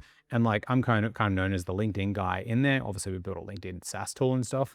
And because of that, he usually coaches Instagram and stuff. Sometimes he'll get me to guest speak and talk on LinkedIn because people want that. So I've had 3 trainings in there, and Ali later said he watched through my trainings and he thought they were brilliant. So that was really cool. But like, I'm just calling out that, like, I am inside the world and I literally have proof. Like, here actually is it. And you can say anything. A very easy one is, I just went to a conference, or I just watched the event online. Just something that shows you actually put in some level of effort. You could even say, I was just chatting to my accounting firm client last week. We call it, some way you show inside world proof. And I've shown it within this message. So inside world proof, it's really key. What separates the pros from the amateurs? When you really add this into the DM, it shows that you actually really care. And it's also, unless you niche down or tribe down, it's quite hard to show inside world proof. And so you actually have to be in it. But what that shows to the other person is that you actually really care. Like, you really care. You're not just in this funny, like, you really are trying. And that's what people want to see. Especially with the world of more and more AI content and DMs, people want human stuff. Now, the 5th part is called unclog your toilet, or unclog the toilet. And this is obviously, it's my favorite word, right? I thought it was super funny. And you're going to remember this forever because it's going to stick in your brain. You're going to think unclog your toilet content or DMs. So unclog your toilet, what is this? You need to bring something to the person that they kind of didn't expect. And they're like, whoa, you're going to fix this thing for me. And so I was like, I've booked 5,000 calls on LinkedIn myself. And I know that's like many more calls than Ali's probably booked from LinkedIn because he's not that active on LinkedIn. And also, I don't even know if he books calls, to be honest. So I actually have no idea. And then I said, I reckon I'll be able to show your team how to turn LinkedIn into an insane lean machine. So I'm just like, I've just come out of nowhere And like, yo, I know you probably got this thing because like you've got this program going and you probably want to use LinkedIn. Obviously your clients probably want to use LinkedIn. And I did. I ended up doing a training for his clients in his program and it was super useful. One of his clients actually came and worked with us too, which was hilarious. It's really key to like actually give them something that's like unclogging their toilet. If I just reached out to him and like fanboyed him, because yeah, I watched his stuff all through COVID. I was like, man, this guy was so cool. Like his second brain stuff he did with Tiago Forte, his productivity stuff, everyone's loves this stuff. He's a really cool dude and he's the same in person. Awesome. And his wife also is an actual weapon as well. So they're both really great people. But yeah, you need to give them something that's worth their time. And the other 4 DMs I'll show you shortly, these are worth their time too. And so that's unclogging your toilet. Now, the last part about the DM is the gift. So the gift is, what am I giving you? And a gift has to be 3 things. It has to be unexpected, useful, and optional. So they can say no. And so the way I proposed it to him, I said, you know, this is what I've done. I've done all these goals. I reckon I could turn your in 75 minutes, your LinkedIn into an insane lead machine. Would you potentially be open to that in exchange for potentially assisting us? I reckon I'd be able to show your team how to do it. So the gift was, I don't even want to meet with you. I want to meet with your team and I'll show them how to do it in exchange for potentially helping us. So I wasn't just saying this is just nothingness. And you know, at the end I said, I know it's kind of weird. And I showed this is me speaking to no, I'm not a numpty. And this gift of unexpected, useful, and optional was the reason why I was like, hell yeah, I would love to do that. So it's kind of like I've just come out of midair. He's got a program. I know his clients are struggling on LinkedIn and I'm just coming out of nowhere. And he actually put some of my trainings as his trainings in his thing, which was awesome. And because LinkedIn's my specialty, it's not his, and people trade things and they help each other out. Just, it's like bartering before the pre-money times. It works really well, doing people favors. And like this format is what gets you a reply.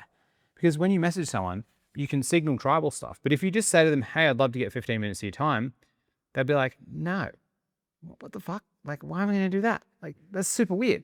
Like, that's totally random. And so the gift part is just like, you know, unclog their toilet and give them a gift, but make the gift optional. Give them like, when you give the gift, give them like the receipt thing, you know, the receipt thing, and they can exchange it if they want and they can say no and make it totally optional. Because even if someone doesn't get back to your DM for this, they will still think to themselves, wow, I can't believe you wrote that to me. And the best type of DM is the one that you send is when somebody goes home to their partner or their family and says, wow, I just received this message from this Matt guy today. It was great. It was so nice. Can't help him at the moment, but it was really good. That's what sticks in your memory. And that is what made me remember about Alex's message that he sent me. I wouldn't have remembered this because it made me feel special. It made me think about it. It was great. And this is the type of cold DM that's the perfect cold DM. Now, we've got layer 3, which I'm going to walk you up next. So I'm just going to magically put this down here, and then it's just going to appear back rewritten. So let's walk through it now. All right, let's go through the last layer, which is layer 3, remove friction layer.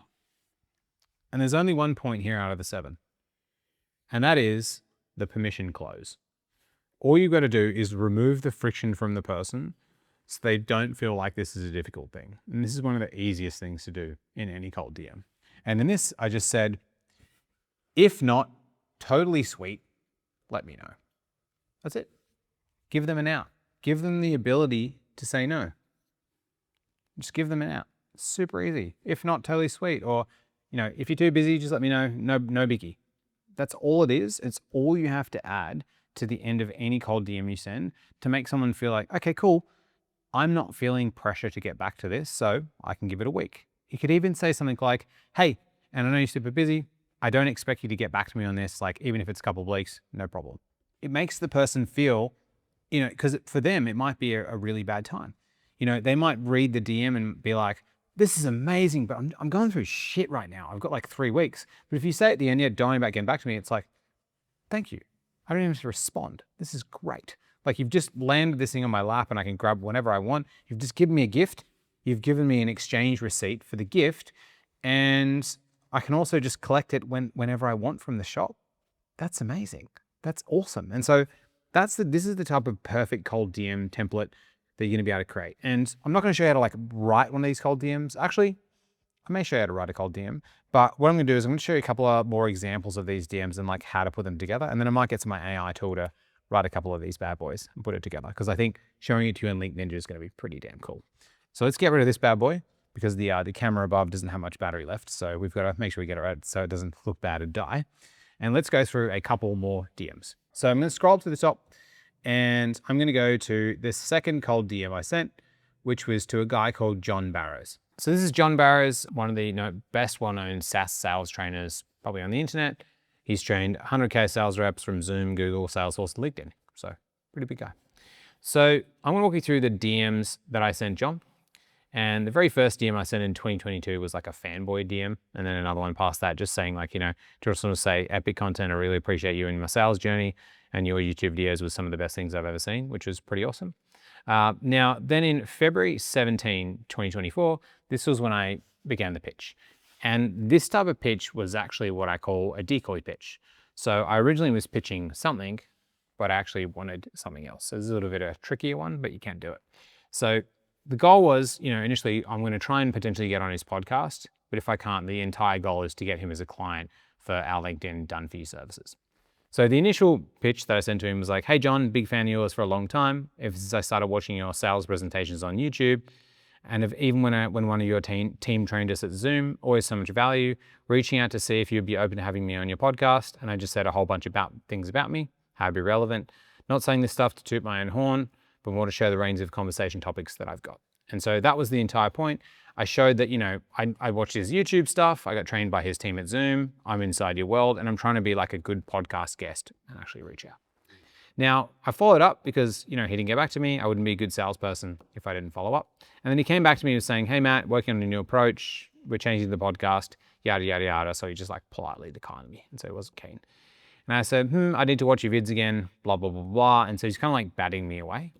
And then this is when I went for the kill. This is when I was like, all right, I'm going to go in and try and get him for this, because the decoy worked. He got back to me, he responded. And just remember, the purpose of every DM is actually just to get a response. It's not even to book a call. It's usually just a response to acknowledge you exist, because if you do that, that's a positive. But then I said to him, yeah, that would be awesome. I coach essentially how to use LinkedIn to generate 5 warm leads per week. You need a bit personal brand, copywriting skills, chatting skills, prospecting skills, yada, yada, yada, make each other 10 times more efficient. And then I sent him a Loom video. Now, a lot of people aren't fan of Loom video strategies about sending to people. I think they're really good if you get the person's attention and you have a discourse beforehand and you're actually talking. Because the Loom video I sent was something like, I haven't even clicked on the Loom video. Let's open it. It was like, I think it was like 2 minutes long or something. It was 4 minutes and 49 seconds. That's pretty good. 5 minutes and 47 seconds. Would usually recommend 2 to 3 minutes, but mine was personalized and specific enough. And so I sent that to him and I said, this runs through how I'd solve the issues with your personal profile to drive more leads. I would make sure whoever you are is going to understand what this is, because if they don't, then they won't question it. Can't actually type for some reason. And then he didn't get back to me.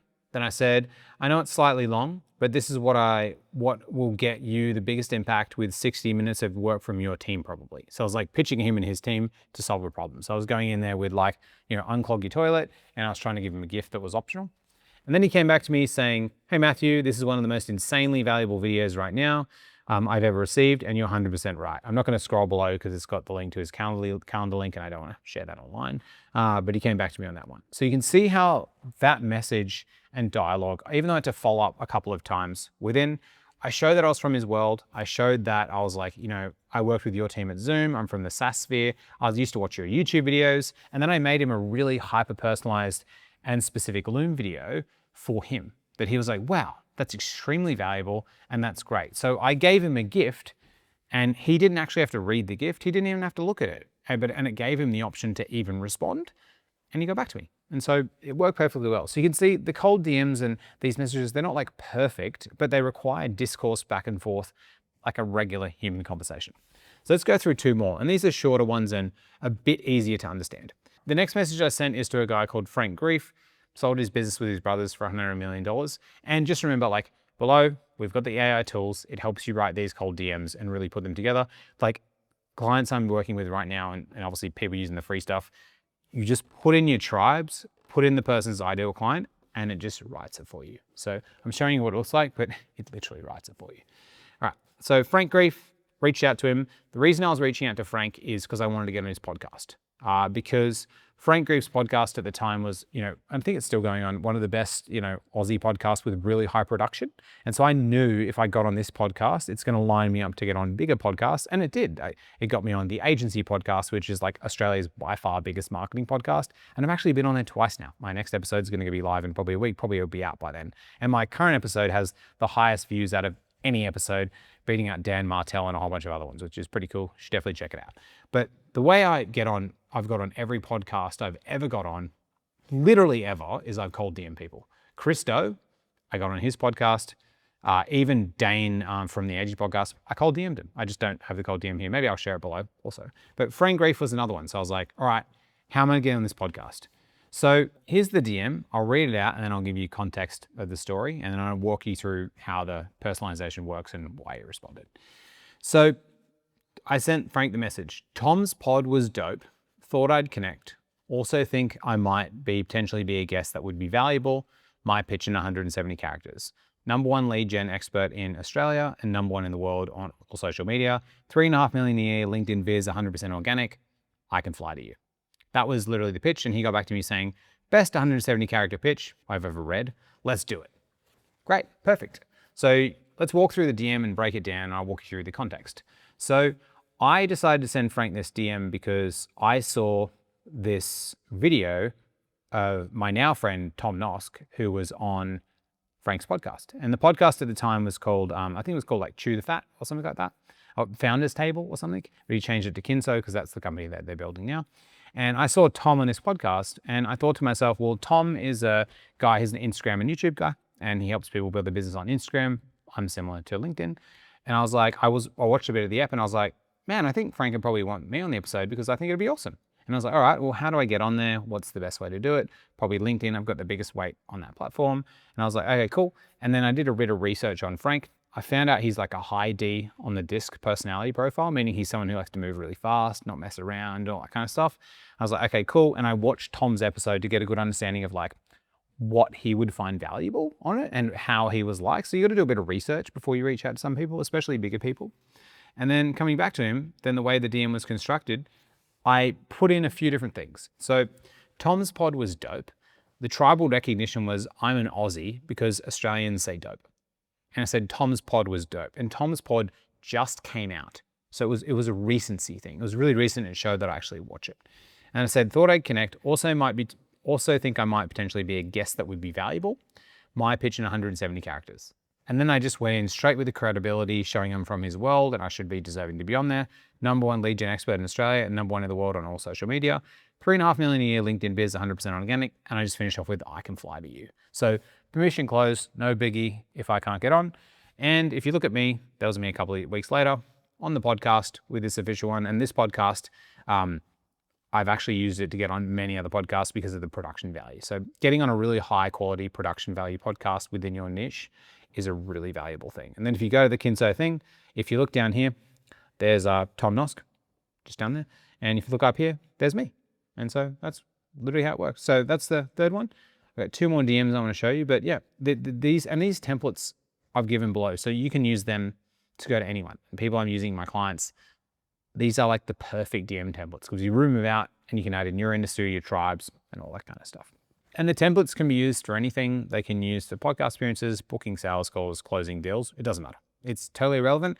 I'm just showing you like the way I do cold DMs for high leverage things. And again, remember this, I'm playing very hard mode. You get to play on easy mode. It's actually a lot easier and you're gonna get a way higher reply rate too. But even with these ones, there's 100% reply rate. Right, the next one I'm gonna show you is I cold DM'd a guy called Nathan Barry. Who's Nathan Barry? He is a guy that owns, ConvertKit or Kit, worth hundreds of millions of dollars. So pretty well-known guy. So for me, same thing. It was for a podcast appearance, but you can use this for booking calls or anything. Totally fine. I said, hey, Nathan, just watching your podcast with Tiffany now. I didn't realize you're interviewing coaches. I'm heading over to the US next week and would love to jump on your show. Here's my shortest pitch of all time. And then I just talked about all the different things I've done. Oh, okay, that was a bit longer than I thought, haha. And if you wanted to see how I am live in person, I shot this 2 weeks ago with Frank Grief. And that was when I showed Frank Grease one, high production value, and then it got a lot of views. And then underneath he said, thanks for reaching out. I typically do podcasts in batches, so he'd be keen to have me again in June because he wasn't doing it at the time. Still 100% reply rate, going back to him. I won't spend too much time breaking this one down just because it's a pretty simple one, same as the other templates. All right, so that was to Nathan Barry to ConvertKit, 100% reply rate. I was gonna show you a fifth one, but honestly, I wanna get through all the intent-based DMs and the inbound DMs, which we're gonna be covering now, but I'll just shove it down below so you can read the fifth one. So what we've learned so far is there's 3 types of DMs. There's cold DMs, intent-based, and inbound DMs. We haven't gone through intent-based and inbound DMs yet. We've only gone through cold DMs, which we've gone through now. I'm just gonna recap the 7 layers of a cold DM so you can actually put it together. The AI tools below again, it writes it for you. 100% reply rates has been awesome. And then we're gonna move into intent-based DMs, which are the next level of DMs. Remember, the purpose of cold DMs are just to open the gate 1 to signal that you're real. The purpose of the intent-based DMs is to open gate 2, and the purpose of inbound DMs are to open gate 3. So just so you remember the sequence of how to write the perfect cold DM, it's 7 parts. Now, layer 1, again, is just getting the gate open. This is really key, and you can get access to this book right below. Now, move 1 is tribal recognition. It's to say things that they know that you're from the tribe. So if I'm a physio and a CrossFitter, if I say Pittwater Road, someone will immediately know what that is because only people in Sydney who on the beaches think about Pittwater Road. If I say to someone, if someone from Belgium tells me a road, I'm not gonna know what that road is. Why would I know? But someone in Belgium would. So they know you're from the tribe, really key.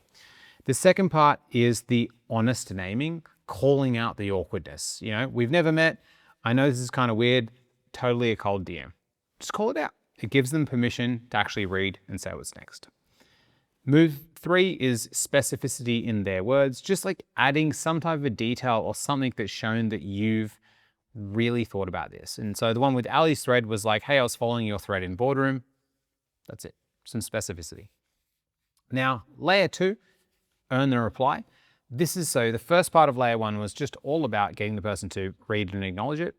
Layer 2 was obviously getting them to reply. Now, what you want to do here is you need insider world proof to show that you live inside the world. So if you're the physio for CrossFitters, if you just said, man, I did the WOD on Wednesday and totally messed up my hands on the bar muscle ups, they're going to know you from inside the world. And so it's a really key thing. What's like has a cost of being in the world. The 5th part is the unclog your toilet. This is where you need to find something that's of value to the person and then be able to offer to do that thing for them that they didn't even realize. Like out of the heavens, you just come out of nowhere with something in order to help them. So unclog your toilet, think about that, and you're gonna remember that forever. Move 6 is the gift. This is where you give them something or you offer them something that's unexpected, useful, and optional. So it's unexpected, they didn't expect it. It's useful, which is great, they can use it, and it's optional. You can say no if you want. You don't have to get back to me. And this is really key in order to get the reply. And then the last part is layer 3, remove friction. This is just the permission close. If not, totally sweet, or would you be keen, or just let me know. It's like no pressure on their path, or if they're really busy right now, you can say, hey, I also know you're really busy right now. I don't expect to hear back from you for a couple of weeks, but I'm just putting this on your radar to know we can cover it in June. Super easy, and they'll read it and they'll be like, thank you, this is amazing. I will get back to you, which is really important. So that's the 7 parts of the perfect cold DM. Again, it's in the AI tool below. Next up, we're going to be covering right now the intent-based DMs. So let's go through that now. So let's go through the second type of DM, which is the intent-based DM. The intent-based DM is one where someone has shown a signal that they may be interested. And remember, this is the one we're trying to open up gate 2. So they already think you're a real person. They're just thinking, is this for me? So examples of intent or signals that they've shown you is if they like or comment on your post. If someone likes or comment on your post, and if you're speaking about something that they might care about, they're engaging on that. And so if you help recruiters book calls on LinkedIn, I don't know, I thought about that, but that one. And if a recruiter engages on your content, if you're talking about how you helped another recruiter, that's showing a signal that they might be interested in your stuff. really simple, but for some reason, people don't reach out to these people, which is really strange. Alex Hormozi calls them engaged leads. Same thing. Then we've got people who view your profile on LinkedIn. And view profiles are sometimes better than people who engage on your content. And a lot of people, I've spoken to, they're like, they sell to people who, maybe they're in a job and they're selling them to leave the job. And, obviously they're not going to engage on a post to be like, comment this if you want to quit your job and get a new job. Obviously that's not going to happen. If you sell to larger CEOs, a lot of the time they're not going to engage on your content, because if they engage, their employees are going to see them engaging. And so some of these times these people want to be anonymous, but they'll view your profile after. And LinkedIn has this ability. The other type is if they connect with you or if they follow you. On LinkedIn, there's a difference between connecting and following. Someone can just tap the follow button, or they can tap the connect button. Connect means they can kind of have a conversation with you. Follow is they just kind of see your content. And so this is really good, because if someone connects with you, they're obviously are interested in connecting with you. And the great thing about LinkedIn is that if you try to connect with someone and they hit accept, they've given you permission to talk to them. And permission-based marketing, I won't get into that, but it's literally the key to marketing. The next type of intent-based, if someone engages on similar content to yours.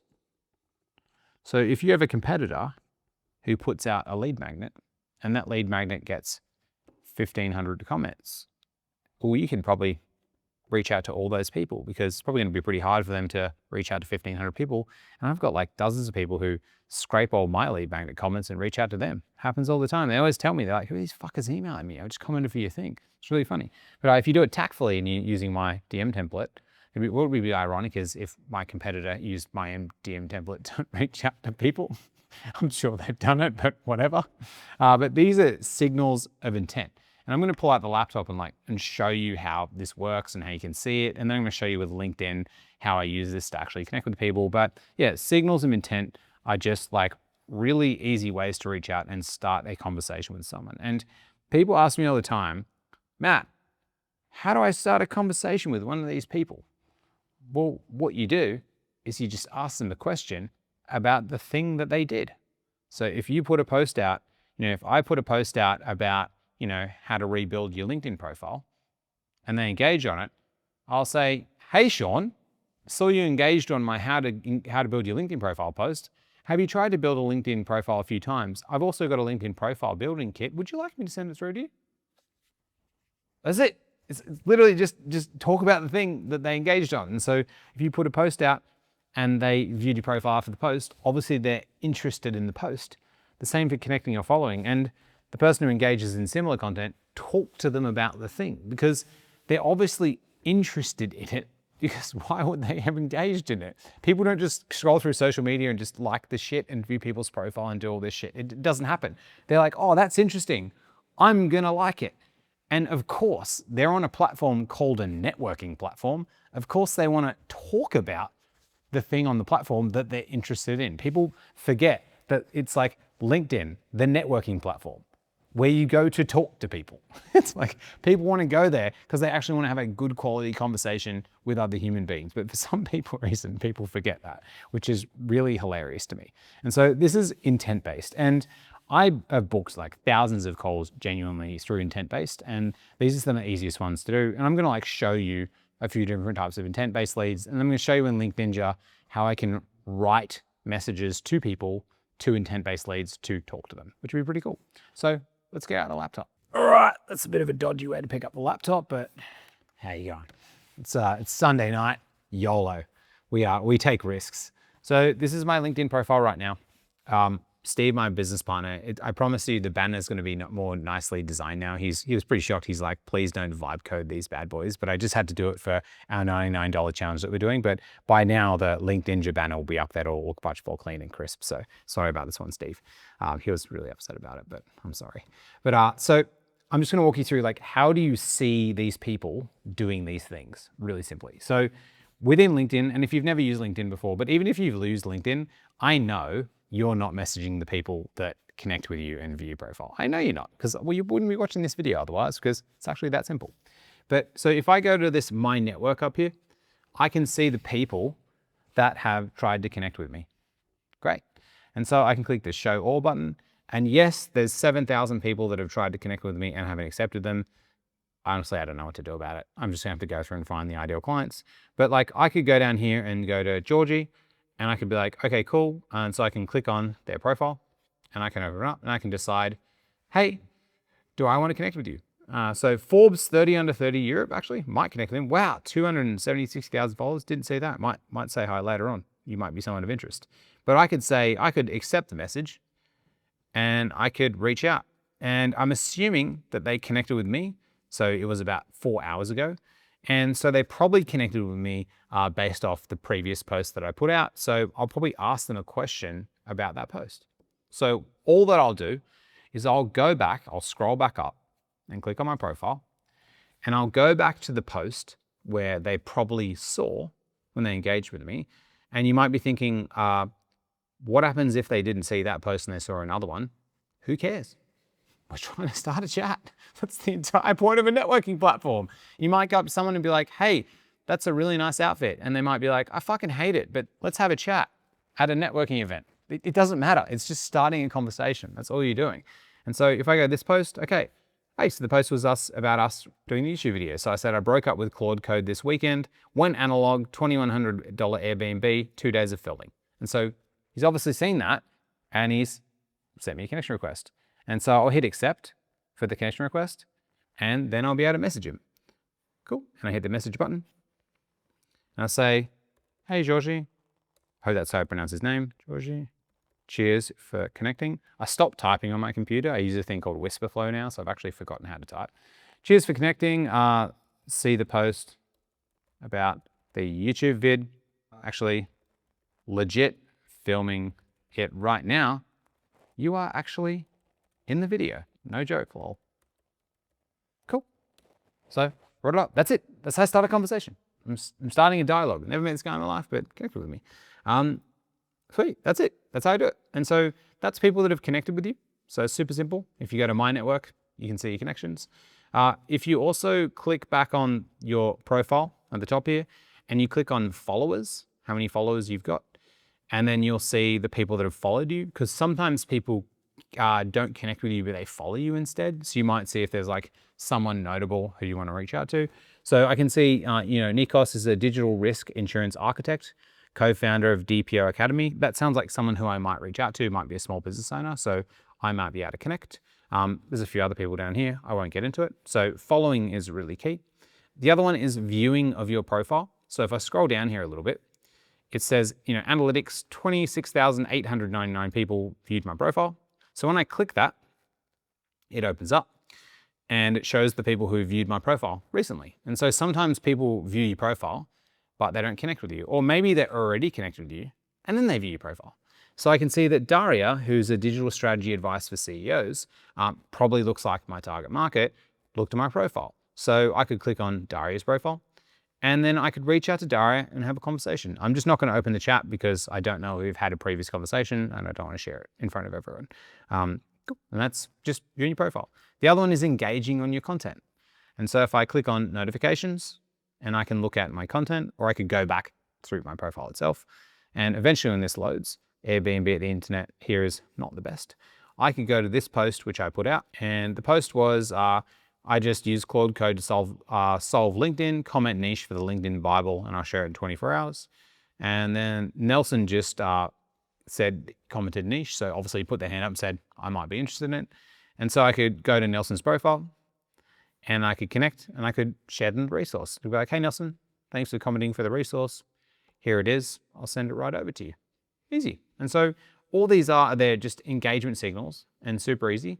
Now, if I wanted to engage on other people, if I wanted to find other people engaging on my competitors' content, this is how I do it. So, if I look at Harold Rain, this AI system generated 65,000 leads and 15 million impressions, and I'm sharing it all. Sounds like something I'd say that potentially doesn't sound real, although I don't not say real things, but sounds a bit weird.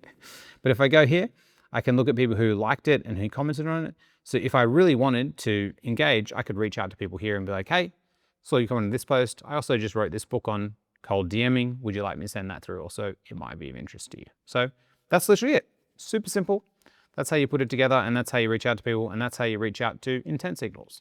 Now, you're probably wondering though, like, how the hell do I keep track of all these messages? Because the LinkedIn DM inbox is garbage, and it is. It was built on Windows 95, as you can see. I'll show you how to track everything in our DM tool, Link Ninja. This is our LinkedIn SaaS called Link Ninja. Pretty awesome, right?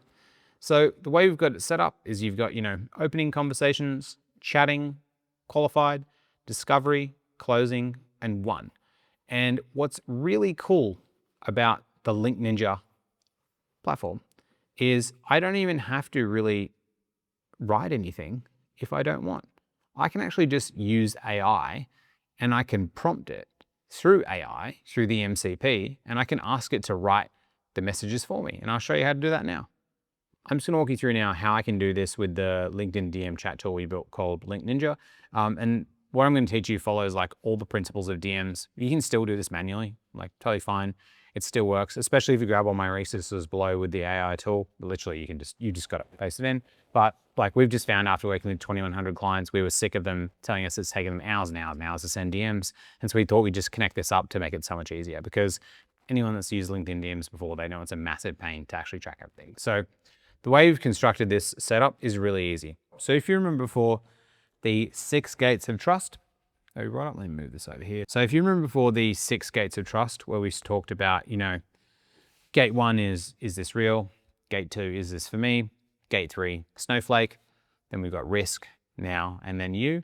Well, what we've done with Link Ninja over here is we've replicated the gates based off the 6 gates of trust. And so, which is pretty cool. So we've mirrored these up. So here, what you can see is there's a conversation where you're opening a conversation with someone where they haven't really responded. Then there's conversations of people you're chatting to, literally, that's it. Then there's people who you're qualifying. Then there's discovery, which is risk, closing, which is now, and then one, which is you. So literally these match up 1 for 1 within the platform to make it like super duper easy. So the great thing with Link Ninja is that you can plug in your LinkedIn DMs into whatever AI tool you use. So if you use Claude, ChatGPT, I think Manus, I don't know, whatever the other ones are, Gemini, or by the time this is out, there might be some other brand new ones. Whatever it is, you can literally plug it into it. So it makes it really easy, because all those AI tools that you've seen below, it adds it all inside the DMs, and so it pre-writes them. And again, you can do all this manually. Totally sweet. And I've been doing it manually before this tool for years, and we booked 5,000 calls. It's just a faster and easier way for you to be able to do it. So all I need to do here is I just need to bring up Claude Code, and I've got Claude Code in my terminal. Now, if you're scared and you don't know what Claude Code is, you can just use this in ChatGPT, or you can use this in Claude. But I'm just gonna be honest with you, to set this up, it takes literally 3 minutes. It's so stupid easy. It's like anyone can do it. Just ask AI. You don't have to get scared for it, but you can use regular ChatGPT. Now, all I do now, if I'm going to send DMs, and again, we don't automate a single thing though with LinkedIn DMs, because LinkedIn doesn't allow automations at all. All it does is it drafts the replies, but you have to send these things manually to everyone. So the entire tool we have isn't any automation, because we don't want to break any terms of service, but it does all the other things that don't actually do that. Now, all I need to do is I could type in to my computer, but I use a tool called Whisperflow, which allows me to speak, and it just dumps everything into my computer. And what's really cool about Whisperflow, and I highly suggest you get it, is I speak at about 200 words per minute when I'm speaking on Whisperflow. I probably type maybe at 40 words per minute, something like that. So it allows me to say things 5 times as fast, which is pretty insane when you think about it. So all I need to do is into the tool, I'll pull up Link Ninja over here, I just need to speak into it and say, hey, Claude Code, can you please pull up the Link Ninja MCP? And I want you to go through and read my 100 most recent messages. And I want you to find all of the people that requested the lead magnets. Some of them maybe said challenge, some said niche. I can't remember exactly what they said. They're usually just one word in the message. And I want you to then add a reply back to them and say something like, hey legend, so sorry for the delay. I'll shoot you the resource right now. Oh, by the way, tomorrow we're starting a 5-day challenge for LinkedIn also, just in case you wanted to find out some deets about it. Would you like me to share them through to you? It's 99 bucks, no biggie if you're not interested. Cool. And so can you write that to those people, and can you put all of the leads there in the discovery session, and so that they can automatically get sent to them. Pretty cool. And then I just hit the button again, and then it just takes exactly what I said, puts in the DMs, and then it starts drafting the replies. Pretty freaking crazy, if you ask me. Pretty insane. So while that's running, what I'm going to do is I'm just going to walk you through the third type of DM, which is the inbound lead, and how that actually works. So we'll let this run, and then we'll have the inbound lead happening at the same time. And so as we're waiting for the AI to generate this, and once it does generate it, I'm going to walk you through like step by step, like the exact psychology, what's in the DM, what's in the templates, what's in the messages, so you can actually replicate these things themselves, even if you just want to still write them manually. But the next part now, I'm going to walk you through the warm DMs. So the inbound DMs, these are people that come to you, and what's really important here, because I've seen a lot of people mess these things up. If you do mess up an inbound DM, sometimes you can lose it forever. So I want to make sure that literally doesn't happen to you. So let's pull out the old whiteboard and go back through it. There's only one thing that truly matters when it comes to inbound DMs. And this is the thing that you have to think about in your mind all the time. And that is speed to lead. This is a very classic sales, marketing, and lead gen phrase, because it is very important. And I've got to put a imaginary box around it because it's very important. The reason this matters is because we use 24 hours in a day, 16 hours you're awake. In the time or the process of the day, you have different emotions during the day, and you care about things more deeply. So when you're really hungry, you really care about food and you want to eat. But after you eat, you're not hungry anymore. You don't care. Inbound DMs are the same as when someone's hungry. When they're coming to you with an inbound, they're really keen to talk to you. Their emotions are high, and at that time, that's when you want to capitalize. Because the purpose of this DM is to get them through gate 3. And gate 3 is, again, the snowflake gate. I was going to attempt to draw a snowflake, but there's no way I was going to be able to do that. So this is the snowflake gate. And with this gate, you can actually, a lot of the time, take someone from a gate 3 all the way past to gate 5 and they buy from you, like in one shot, in one go. So the biggest key with inbound DMs is to make sure it's speed to lead. Now, a way you can get speed to lead is you can constantly monitor your LinkedIn inbox. It's a really key one. You can constantly open it up, see what's going on. You can also set up potential webhooks and stuff like that. We've built into Link Ninja, so you could potentially set up a cron job, which just essentially keeps updating and just really reading through and just double checking. We've also set up links where it WhatsApps you, it sends you Slack messages and even like text messages where you can be like, hey, red hot leads come in. So like literally AI can read your inbox, and when a red hot lead comes in, you could even set up to literally call your phone and be like, yo, red hot leads come in, get back to it. So you can actually get back to it. So speed to lead is something that's really key with the inbound DMs, because as we know, people's emotions go up and then they die down. So that's something that's really, really curious. And the way you treat these leads is very different, because when you go for leads that are cold or leads that are intent-based or they're showing a signal, those ones you take your time. You're taking your time, you're going through, you're buttering them up, blah, blah, blah, blah. And then when they show the sign of pain, that's when you reach out, which is really, really key. Inbound DMs, they've shown the pain. They know the issue, they want the issue solved, and they want to move on it fast, so you want to get it to them fast.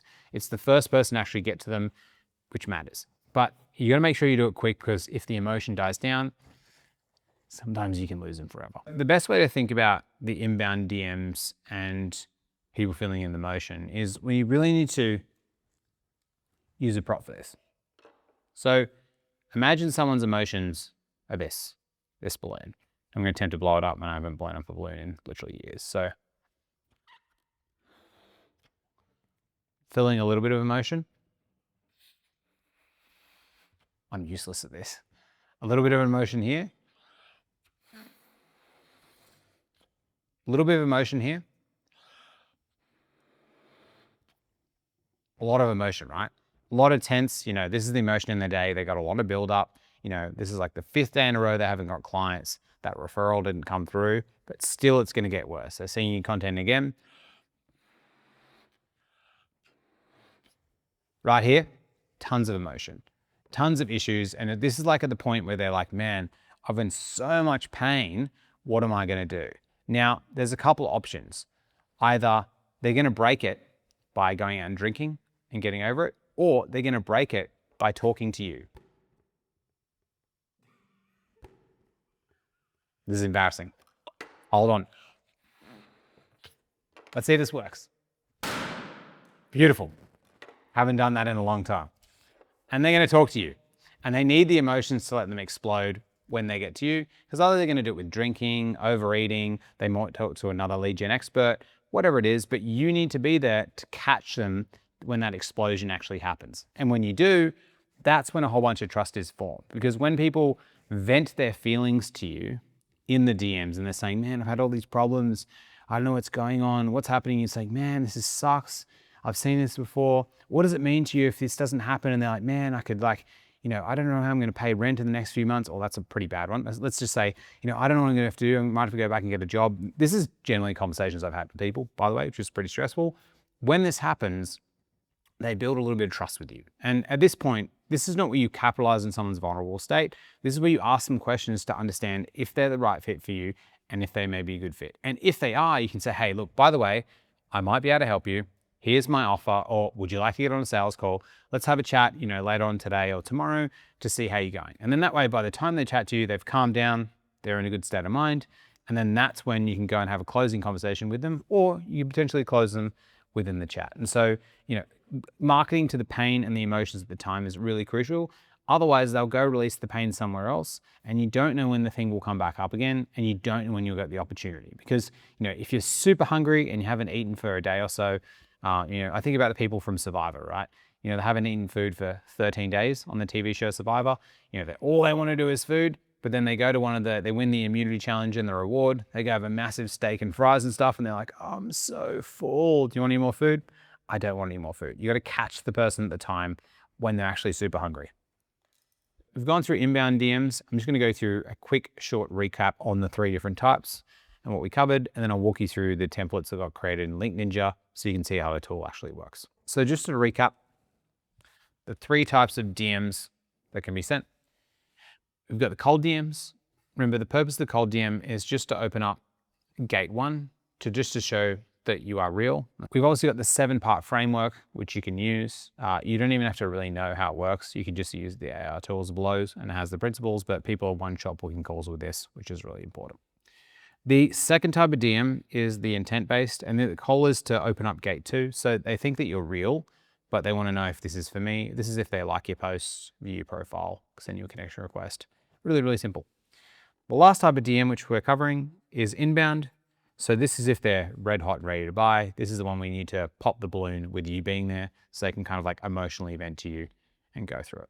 Now, these are the 3 types of DMs. We've gone through them. We've got the templates below. There's one last thing that I really need to cover, because when it comes to selling in the DMs and sell by chat, this is the most important thing, which nobody ever talks about. And for this one, I need to pull up the trusty iPad. So we're now back with the 6 gates of trust, if you remember. And the goal here again is to build trust with a stranger so that they eventually turn into an identity ally. Super important. Now, when I used AI to analyze and review every DM that I've ever sent, every book call, and absolutely everything, how long do you think it would take to book a call with someone? When you sit there and think about it, how do you think? 1 day, 2 days, 3 days? So when I did the math, it took me on average 26 DMs. So this is, I've sent 13, they've sent 13, and 1 to 4 months of conversations, genuinely. And that's because trust takes time to build. People are not just automatically want to buy from you. Some people are, but there's only a small, 3% of the market that's ready to buy right now. A lot of people just aren't ready, or they're too busy, or they just haven't gotten to know you enough yet. Some people have a rule where they're like, I have to know someone for a month before I make a big decision, and that's totally fine. But just remember, the whole goal of your DMs, all that you're trying to do is you're trying to build trust with people to take as many people from you as you can, from a stranger to an identity ally. And you know what's crazy is that you can have identity allies of people that have never made you money. I remember when someone messaged me and no joke said, Matt, I just want to let you know, I've used your free content and literally pulled me and my family out of poverty. I've never paid you any money. I've made $15,000 and I just want to let you know that. That person was an identity ally for me. Identity allies don't actually need to pay you money for it to be working. Think about how many people have paid Hormozi money. How many identity allies does he actually have? And that's the point of the DMs, is to be a good person, build a whole bunch of trust with people so that they just tell other people about you. I remember a client that I closed that was 15,000 USD. The reason they closed, and this was via a WhatsApp chat, they sent me 15 grand USD in a WhatsApp chat. The reason they did it is because they asked a really close friend of theirs and they said, hey, I need help on LinkedIn. Who's the best person? And this person said, this Matt guy. You gotta buy from him. And the guy's like, have you paid him? He's like, no, I haven't paid him, but I've just used his free stuff and closed deals. He's amazing. And that's how you get it. So abundance mentality is like the key to everything. And me right now, I'm giving you every single secret I possibly have on LinkedIn. This is everything. I'm not holding anything back. I'm sharing everything. And just, I know, because the right people that consume this, they will actually get results. And the wrong people, they're not gonna like try and steal my IP and run away with it. Like, they're not even gonna do anything. They're just gonna click off the video and go back to their life and eat some takeaway food and not do anything, right? It's just life. But the people that do it, the people that do take the IP and that do use it and that do get results, even if they don't pay me, they're gonna think about me. They're gonna remember me. And then when it comes up about LinkedIn, they're gonna be like, oh dude, you should follow this Matt guy. Like, I got sick results. Oh, amazing, I'll go do that. Because the goal is, within your niche, your category, you wanna become a nano celebrity to the tribes that you market to. So if you're the physio for CrossFit dads on the Northern Beaches in Sydney, and you give away a few different shoulder things and they go tell everyone about it, it's all a positive. Everything is a positive. When you give, there is no negative. Like, literally the Bible says it, like all religions say, just give. And it's just like the basic principles of philosophy. It just feels really weird to give because you're like, I'm not getting anything in return, but you don't want to think about that. You just want to think, I'm just going to keep giving, and things just happen. Luck just falls out of the sky. That 15 grand client that I closed, the luck just fell out of the sky. I didn't even plan it. And what happens is, like, you remember in Harry Potter, you know, when he takes liquid luck, you remember when he drinks that thing? It's like, it literally feels like when I give, the more I give from this, even this video, when I do put it out, it's like I'm just drinking liquid luck all the time. And I was walking around, it's like, oh, I get on a podcast here, new client here, they just want to pay me 30 grand. You want to do this thing with me here? It just happens. It just happens all around you. So the key of the DMs and the conversations, it's not to make people feel uncomfortable. It's not to follow them up like a crazy person. It's not to be like, oh, do I DM them tomorrow or the next day? Are you giving to them? And if you're giving, you can DM them as many times as you want. You can DM them all the time. They're never going to stop if you keep giving away free stuff. But you have to remember this when you're actually doing it, because if you don't do this and you're always trying to take from the DMs, you're not going to get anything back to you. It's like the karma of the world. It's the karma of the LinkedIn DMs. That's literally just how it works. Don't be the shitty VA template message. All right. So hopefully by now, the Link Ninja has finished our thing. A few days ago, I posted a post. Let me pull it up now and I'll show you. I shared the LinkedIn Niche Bible. Let me just pull it up down here. Here it is, the LinkedIn Niche Bible. And a whole bunch of people commented for the lead magnet, and a few people DM'd me saying niche because they wanted a LinkedIn Niche Bible. So I just got the AI to write it back and reply to them. And so what it did is, if I go to my chat pipeline and I just click on the filters and I click tags like I just did there, and I go Niche Bible because it tagged it, it just went through and it tagged everybody that sent me a message wanting the resource. Perfect. Then all I have to do is I click here and I can literally just scroll up and down with a click of a button. Super easy. And Kim just messaged saying, niche me. And so it wrote the message back. Hey Kim, legend, exclamation mark. Cheers for dropping niche me on the post. Love the enthusiasm, haha. So for the delay, mate, here's a copy of the LinkedIn Niche Bible for you, and there's the link to the copy.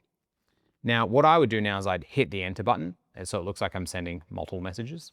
Then it says, have a proper read through and let me know what lands. Curious what your offer looks like at the moment. And then it says, by the way, we're kicking off a 5-day LinkedIn challenge tomorrow. I know it's pretty late notice, but want me to shoot through the dates. Live calls every day might be of interest. Send. Literally wrote it. How good does that DM sound? Let's go to Matthew, who's up next. Hey Matthew, legend. Cheers for dropping niche on the post. Sorry for the delay, mate. Here's a copy of the LinkedIn Niche Bible. Have a proper read through. Curious what you're working on right now. By the way, we're kicking off the 5-day LinkedIn challenge tomorrow. Enter.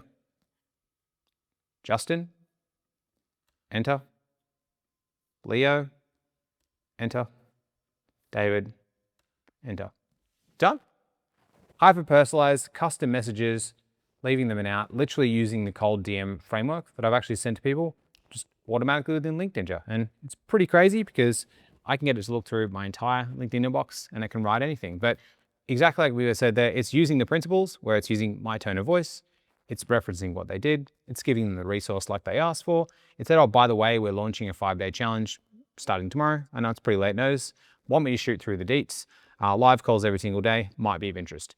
Soft close, no permission. They could say, hey, no thanks, it's all good. And I'm like, sweet, no biggie, easy, chat to you later. And that's literally how you have the DMs. That's the end of the 4th segment, which is the DMs. I've got a whole bunch of other LinkedIn DM resources, which I'll put below too, with all the AI tools. Honestly, I could do a 10-hour video on this literally straight. Like, I've spent hundreds of hours in the LinkedIn DMs. I've booked over 5,000 calls. Like, I know exactly how it works, but we'll leave it here for today. Now, up next, we're going to cover the 5th part, which is just how to put the system together, how to run this consistently so you don't get overwhelmed using different tools and all these different things. But even if you just want to do it manually and write everything, you can go analog and no AI. I'm going to show you how to do it next, but just so you don't get overwhelmed when you're actually putting all of this together, so you or your team can actually run it, so you can book consistent calls on the platform. And this is just going to be taken from what I teach clients, the 10-10-1 rule of what actually works. And it's nothing too complicated. And you can spend 30 minutes to an hour a day actually doing this and implementing it. And you don't even need any crazy funnels or landing pages or websites. It's just DMs and content. These DMs that I'm sending are like 100% custom built off my tone of voice, studied off the 100,000, I think it's like 250,000 DMs that I've actually sent. So this is my tone of voice, exactly how I do things, studied from things that actually work and actual real data. So we actually look at the data, and this isn't just subjective. And this is the way that it actually works. And this is what I'm really proud of, and Steve, my business partner, for building the software and for us launching it and putting it out there. Because this is like the whole entire thing, the way it's built, is we built it based off we've been studying, working with people for like literally 3 years. It's like 2,100 people we've worked with, or 2,200, I can't remember the exact numbers, it's very hard to count. But the whole section around, opening, so we've got opening, chatting, qualified, discovery, closing, won, and all the tags and all the filters in here, which I won't go through now because this isn't a product demo. I'm just showing you how to actually apply the principles.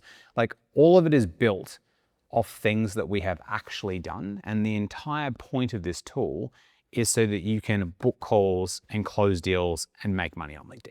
Like, that's like the entire point of the tool. That's why the AI is built, and that's why everything's built. And it's got all of the things that I'm teaching around these AI tools, the DM templates, like absolutely everything. It's built into the tool itself to make it really, really easy to use. So all the principles I'm teaching, these are principles that'll last a lifetime, but this is just a tool that's built to make it super fast and super efficient for you to use LinkedIn. So we've gone through the 4 parts of how to crush it on LinkedIn and get clients. We went through how to find your tribe of the people you can best sell to. We went through how to build your personal brand or build carrier trust so people trust you to carry the promise. Part 3, we went through how to write inbound lead generating content. And part 4, we went through the different types of DMs and how to DM people either cold or warm to get them on a call to turn them into clients. Now, part 5, we're just going to be covering how to put this all together. Like, how do you actually run this system in a consistent way, throughout an entire year and not get overwhelmed? Because this is the most important part. Because I've watched a lot of different, videos similar to this, and you watch it all and you get so overwhelmed. You're like, there's so much stuff. What do I do? So I'm going to give you some really simple, actionable steps. to think through this. And the inspiration for this came through James Clear's Atomic Habits. So if you haven't read the book, really amazing book. But one thing that stands out to me is what's called keystone habits. And a keystone habit is a habit where if you do this one habit, it makes all of the other habits downstream work. And so for me, for example, within my life, a keystone habit I have is when I wake up in the morning, I immediately drink half a liter of water, and I go for a walk or a run with my dog. So run by myself, walk with my dog. When I do this, this makes me do a whole bunch of other things in my day that are good towards my day. So when I was thinking through this a couple of years back, I was like, what is the keystone habit that people can do with LinkedIn? And I've kind of come up with the formula, and I'll give you kind of the roadmap for the entire year. So I like to call this the top secret LinkedIn formula. This is the thing that it's not even really that secret. It's just that no one does it. And it's the only thing you actually need to do to get clients on LinkedIn. And so I'm going to walk you through it now and how to do it. It's really, really simple. So the top secret LinkedIn formula, and this is the formula that I get all of my clients to do. And I get them to actually, we've got an app, Link Ninja. There's a logging mechanism where they report their activity manually inside it, because I've never seen someone lose if they do this consistently for a long enough period of time. Now, the first thing is they do one post every day. Now, I usually suggest Monday to Friday because I think most entrepreneurs don't take enough time off, and that's a big reason why we talk through in the personal brand chapter, which is around self-trust, but one post every weekday. Reason why this is good is because it forces you to get better at putting yourself out there. And when you have to put content out there every single day, you know, when you look at your last 20 posts, you're like, oh, they're a bit average. I'm going to really try and, I'm going to use the coloring book method, and I'm going to come up with a better post because I saw my other buddy who was doing it and I want to come up with a better one. So it's a forcing function for you to get better. The other thing you want to do every day is 10 comments on LinkedIn. Now, the reason why comments are important is because the skill of writing online is just that. It's a skill. But it's not just the skill of writing online, it's the skill of being open to sharing your opinion without being scared of what other people say. And if you only get to do one post every weekday, you don't get as much feedback. But if you do 10 comments every day on someone else's post and you get to react to it, you get feedback, because on LinkedIn, when you do a comment, it shows the amount of views and impressions you get. And also when you leave comments, like I had a client who she specialized in leaving comments and to get clients. It's actually a really good way to get clients. You don't even really need to post technically. But comments is a really great way, because then you get 11 attempts at writing online every single day. And the great thing about comments is like you a lot of the time you want to just come from your own inspiration and your own brain. And for me, a lot of my content ideas actually do come from comments. So commenting every day is also really important. It also helps the LinkedIn algorithm in the platform, because the LinkedIn algorithm, it's a networking platform. And so if you use it like networking and you post and you engage with other people, you have conversations and you also send DMs, it's really important. And so that's 10 comments every day. And then the last one is just sending 10 DMs every day. This is the magic formula. And I'm going to give you the reason why in a second, but 10 DMs every day. Now you might be thinking, Matt, do I send new DMs? Do I send follow-ups? Do I send these ones? Doesn't matter. If you send 10 follow-ups a day, that's fine. If you do 10 connection requests and DMs every day, that's fine. And also for you guys who are wondering, oh, when I send a connection request, do I put a note in it or not? My suggestion is just don't put a note. Just hit the connect button. If they accept, then engage in a conversation. A lot of people get, over the years, I've tossed and turned about this one, but I'm just like, just connect with them. If they accept, send them a message. But 10 DMs every day is really important. It is better if you can start 10 new conversations every day, because let's be real, if you start 10 new conversations every day, you do that for the 250 working days a year, that's 2,500 conversations you started every day.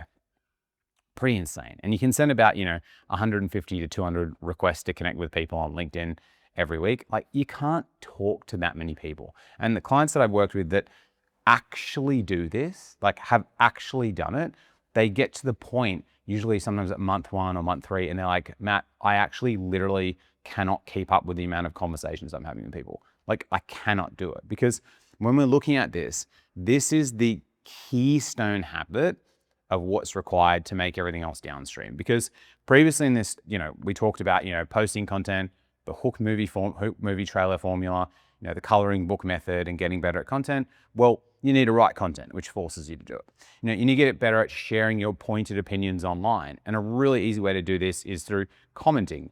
And DMs, well, you got to get comfortable talking to people. And I'm going to go through like why this is so important, because a lot of people don't talk about like, you'll see this and you'll be like, yeah, Matt, that seems great. Seems simple. But like why, which I'll talk to you in a second. But the DM section is really key. And I would say if you're going to do any, for most people, just one, it's the DMs. Like my business partner, we ran a test, Steve. We ran a test where he has no profile photo on LinkedIn. He had no banner, no content ever, literally nothing. And we just tested and he did DMs for 3 months. He closed 100K, just DMs, literally nothing. You don't actually need content to make money. The purpose of content is so that you can have more conversations. That's the goal. The whole conversion mechanism is through a conversation, because you're not someone selling a $50 e-commerce product here. You're selling coaching. You're selling, or you're a mortgage broker, a financial planner, a recruiter. You're selling something expensive to people, and in order for them to buy from you, they need a dialogue of a conversation with another human being. Maybe they don't need to get on a sales call with you. Maybe they'll buy in the chat, which is fine, but they need a dialogue of a conversation. And so this is really the keystone habit, which is the top secret formula. Now, there's one point to add on this that we're going to do, which I'm going to walk through in a second, which is the last thing is it's one monthly offer campaign. One monthly campaign. So the key thing with all of these interactions you do, posting, commenting, DMs, you're building awareness and you're building trust, or what I like to call trust equity with people, which we're going to go in a second.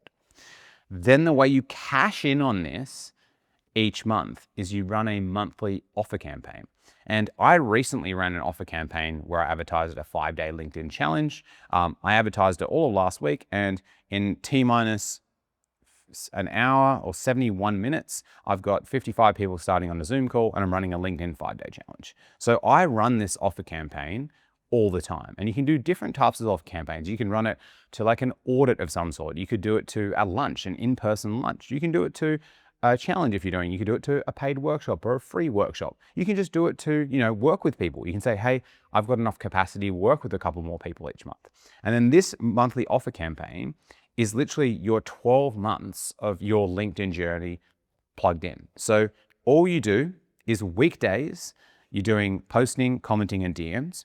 This is building up trust with people. And then these are all additions. And then every month you run a campaign, which is a new, sexy, different thing each month. And this is the pulling away of the trust. And that's the extraction. And so we're depositing trust all throughout the month, and we're doing an extraction. And that's the thing I'm going to talk through next, where it's a concept called trust equity, and how trust is actually gets built, because the purpose of your content is not to get an insane amount of views. It's to get an insane amount of trust. Because with trust, if someone has a lot of trust in you, when you say, hey, do this thing, you have more power to persuade them, and then they will just agree with the thing. And so you want to become the trusted nano celebrity to your niche or your group of people, because then you have influence over people. And the ways to build these trust is to, give during your posts, do comments, send them gift DMs to them as well. But then each month you run a monthly campaign where you're like, hey, by the way, we've been chatting for a bit. I'm getting together, I'm putting a lunch together of 12 recruiters in Sydney. It's going to be a private lunch, and I'm bringing one of my clients who actually did XYZ. Would you like to attend? It's at Totti's. It's going to be really nice. And then they're like, oh, well, we've been chatting for a couple of months. Yeah, I would actually love to go to a lunch. It's paid for. That's amazing. Love Totti's. I feel like on a Friday I have a cocktail. That's going to be great. And so you're doing these every single month, and that's how I run my business. That's how pretty much all successful businesses run. And just think like department stores, they've got a Christmas campaign, an Easter campaign, all different campaigns. But for some reason, like coaching and services businesses, don't run campaigns. But this is the key to really getting people to make a decision without feeling really forced. And so we're going to go through this right now. We previously went through the 6 gates of trust, and we talked through why it's important, how, you need to take someone from a stranger to someone who's an identity ally. And then there's like 6 gates that they need to actually walk through. First, they need to know that you're actually real, and then they walk through these different gates. I'm going to walk you through now the concept of what I call trust equity. And this is why, social media, how you get social media actually working. Because when you're like a nano celebrity to your tribes, the real goal is to build this trust equity. Now, on the left-hand side, this is the trust jar. We were going to use a real jar, but Sean behind the camera smashed it before, so we've got to use the trust jar over here. And trust equity, trust equals time times touches times type. And so I'm going to walk through each of these really slowly because this is how it works. So first thing is trust gets built over time. Now, time is just awareness of them being there. And it's a really strange human thing, but it comes down to Cialdini's principles around, consistency and predictability and stuff, which I won't go into. But, just when you know someone, you will trust them more over time. Like, I've got a buddy who I've been friends with for a long time, and then he came up to my brother's Bucks party a couple of years ago, and then he asked me to borrow some money. I gave it to him, and then, I thought, I trust him, whatever. And then, I don't think I ever got back the money back. Or maybe I did, I can't really remember. Now, when I gave him the money, $500, I just gave it to him, and I was like, whatever. But the reason I did is because I've just known them for a long time. So I just build this affiliation and this trust. And so time is something that, you just can't replace. And you can't replace this with AI. And just being aware to being known to someone is a trust building mechanism, because who they're going to trust, the person they've just been known and been aware of for 3 years, or the person they just met?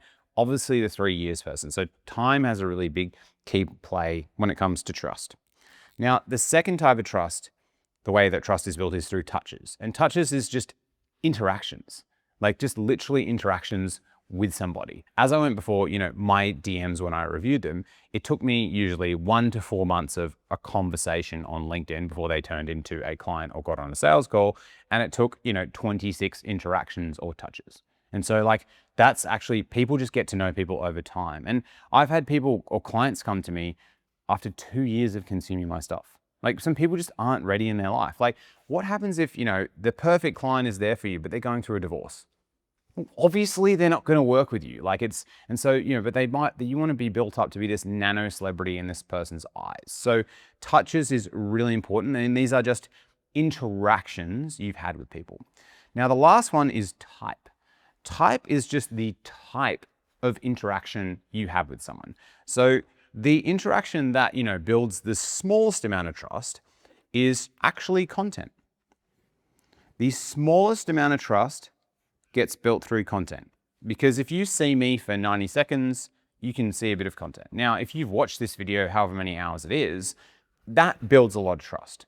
But it's not as fast as the other mechanisms that actually exist. So content is a great way of building trust, but it builds trust the slowest. Now, the advantage though, is it's one to many. You don't have to engage with a whole bunch of people. But if you want to build trust really, really, really fast to get clients, it's actually one of the worst ways to do it.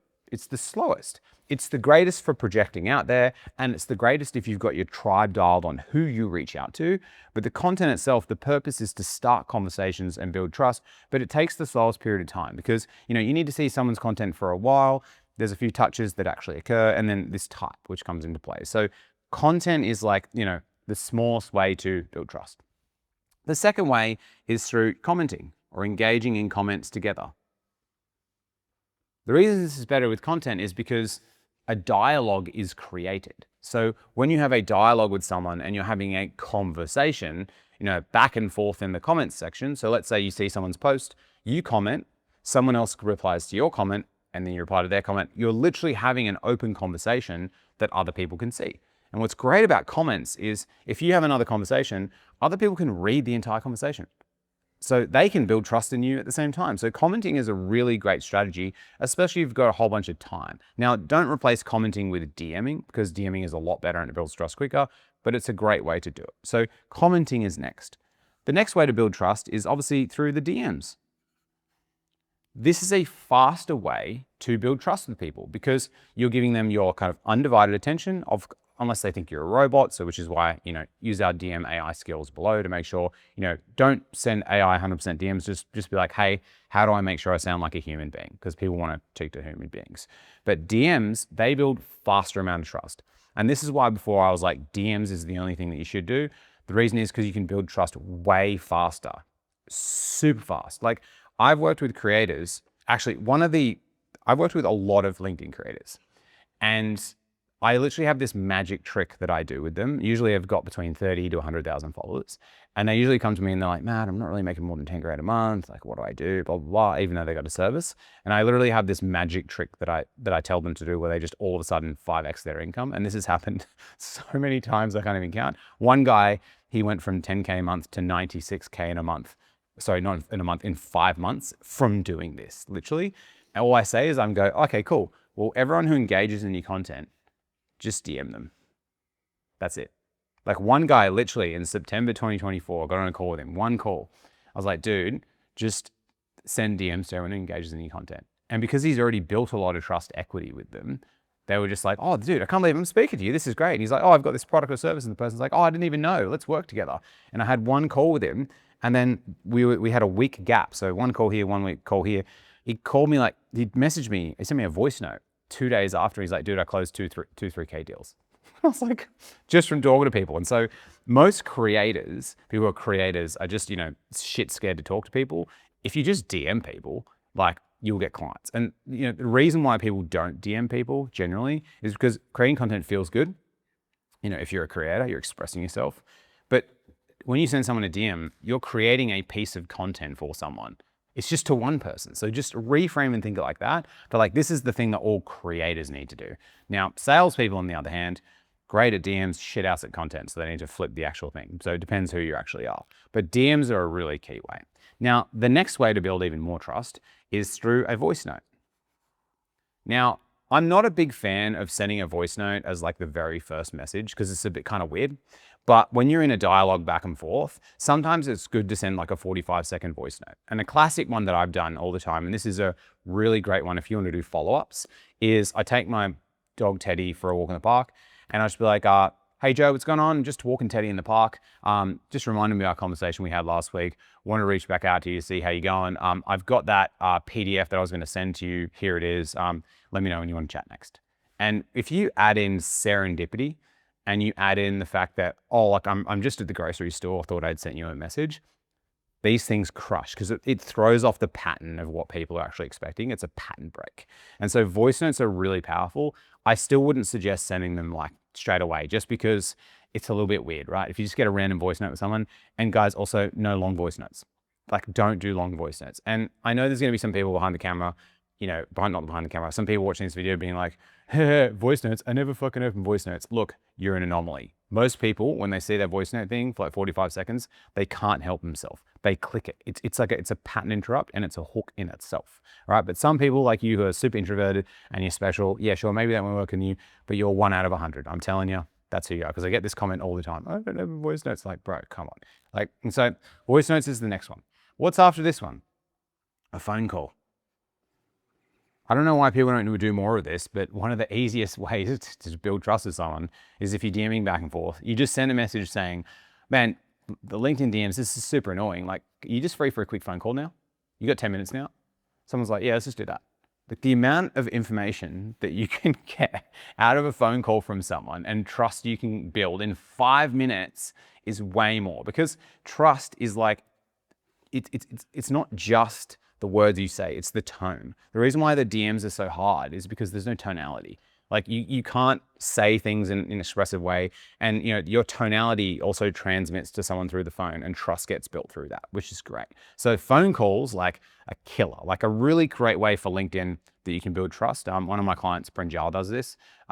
He actually helped him go from like no money to like 40 grand a month. Now he travels around the world. One time he was on a Zoom call when he was I remember he was in a singlet, all tanned in Thailand, just smiling. It was like hilarious. But his tactic he does is he chats on LinkedIn. He says, "Oh man, the LinkedIn inbox is like pretty bad. Can we chat over WhatsApp?" And he just switches the platform to WhatsApp. And then when you're in WhatsApp feels really intimate. That's where family goes. And then you can easily segue to a conversation. So great tip there if you want to segue to a phone call or a WhatsApp. Now, the next part is just on Zoom. And I'm just going to say this one point now. If you use Teams, you break trust with people because it's a dog shit platform and you should never use it. And I'm just saying that because I used to work at Zoom and Zoom's the fucking best. And so if you use Teams or Google Meet, you're losing trust with people. It just goes to show you cheap. So have to shout out Zoom there. Best company I worked at, super fine, was there during COVID. But getting on a Zoom with someone is the next way to build trust because you can see them like on camera and like you can interact with them. You can see their emotions, you can see their tone, you can see what's going on, and you have a great engagement. And so getting someone on a Zoom call, now, none of these fucking 20-minute coffee chats. Really stupid. Like, don't say to someone, hey, we'd love to have a coffee catch up. You get on, you start talking, and you just fucking pitch them at the end. Please, for the love of God, don't do that. Like, if you genuinely are starting out on LinkedIn, you want to get clients, what you do, and this is in the AI tool below, just say, hey, I know this is a little bit weird, but I'm literally starting my business. And what I'd love to do is I'd love to buy you an Uber Eats lunch. I looked up these restaurants near where you are, and this one has a really good 5 stars. Wondering if you'd be free on Friday. Just be honest with them. I had a client who did this, who taught people how to do public speaking. He sent a similar type message and the person came back and said, actually, I don't even want to do lunch. Like, I know you're starting your business, but I've got a few big speaking gigs coming up. I actually need someone to train me. Can you be my coach? Just straight away, just said it to them. So when you call out the weird, like we went through in the cold DM sequence, it's what works really well. So Zoom is the best. And if you use Teams or Google Meet, you just break trust with people. So just like, don't even bother. Super stupid. You might as well just go back to a phone call. That's it. No, honestly, you might as well just go back to DMs. It's not even worth it. The last one is like this one that's like super, this is like the magical top secret one that no one does and no one even really knows about or even thinks about. This is next level crazy. Like, this is what, like, you know, the people have been doing, like the best people have been doing to really build trust and bonds. And that's just called catching up with people in person. I know this is weird. I know this is super foreign. It's just really strange in the online world right now. It's like, well, in person, what actually even is that? In real life, this is crazy. But genuinely, in person is the best way to build trust. And so if you're young and you're in a major city, like I had a client, Jamie, he's a good mate of mine. We play paddle together. Paddle, so funny. Such a fun game. But like he had deals, so he was doing Zoom calls with people because he was selling them. He does recruiting for like doctors and stuff like that, like medical centers. And he was having all these Zoom calls, but because he looks really young, he's baby-faced like I am. You wouldn't think I'm 35, but I'm baby-faced. I was like, I went through the same things that he did. And I was like, dude, like, he's like, my Zoom call close rate's like pretty low. And I was like, dude, why don't you just go see them in person? I'm like, what do you mean? I'm like, dude, just go to the office. Like, it's going to be way better. And I was telling him, we're out in the city on Sunday, walking around, going to different shops. And then we're like, okay, cool. Well, I've got a meeting tomorrow. I'm just going to go see them in person instead of Zoom. And I was like, cool. And he's like, well, I need some pants. And I was like, cool. All right, let's go to this shop. We bought him some nice black pants so he can look formal. And then he literally, like, you know, the next day he went to see them in office, sent me a selfie as like, deal closed. Close the deal. Like, if you see people in person, if you make that effort, you throw off the pattern interrupt, especially if you're young. If you're 21 or whatever age you are, young, right? Everyone expects that, like, you know, you won't go see them in person. If you just literally show up to their office and you have a meeting with them, you will just get clients, because especially old people, like, I'm not saying all old people, but like people who are like, say 45 and above, I'm nearly there, right? So I'm nearly at that point. But if you're 45 and above, the way they have traditionally done business is phone calls and in person. So you've got to match the way that they like to interact. For me, if I'm speaking to a younger person, I can just DM, we can do DM closes because they don't want to fucking talk to me on the phone and shit. That's weird. But you've got to match what the person actually interacts with. So if you're a younger person especially, and you sell to businesses with older people in it, go see them and have phone calls. You're matching where they natively build trust. And so if you layer these things in, you got to think the best way to build trust and add trust deposits and trust equity is to meet people in person, and these are all downstream. Content is great and it's one to many and it reminds people that you exist, but the best way to build trust is just DMing people or even cold calling or phone calling them if you're ballsy. The reason I don't teach that is because no one's willing to do it, but just DM people, reach out to them, send them voice notes, try and get on a phone call, and then go meet them in person if you can. Like, this is the best way to deposit trust equity, because when we go back to the 6 gates of trust, the goal of what you're doing is you're trying to build as much trust with as many people as you possibly can. because this is the way how you get out of the feast and famine cycle of your business. If you run the 10-10-1 every day, Monday to Friday, and you run a monthly offer campaign, I'm going to go through offer campaigns next on how you do it, then you won't have the feast and famine cycle. You always have people knocking at your door. You always have more demand than you have supply. You won't have to take on these shitty clients where you give them a massive discount. You're just consistently marketing and consistently bringing people in because you consistently have trust with people. That's why I was able to just send a couple of emails last week and get 55 people to pay me $100 each to do a 5-day challenge that's starting in literally 49 minutes. And so like, it's just really key to do this, because if you're just like going out and you're like hard, weird pitching with no relevance and stuff like that, you just extract trust. Like you literally, the trust jar gets empty and you might just smash the trust jar like for these different people like Sean did just for this, so we can't use the trust jar. But this is really important. So now we've gone through trust equity, I want to spend a little bit of time going through how to run an offer campaign of what it is. It's really simple. The AI tool below is how to use it. So how you can cash in on all of this trust that you're building from the keystone habit of the 10-10-1 you're doing each day. As you're building trust with people, you're doing the 10-10-1 daily. You're then going to be running a monthly pop-up campaign. And so I'm going to walk you through, there's 3 different types of pop-up campaigns that you can run. And below, the AI tool walks you through how to put them all together. I'm not going to show you like the details of the emails and all this kind of stuff, because AI can do most of that stuff for you right now. The principles are a lot better. So you can make the decision, okay, if I'm going to run a pop-up campaign and I want to do one next week, which you totally can, which of these am I going to do? So a pop-up campaign, the way I think about this is you want to make it something cool, fun, and exciting that people want to go to. And I'll kind of talk you through a few examples. Now, the first type of pop-up campaign is what I like to call the Florence pop-up campaign. So me and my wife went to Italy for 5 weeks. My wife planned the entire trip. She loves doing that and I just rock up. It's really cool. We went in December last year, and we went to, Rome, Florence, Venice, all different places with tons of fun. When we went to Florence, she booked us in this kind of like restaurant dining experience where it was just me and her, and then there was the bartender, but it was an 8-course meal, which was a meal paired with a drink. And so it was like a really cool experience. We had one drink that had like pork fat in it. It was really random. And then I ate some brains. I'm not usually a person who was like into like weird food and stuff, but I was like, fuck it, when in Florence, we got to do this. But this experience that we had was like a really curated experience. It was just us and the person. It was really nice. We paid a lot of money, but it was a lot of depth inside. And this type of campaign is like your one-to-one campaign that you run. So if you want to do some type of an audit for a business, or if you want to have a one-to-one interaction with them, if you just want to have like, some piece of value that you give them, this is the Florence campaign. So you might say something like, you might send a message saying like, hey, I know we were chatting over the past few months about, X, Y, Z. I've got 3 more slots for new clients this month. I've got like an hour next week. You mentioned that you're similar to my other client, this person. I'd happily walk you through on the call how we got them X, Y, Z result, see if it might be something of benefit. And that's it. That's the Florence campaign. So you're reaching out to a curated set of people. You could send, 20, 50, 100 messages, even more if you'd like. I've had clients send 1,000 messages in a week. That's pretty OTT, but it works pretty well. It's a Florence campaign where it's a curated one-to-one specialized experience where you give someone something of value. Sometimes you can charge for it. Other times it can be free, and the AI will help you come up with it to make this really great experience. And it reminds me of the Florence time where we went through and we had all the cocktails. We actually went up afterwards and like got food in the bar because we were still hungry, because it was like tiny little pieces, if you've ever done that type of dining experience, but it was super cool. Remember it well. The second type of pop-up campaign is the wine tour. So when we were in, I think it was Florence too, we went on a wine tour in Tuscany.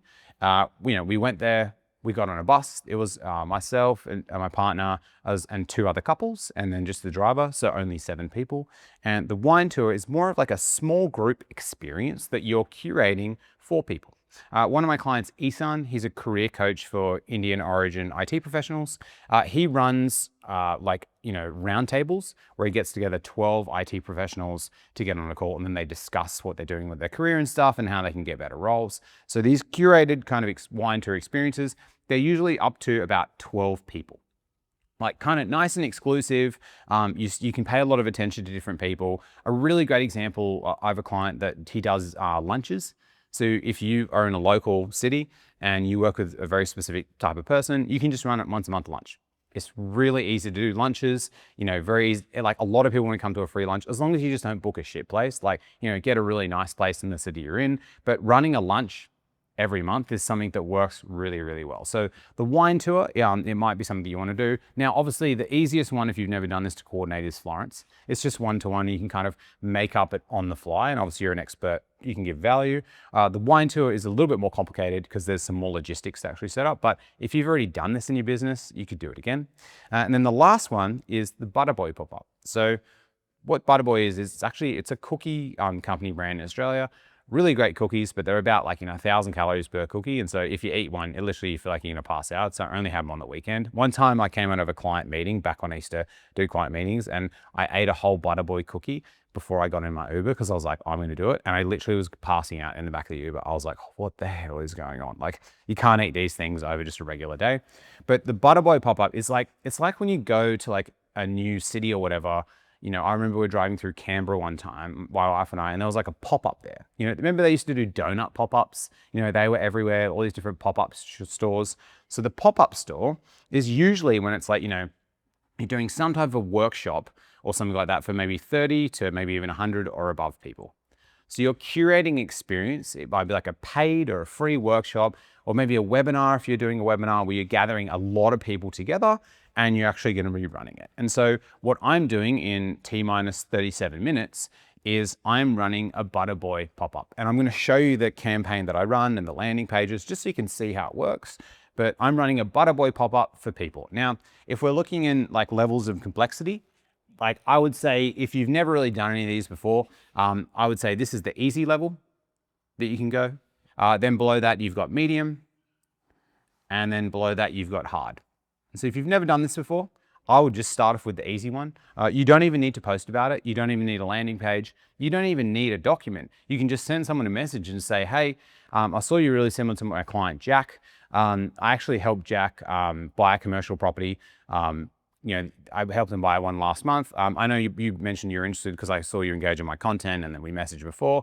I'd happily jump on a call with you for 45 minutes and break down how we evaluated Jack's one and what we did. Obviously remove the confidential information. You got some time next week to do it. You can send that literally right now. Right now you can send that and just make offers to people. The next one is obviously the wine tour. Small group of people, easy to, it's quite easy to curate a lunch. It's not too hard if you do a small get together and it's kind of catered and stuff. It's pretty easy. And then the Butterboy one is the hardest one. Now, obviously, based on your time, based on these, this is the highest leverage. But, if you sell expensive stuff, you don't really need to do this. When people work with me, it's not really that expensive. But if I was selling something for $20,000, $30,000, I'd probably just go for these ones. It's just a lot easier. You can curate the experience, simulate what someone's actually working with you. And the other thing is you can also change them up. It's really easy. I've got a thing below in the AI tools, but what you do each month is just once a month, you run one of these campaigns.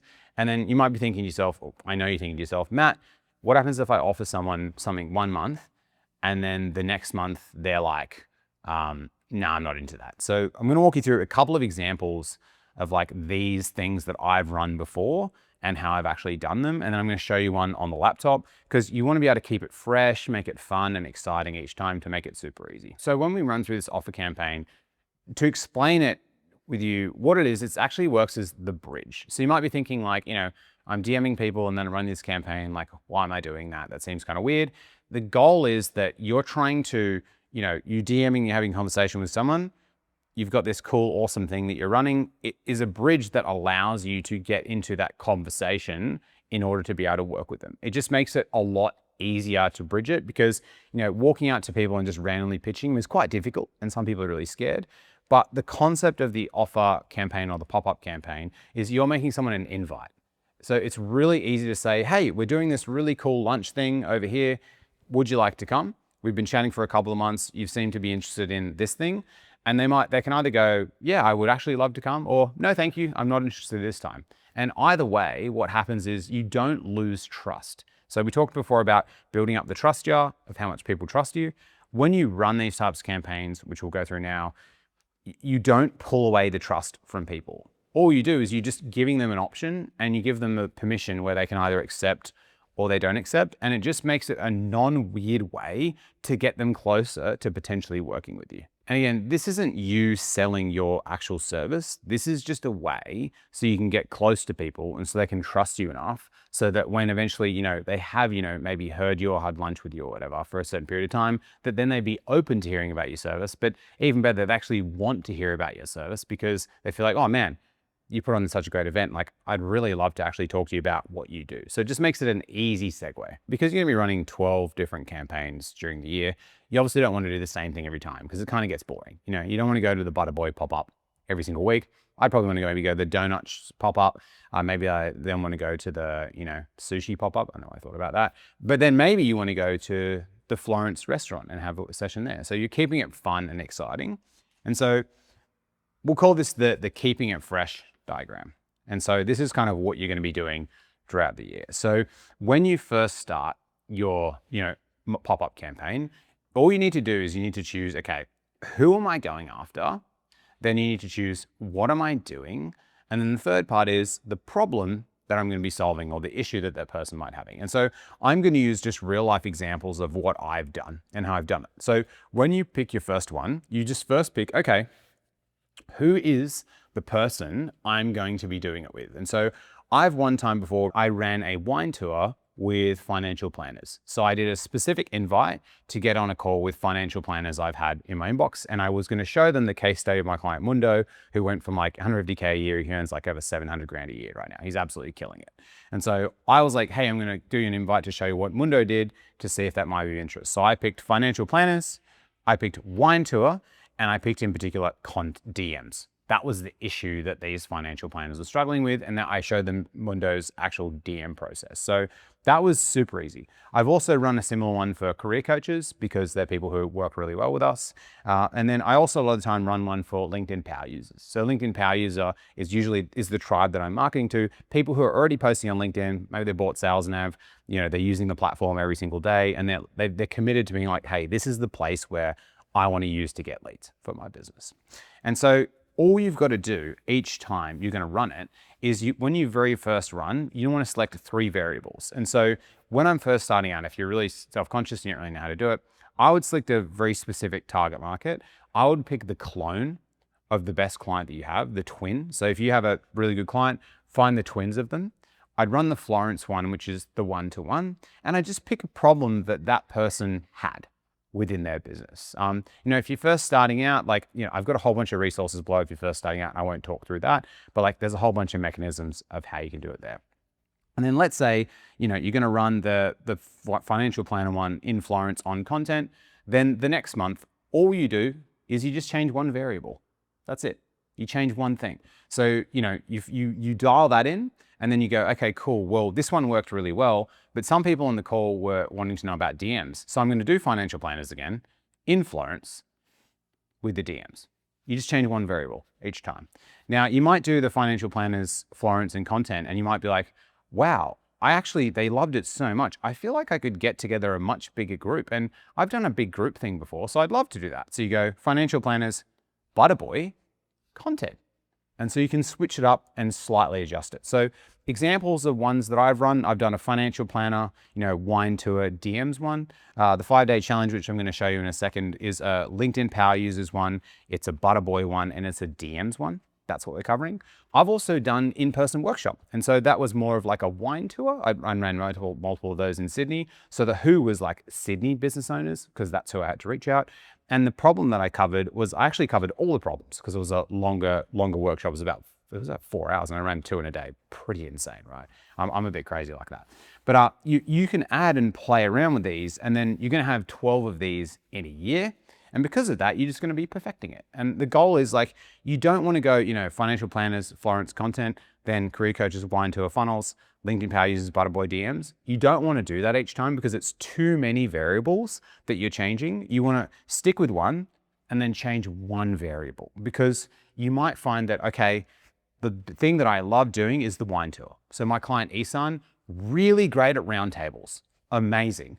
But then the last time he came to a call, he's like, Matt, I didn't get as many people at my roundtable. And I was like, it's because it wasn't sexy. You did the same problem again. So what you got to do is you've got to, make it a little bit nicer. And we came up with some ideas, and he was like, actually, what I'm going to do is I'm going to host a roundtable, and I'm going to show these IT directors what a 350K offer looks like, and we're going to do the offer breakdown. And then next month, he all of a sudden got, I think it was a couple of dozen more people within the wine tour, which was great. And so this is the way of how you keep it fresh, super simple and super easy. So I'm just going to show you now one example of a campaign that I've created. And again, you don't even have to create landing pages for this. If you're first starting, I wouldn't do anything. I would just send messages and just make it up on the fly. So much easier. Like, don't build the thing, sell the thing first and then build it as you're selling it. A way easier way to do it. But I'll just walk you through now what mine actually looks like. Cool.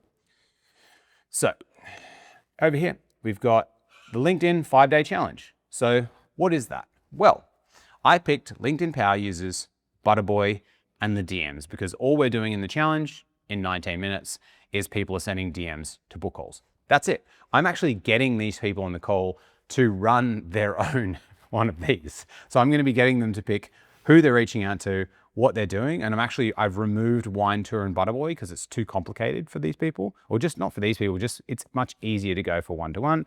And then they're going to pick the problem that they address. So I'm going to make it really simple for them. As you can see here, I ran the challenge. I sent this to my email list, also within Link Ninja, which is my tool here. As you can see, there's the different stages. Like, you can run this through here really easy. And what's great about Link Ninja, which I showed you before with AI, is if you plug it into Claude, ChatGPT, or whatever it is, you can just be like, hey, find me all the financial planners that I've been connecting to and I've been chatting, because I'm going to run a financial planning wine tour on DMs again, because the last time I did it 12 months ago, it went well. And so you can use it to find it all, and it works really well. It can even write the invites, all that stuff. But if we just look at the challenge, it's just super simple. The LinkedIn 5-day challenge, we're going to fix this all together live on Zoom calls, which we're starting in 17 minutes. So just say, so here's the thing, blah, blah, blah. And so it just talks up the whole entire thing. Oh, by the way, this entire funnel kit that I've got here, we actually gave it away for free. So it can build all these funnels with AI. So click below, I'll give you access to it too. Yeah, it's got everything inside here. And I sent this out, I ran the campaign, I did the emails, I did the LinkedIn DMs, and we had 55 people starting, gave us 99 bucks each. And then obviously on the back end of the $99 at the end of the week, we're going to make an offer to work together for, I think it's like $897 for 3 months, and hopefully we get a pretty high conversion. And so that's simply how you run your entire LinkedIn process. So I'll just talk through what we went through now, just so we can recap everything. But pretty much we went through from the beginning. We went through, picking your tribes and why that's so important. We went through, personal brand and carrier trust, why it matters so much, the 7 principles and all the different elements of trust. We went through how to write lead generating content, not like generating content, although likes are great, but leads are a lot better. You can probably agree. That's why you're probably here still now in this video. We went through the DMs, the 3 types of DMs, how to build trust in the DMs, and also how to reach out to people and manage it. And then we just went through how to put it all together. We went through the keystone habit, which is just the 10-10-1, which is really, really simple. And then once a month running these pop-up campaigns. So, and what I've shared you is this is just the entire system that I've used to book over 5,000 calls myself on LinkedIn. Organically, I've never actually still run a paid ad. Never done it. This is what I've used to coach 2,100 or 2,200 clients. Last time we surveyed them, they made $172 million a year. So they made actually way more than that, hundreds of millions of dollars through the platform. And this is just the exact thing that I teach. And so you can get access to all of the